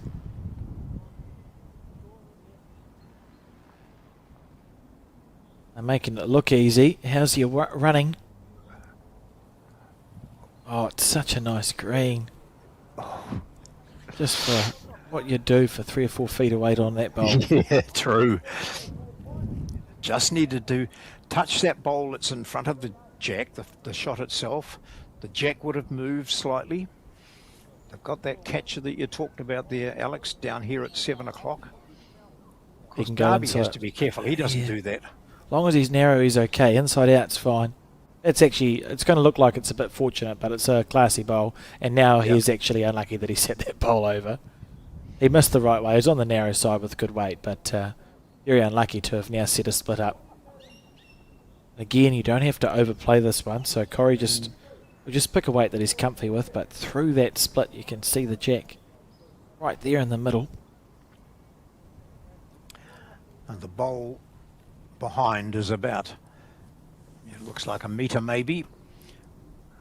Just out of shot now, but just down at the bottom of the screen there's an orange and white bowl which belongs to Masterton. So onto those. He's not going to be short this time. He's giving it a bit. If he clears the front, oh, look at it go. I really like the weight that he's opted to play that with, because his collision bowl would have stuck with the jack. Not to be, though.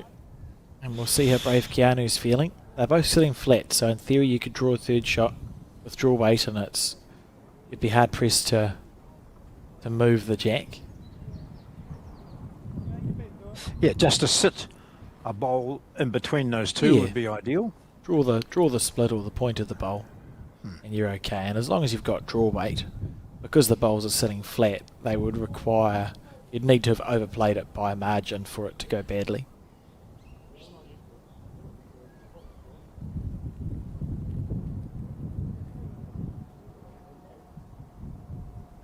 Yeah, he's given himself a chance again.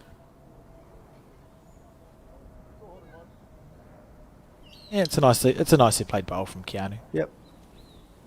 And it will be 2 to Forbury Park. So the difference now 6 shots. 6 shots to 12 with 4 ends to go. Quite exciting, John. Very exciting.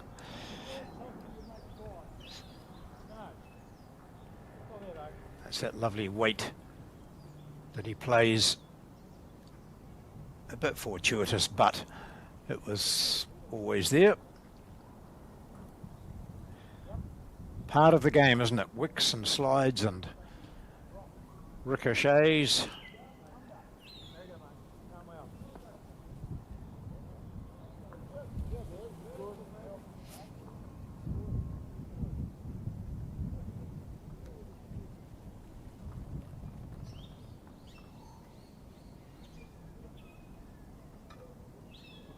Short end. So Forbury Park playing around with the length of the jack.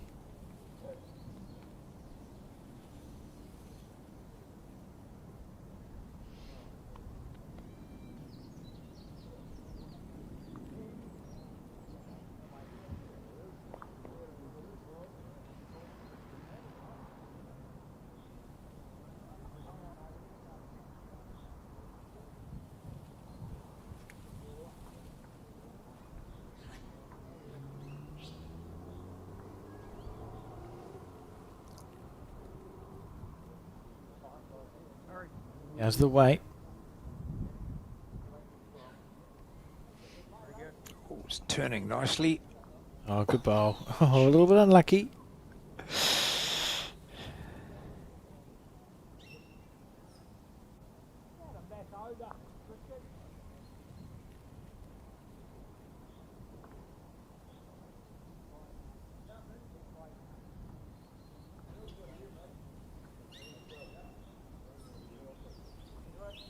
Oh, he's liking this length.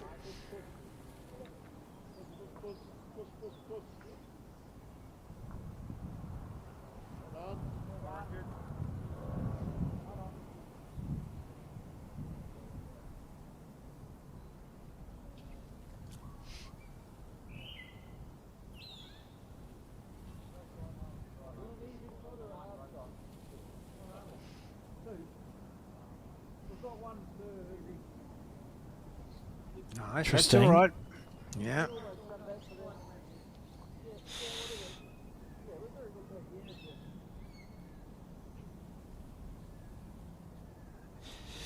Calendar looking to put a third in there, preferably just past the jack.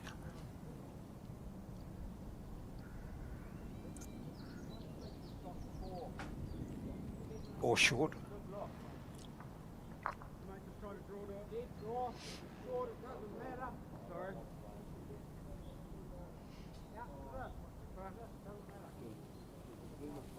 Examine the run on that hand, fella. You've got two. If you beat this bowl on the draw on this hand, you'll go close to counting. So you thread the needle through there. Last bowl on this end for the Masterton lead, Malcolm Wyeth. He wouldn't draw the he wouldn't. Oh, he's not. I thought he was going to draw the shot. That's still an outstanding bowl. Yeah, he wouldn't have seen been able to see the jack. He would have. He was told that, you know, the second shot was only a matter of a foot behind. And he just played it with immaculate weight.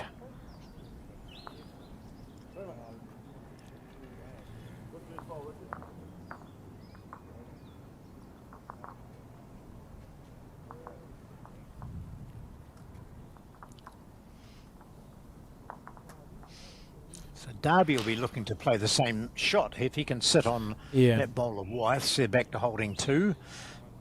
Move the jack slightly, it'll be two as well, but he's shy with that. Yes, he is a big bowl. He can play weight to the bottom left of your screen here, can Corey. Looking to rest through the shot bowl. Be looking to miss on the heavy side as opposed to a dead draw, because it's a short end. Probably less green than what he's used to taking. It's working its way back in. Yep, that's better for next time now. Very good bowl. That's a great shot. Gee.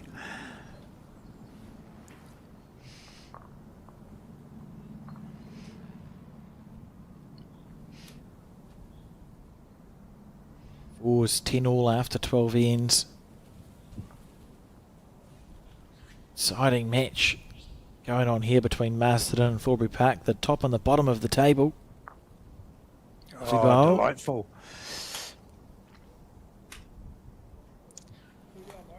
You can do it, Corey.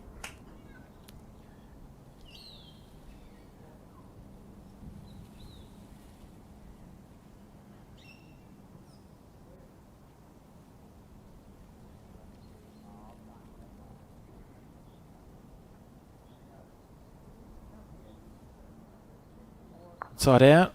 Oh, a finer edge would have been very nice.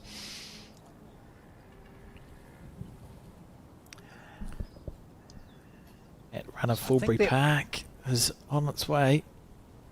I think that prevents any pulling of the jack around the corner, does it? That last one of Corey's? Oh no, yeah, it's sort of drawing another, isn't it? In the same spot as his previous.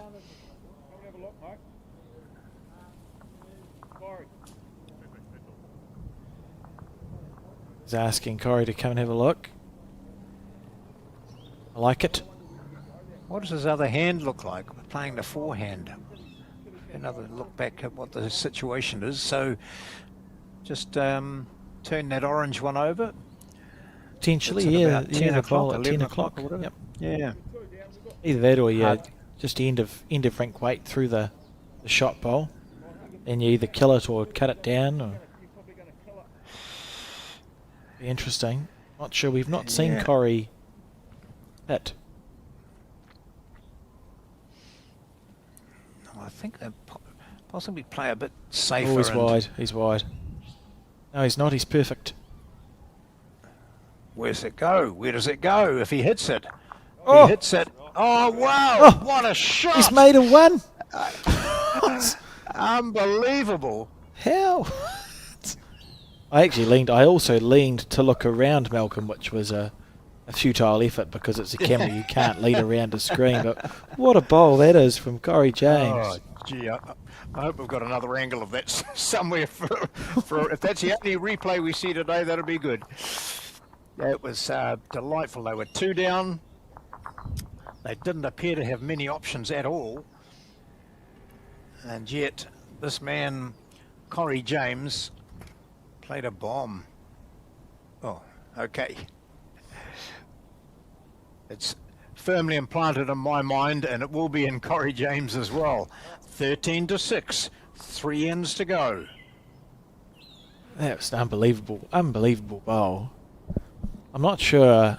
I mean, he knew he needed movement near the jack and the shot bowl, so it was a very good shot. He played minimum weight and maximum green, but you can't argue with the result. And as you say,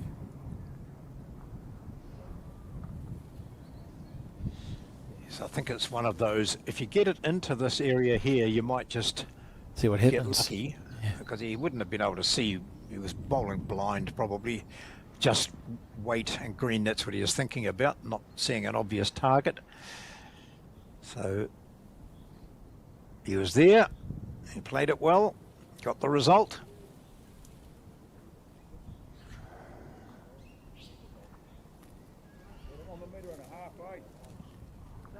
Calendar coming into his own late in this game.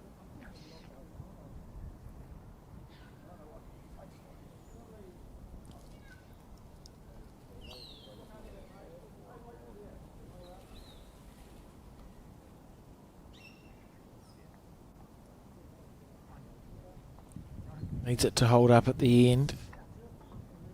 Or just underneath.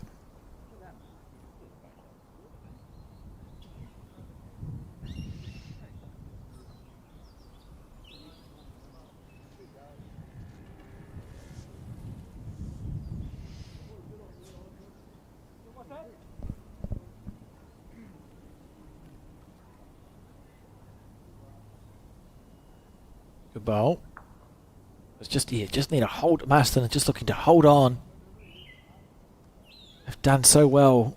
Find themselves 7 shots up now. We've got 2 ends to go after this one.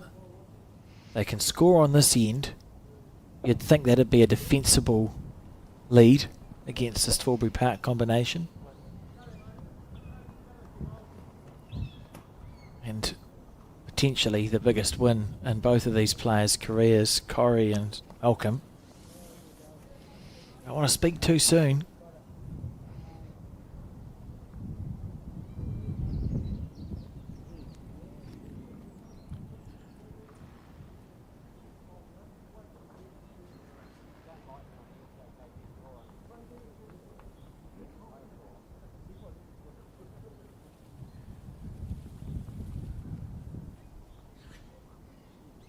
Nice. Lovely bowl.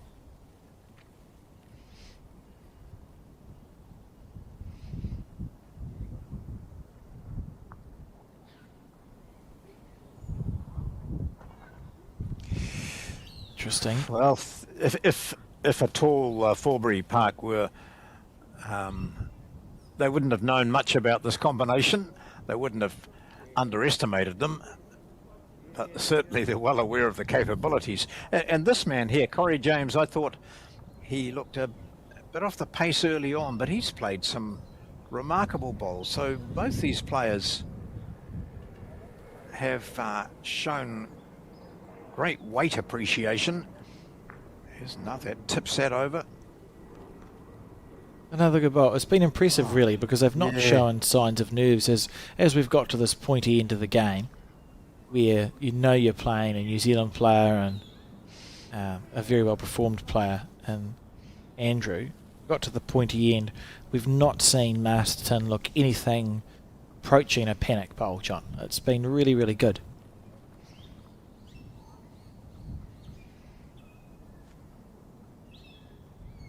Keanu looking to add. Not much of a hole there for him, is there? Would have been impressive if he had managed it. So Forward to add a metre if he wishes. yeah, and Corrie would play a similar shot, just looking to turn his own bowls over. Well, it's the first bowl we've seen him miss by a large margin, and he knew the moment he'd let it go. More the weight, I think. If he'd added a metre or two of weight to that, your bowl's going to hold. So that's the correction for his next one for Corrie. Just needs to add a bit of pace to the bowl. It's not like they're down at the back. It's not going to be worse if you get movement.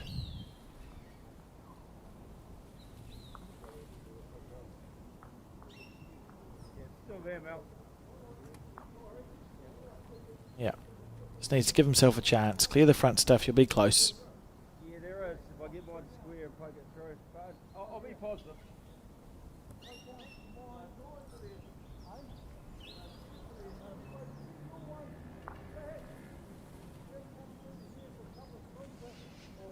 He's given it a better chance this time. He's given it a better chance this time. Oh. Wow. That's a really good shot. So saved one shot there. And that shot is a bit isolated, isn't it? If we next time we look at it, we'll just see around there. So it looks like Masterton have got 3-second shots. It does. How many bowls has Corrie played? 1, 2. 2, I think. Oh, yep. Oh, then that's That was. Oh no, he's played them all. he's played all 3. I was quite excited for his I was excited for his last bowl, but I wasn't sure if he'd played the 2 or the 3. So now for Keanu, it's just a very gentle. They want to score a 2. You don't want to sell the farm trying to do so. So he'll just play a gentle bonus. Oh. Oh, that's interesting. He's asking if he winds up and gets rid of all 3 Masterton bowls, what do I get out of that? Probably 2 or 3 is the answer. It'd be worth it. 1, 2, yeah. So need to go through the short one, the bowl that sits at 2 o'clock to the jack. You need to get the inside half of it. But I think looks like he's drawing to me. Yep. Safer. Just not quite there. It's not an easy shot to get rid of all 3 bowls. He's on the tight side.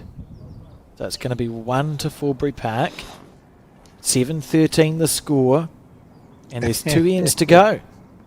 I can sense the excitement in your voice. Oh, This great is game. good stuff, isn't it? With just a consistency of the Masterton combination, we've told you how little experience they've got, but the fact that they've got through a tough period where Andrew, this man here, Callender, or not this man, but on the mat at the moment live as we watch this bowl here, which almost did it for near perfection. Masterton. So yes, Andrew Callender has come on into his own. He's bowling well, much better than he was earlier. But still, as Alex has said, there's no sign of the Masterton team creaking at all. Literally, if Masterton score 1 on this end, they've won the game of bowls. Yeah. They just need to score one more end and do it now. Forbury Park probably need a 4 and a 3 or 2 3s is reasonably achievable. That's a good start. The 4s, I can tell you, 11-10 after 13 ends in favour of Forbury Park. So they've won the singles, 1 up in the 4s, and 6 down in the pairs, section leaders.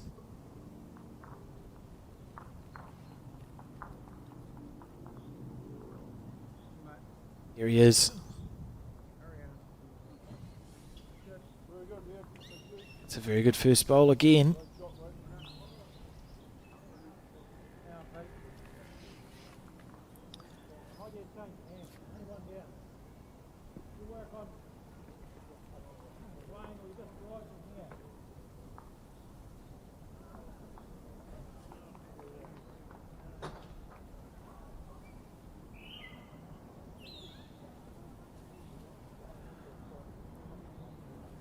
Oh, just short of a gallop there.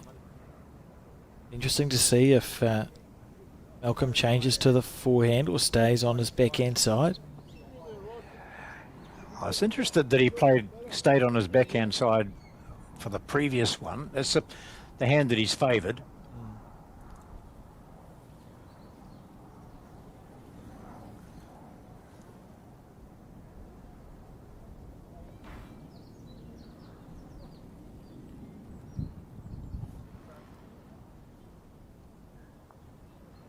Ooh, good weight. Yep.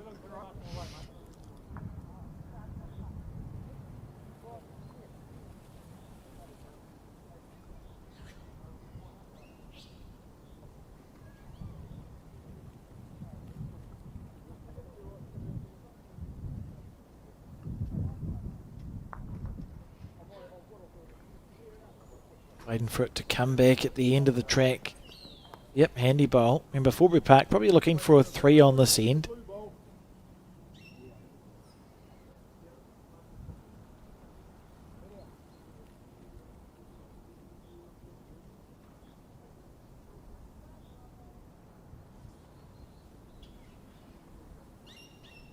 Interesting to there.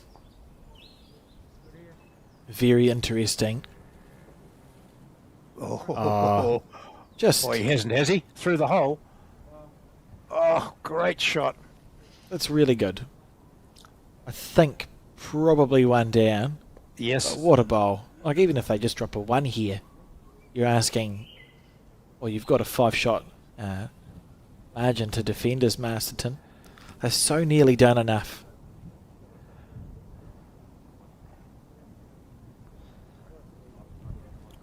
Keanu on his forehand.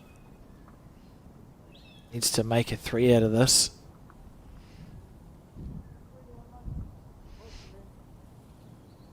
He's playing that reaching weight.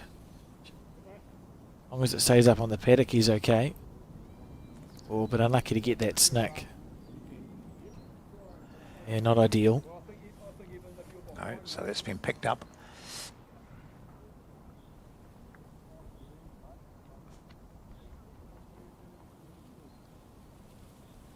Good line.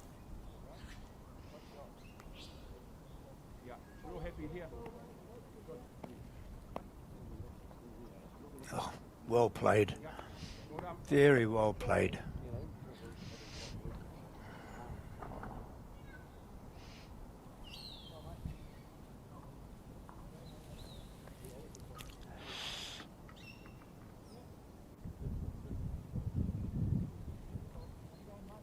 Correction time for Keanu. Oh, he's going to go just through.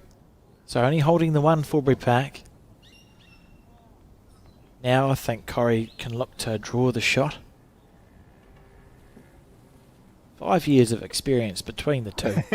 Yeah, and they're playing like veterans, aren't they? They're playing the right tactics. It's so impressive. Yeah, good bowl. Yeah. Beautiful. Gosh, if he got a piece of that, they would have had a couple. They've covered everything they can. You can't cover everything. Oh, he's going to try and kill it. He's going to try and kill it because he doesn't think he can score a 3 here. Oh, he's close. Close here, Keanu. Good bowl. Is it dead? Oh, it might not be dead. Oh, yes, Where did it go? What? There's a jack underneath the 2, but I've got no idea. It is dead. Only just. Only just. And we'll see this game continue. And They are going to play from that end. It was a really good bowl there from Keanu Darby, keeping this game alive. Yep, even though Forbury Park were holding shot, as Alex Reid has just mentioned, they couldn't see the possibility of scoring more than one. So killing it was the best option.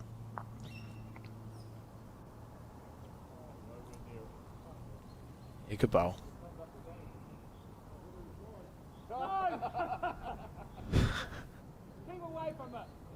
Matt right back. How long have we been going for? Well, I was thinking that we must be getting close to So time. 2 hour 45 time limit. Yeah. Oh no, we started at 10 to 3, I think, wasn't it?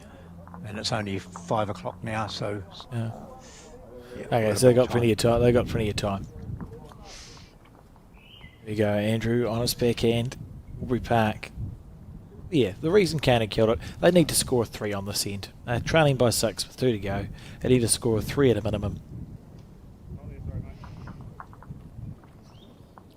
Well, I don't know how much weight he's got on this. It's been interesting that Andrew has varied the jack length, which is often what we talk about as a really good strategy against new bowlers. If a new bowler's been playing well and you get hold of the jack, if you vary the jack length, then you're pretty much backing yourself to find the different jack length quicker than the opposition who settled down on one. Unfortunately, he's sort of tricked himself there, but that'll be the logic behind. We've seen short ends and long ends and medium ends from Andrew, just trying to vary the length of the jack and see if he can put off this man, Malcolm Wyeth, who's been just outstanding in this game. You know, there's that horror feeling sometimes when you have one bowl where Andrew's first one is, and you play the same hand, and you hit it. Moment you let it go as well, usually. Here we are, John. Oh, he's going to make it. No, he's going to make it around. No. We're okay. No need to panic. Very good correction, actually. That's a lovely bowl.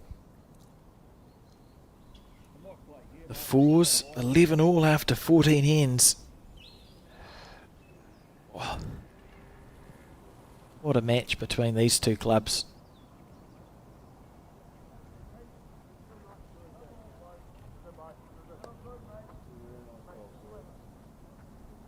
Might be the first time he's played that hand. Coming in this direction.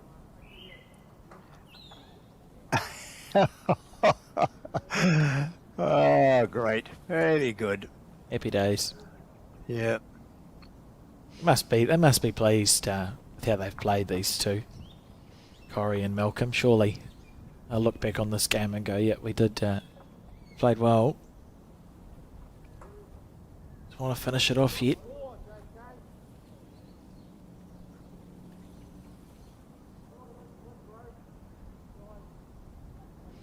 Nice bowling from Andrew. If he gets up here for that, he's played one round as short one and one just under it. It's a couple of shots.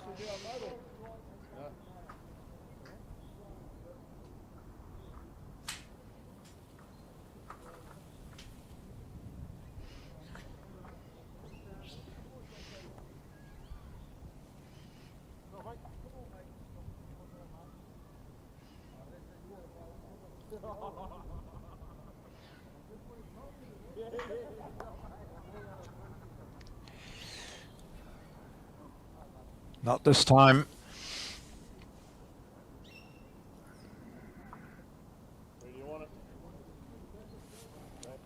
So it's still up to Derby to score here. Needs to get 3, we believe.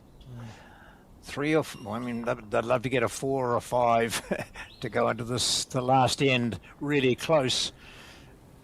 But their opponents will have something to say about that as the 2 skips go down. Keanu Darby, Corey James.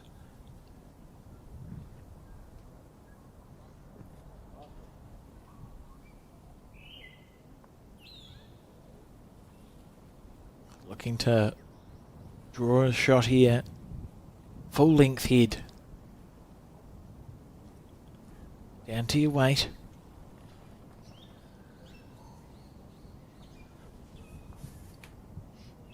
Disappointing. So they can't score with that one.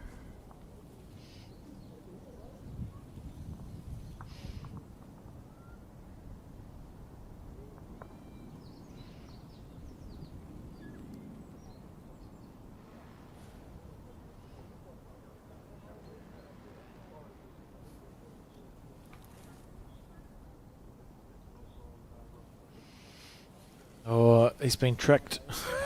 Yeah. Easy to do. Yes. Easy to do.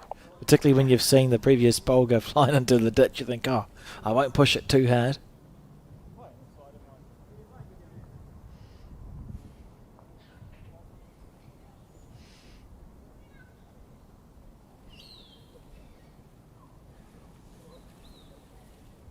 In the area. Oh, look at that. Really good bowl. That'll be sitting with 2, maybe 3. Forbury Park with a late run. Corey's still got opportunity. It's on a nice line. Down to the oomph. I don't think he's got enough again. Oh, gosh. No correction. Oh, it was consistent. Uh-oh.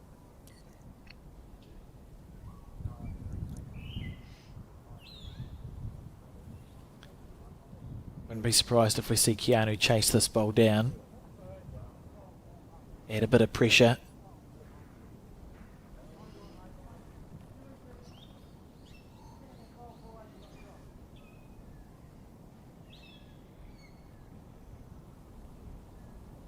Oh, he might just be out of the count. So they're fascinating. I'd be interested to know if they're holding 2 or 3. That's 2A. Turn a measure at the front. That one's not in. I think they just 2 down. Oh, no. I think it's 3. Don't be hitting. Just draw to save. Yeah. Can I go out there with a sign? He hasn't driven all day. Oh, and you got lonely. They don't have enough bowls around the head. It's a lonely. You've got a very lonely bowl. You can cannon an opposition bowl onto yours, and you could disappear, and suddenly you've dropped a 5 instead of a 2.5 to 3. You're still 6 up on the penultimate end. I think the best shot that Corey could play here is to draw it to save on the forehand. And then you keep your draw weight too for the next end. He's proved that he can draw. No.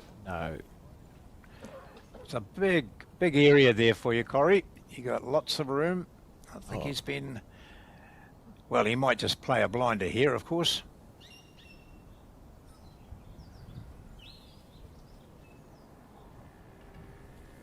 Oh, don't get caught up on that thing. Don't get caught up on that. Oh, my God. You okay, John? Yeah, gee. All right, so Forbury Park have done it. They've scored a 3. I think it's going to be a 3 on this penultimate end. I think so. Just see, so that's a measure that's Malcolm's bowl at the bottom and Andrew's bowl at the top. So 2 conceded already. If this black bowl's in, it'll be 3 to Forbury Park, which is what they were looking for on this end. I don't think it's in. Might only be the 2. It'll be a sigh of relief from Masterton if that is the case. I think he's just remeasuring, so he's gone close in there. And then for Masterton, they'd want to see the measure not be able to be passed through. Yeah, it's only the 2. Yep. Well, that's a... Oh, maybe it was a 3. As we watch a replay.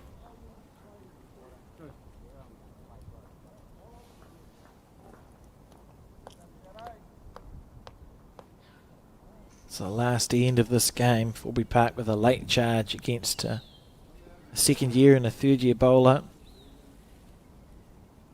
This one from Corey was just on the wide side, got bogged. And we thought it was 2 based on the measures, but I heard 3 through the ambient mic, so I suppose we'll find out when we see the scoreboard. Yeah, and I was just watching Malcolm, I'm sure he just had 2 fingers down. Has Yeah. the board been changed? 13. Oh, I can't read that. I'll just have a quick look. Thank you, John. So what we do know is it is the last end, and Forbury Park are either 3 or 4 down.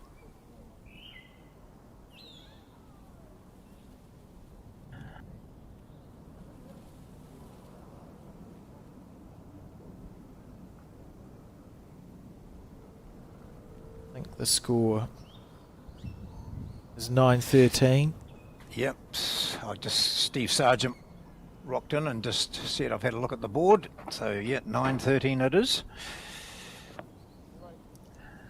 So it was only the 2, and Masterton with a 4-shot lead that they've worked really hard for. And Forbury Park looking to finish strong. We see the game of 4s is finished in the background. We'll get an update on that soon. Remember, Forbury Park won the singles. I'm looking across, it's 11 all after 14, and they've completed the 15th and final end. But I don't know whether they'll change the board for us or anything. They're all shaking hands, so it's been a fascinating game, that game of 4s too. As this first ball comes in from Calendar, this is the last end.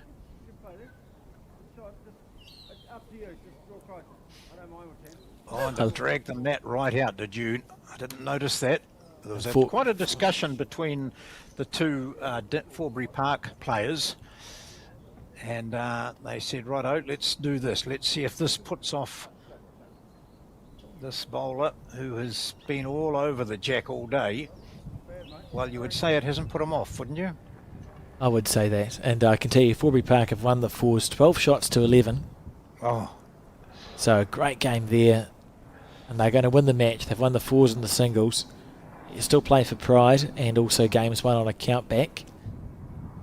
And they'll be trying, Forbury Park, to roll over the top of Masterton here. Even scoring a 4-4 draw would be good fishing. Masterton, in the meantime, we've spoken again and again about it, but the combined bowls time of 5 years.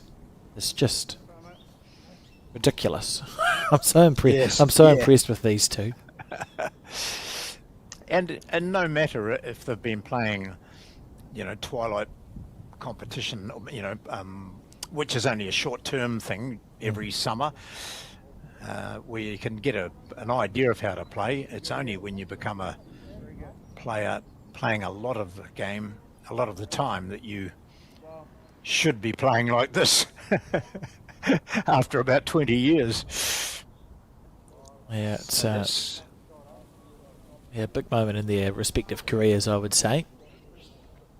Hopefully, for Masterton, they can hold on, doing everything right. Like, that's a good bowl, the second shot of Masterton's, because it means your 4 either has to be by moving the jack back, or Forbury Park fit 4 bowls in between the jack and the one that sits at 4 o'clock. Only 2 ways they could score the required number.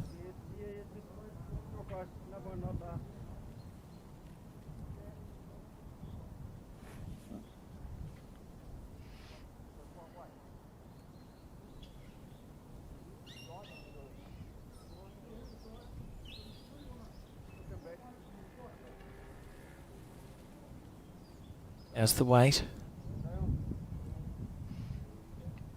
It's okay there. Yep, handy bowl.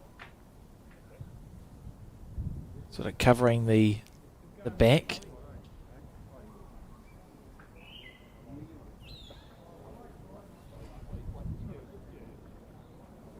Again, you go, well, where is the 4 here? For Forbury Park. Probably has to be sort of roughly where the jack is now. So 3 really good draw bowls required from Keanu. Sort of means this one has to count. Yeah. Oh, it's not far away if he rests through that. Yep, good bowl. There's 2. And he's got 2 bowls left.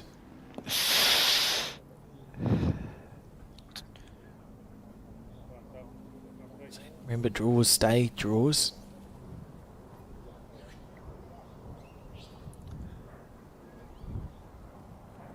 just I was interested in the cap that Malcolm Wyeth's wearing, Mana Stud, New Zealand Sheep Breeders Association, Gladstone, the Wyeth's Mana Stud. So that's his background. Okay, he now needs this bowl to be a block, which it isn't. So Keanu, rinse and repeat, same bowl again. They practice these skills, these players. The pressure really starts turning.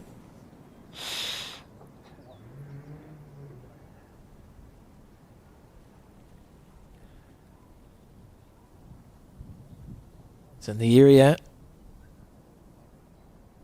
Oh no, he's short of a gallop. That is a disappointing bowl from Keanu Darby. I thought for all money he was going to draw a third shot there.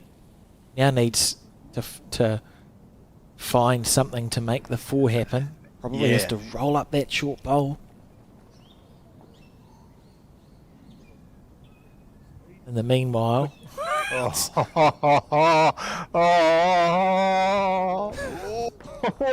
Top shot. Very good. It's probably 2 options, either to there, John, where Andrew's putting his hand, trail the jack to there for 4, or if he was a metre over onto the short black bowl, square, the black bowl comes up and his collision bowl follows through for the 4 as well. 2 very hard shots to play. Same weight for both.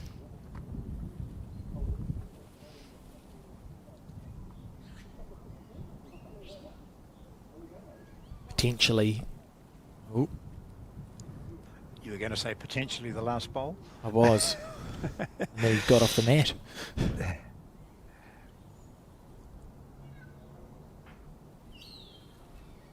Can he find a way?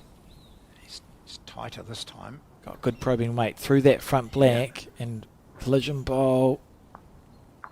Oh, it's a lovely, I mean, it's a lovely effort. He's not done it, but a great try from Keanu. And it will be the win to Masterton. They'll probably play the last bowl.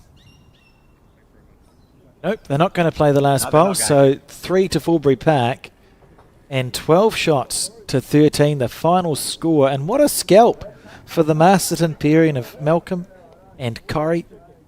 5 years of bowls experience between them. Have found a way to win that game, 12-13. Brilliant stuff. And congratulations to the Masterton team there as we relive some moments from that game. It was this effort here from Keanu Darby. It wasn't quite enough. He just needed to be a bowl wider or a bowl narrower. Probably would have made a 4 there, but not to be, and you can see there, real happy, the Masterton combination. So of course, overall, it was a match that went to Forbury Park. They won the singles and won the 4s. Masterton with a positive finish there, so you see the scoreboard's being packed away. Great stuff, and a really good example of the beauty of bowls, where you can have our junior bowlers compete. And a reminder too that results for section play can be found at bowlsnewzealand.co.nz. Go to Bowls Hub Aotearoa. Also interesting to look at the player ladder there as well, where we've been able to identify all the players and how they're going. And we've got John there with the players now to hear from these 2 junior bowlers with a glorious victory.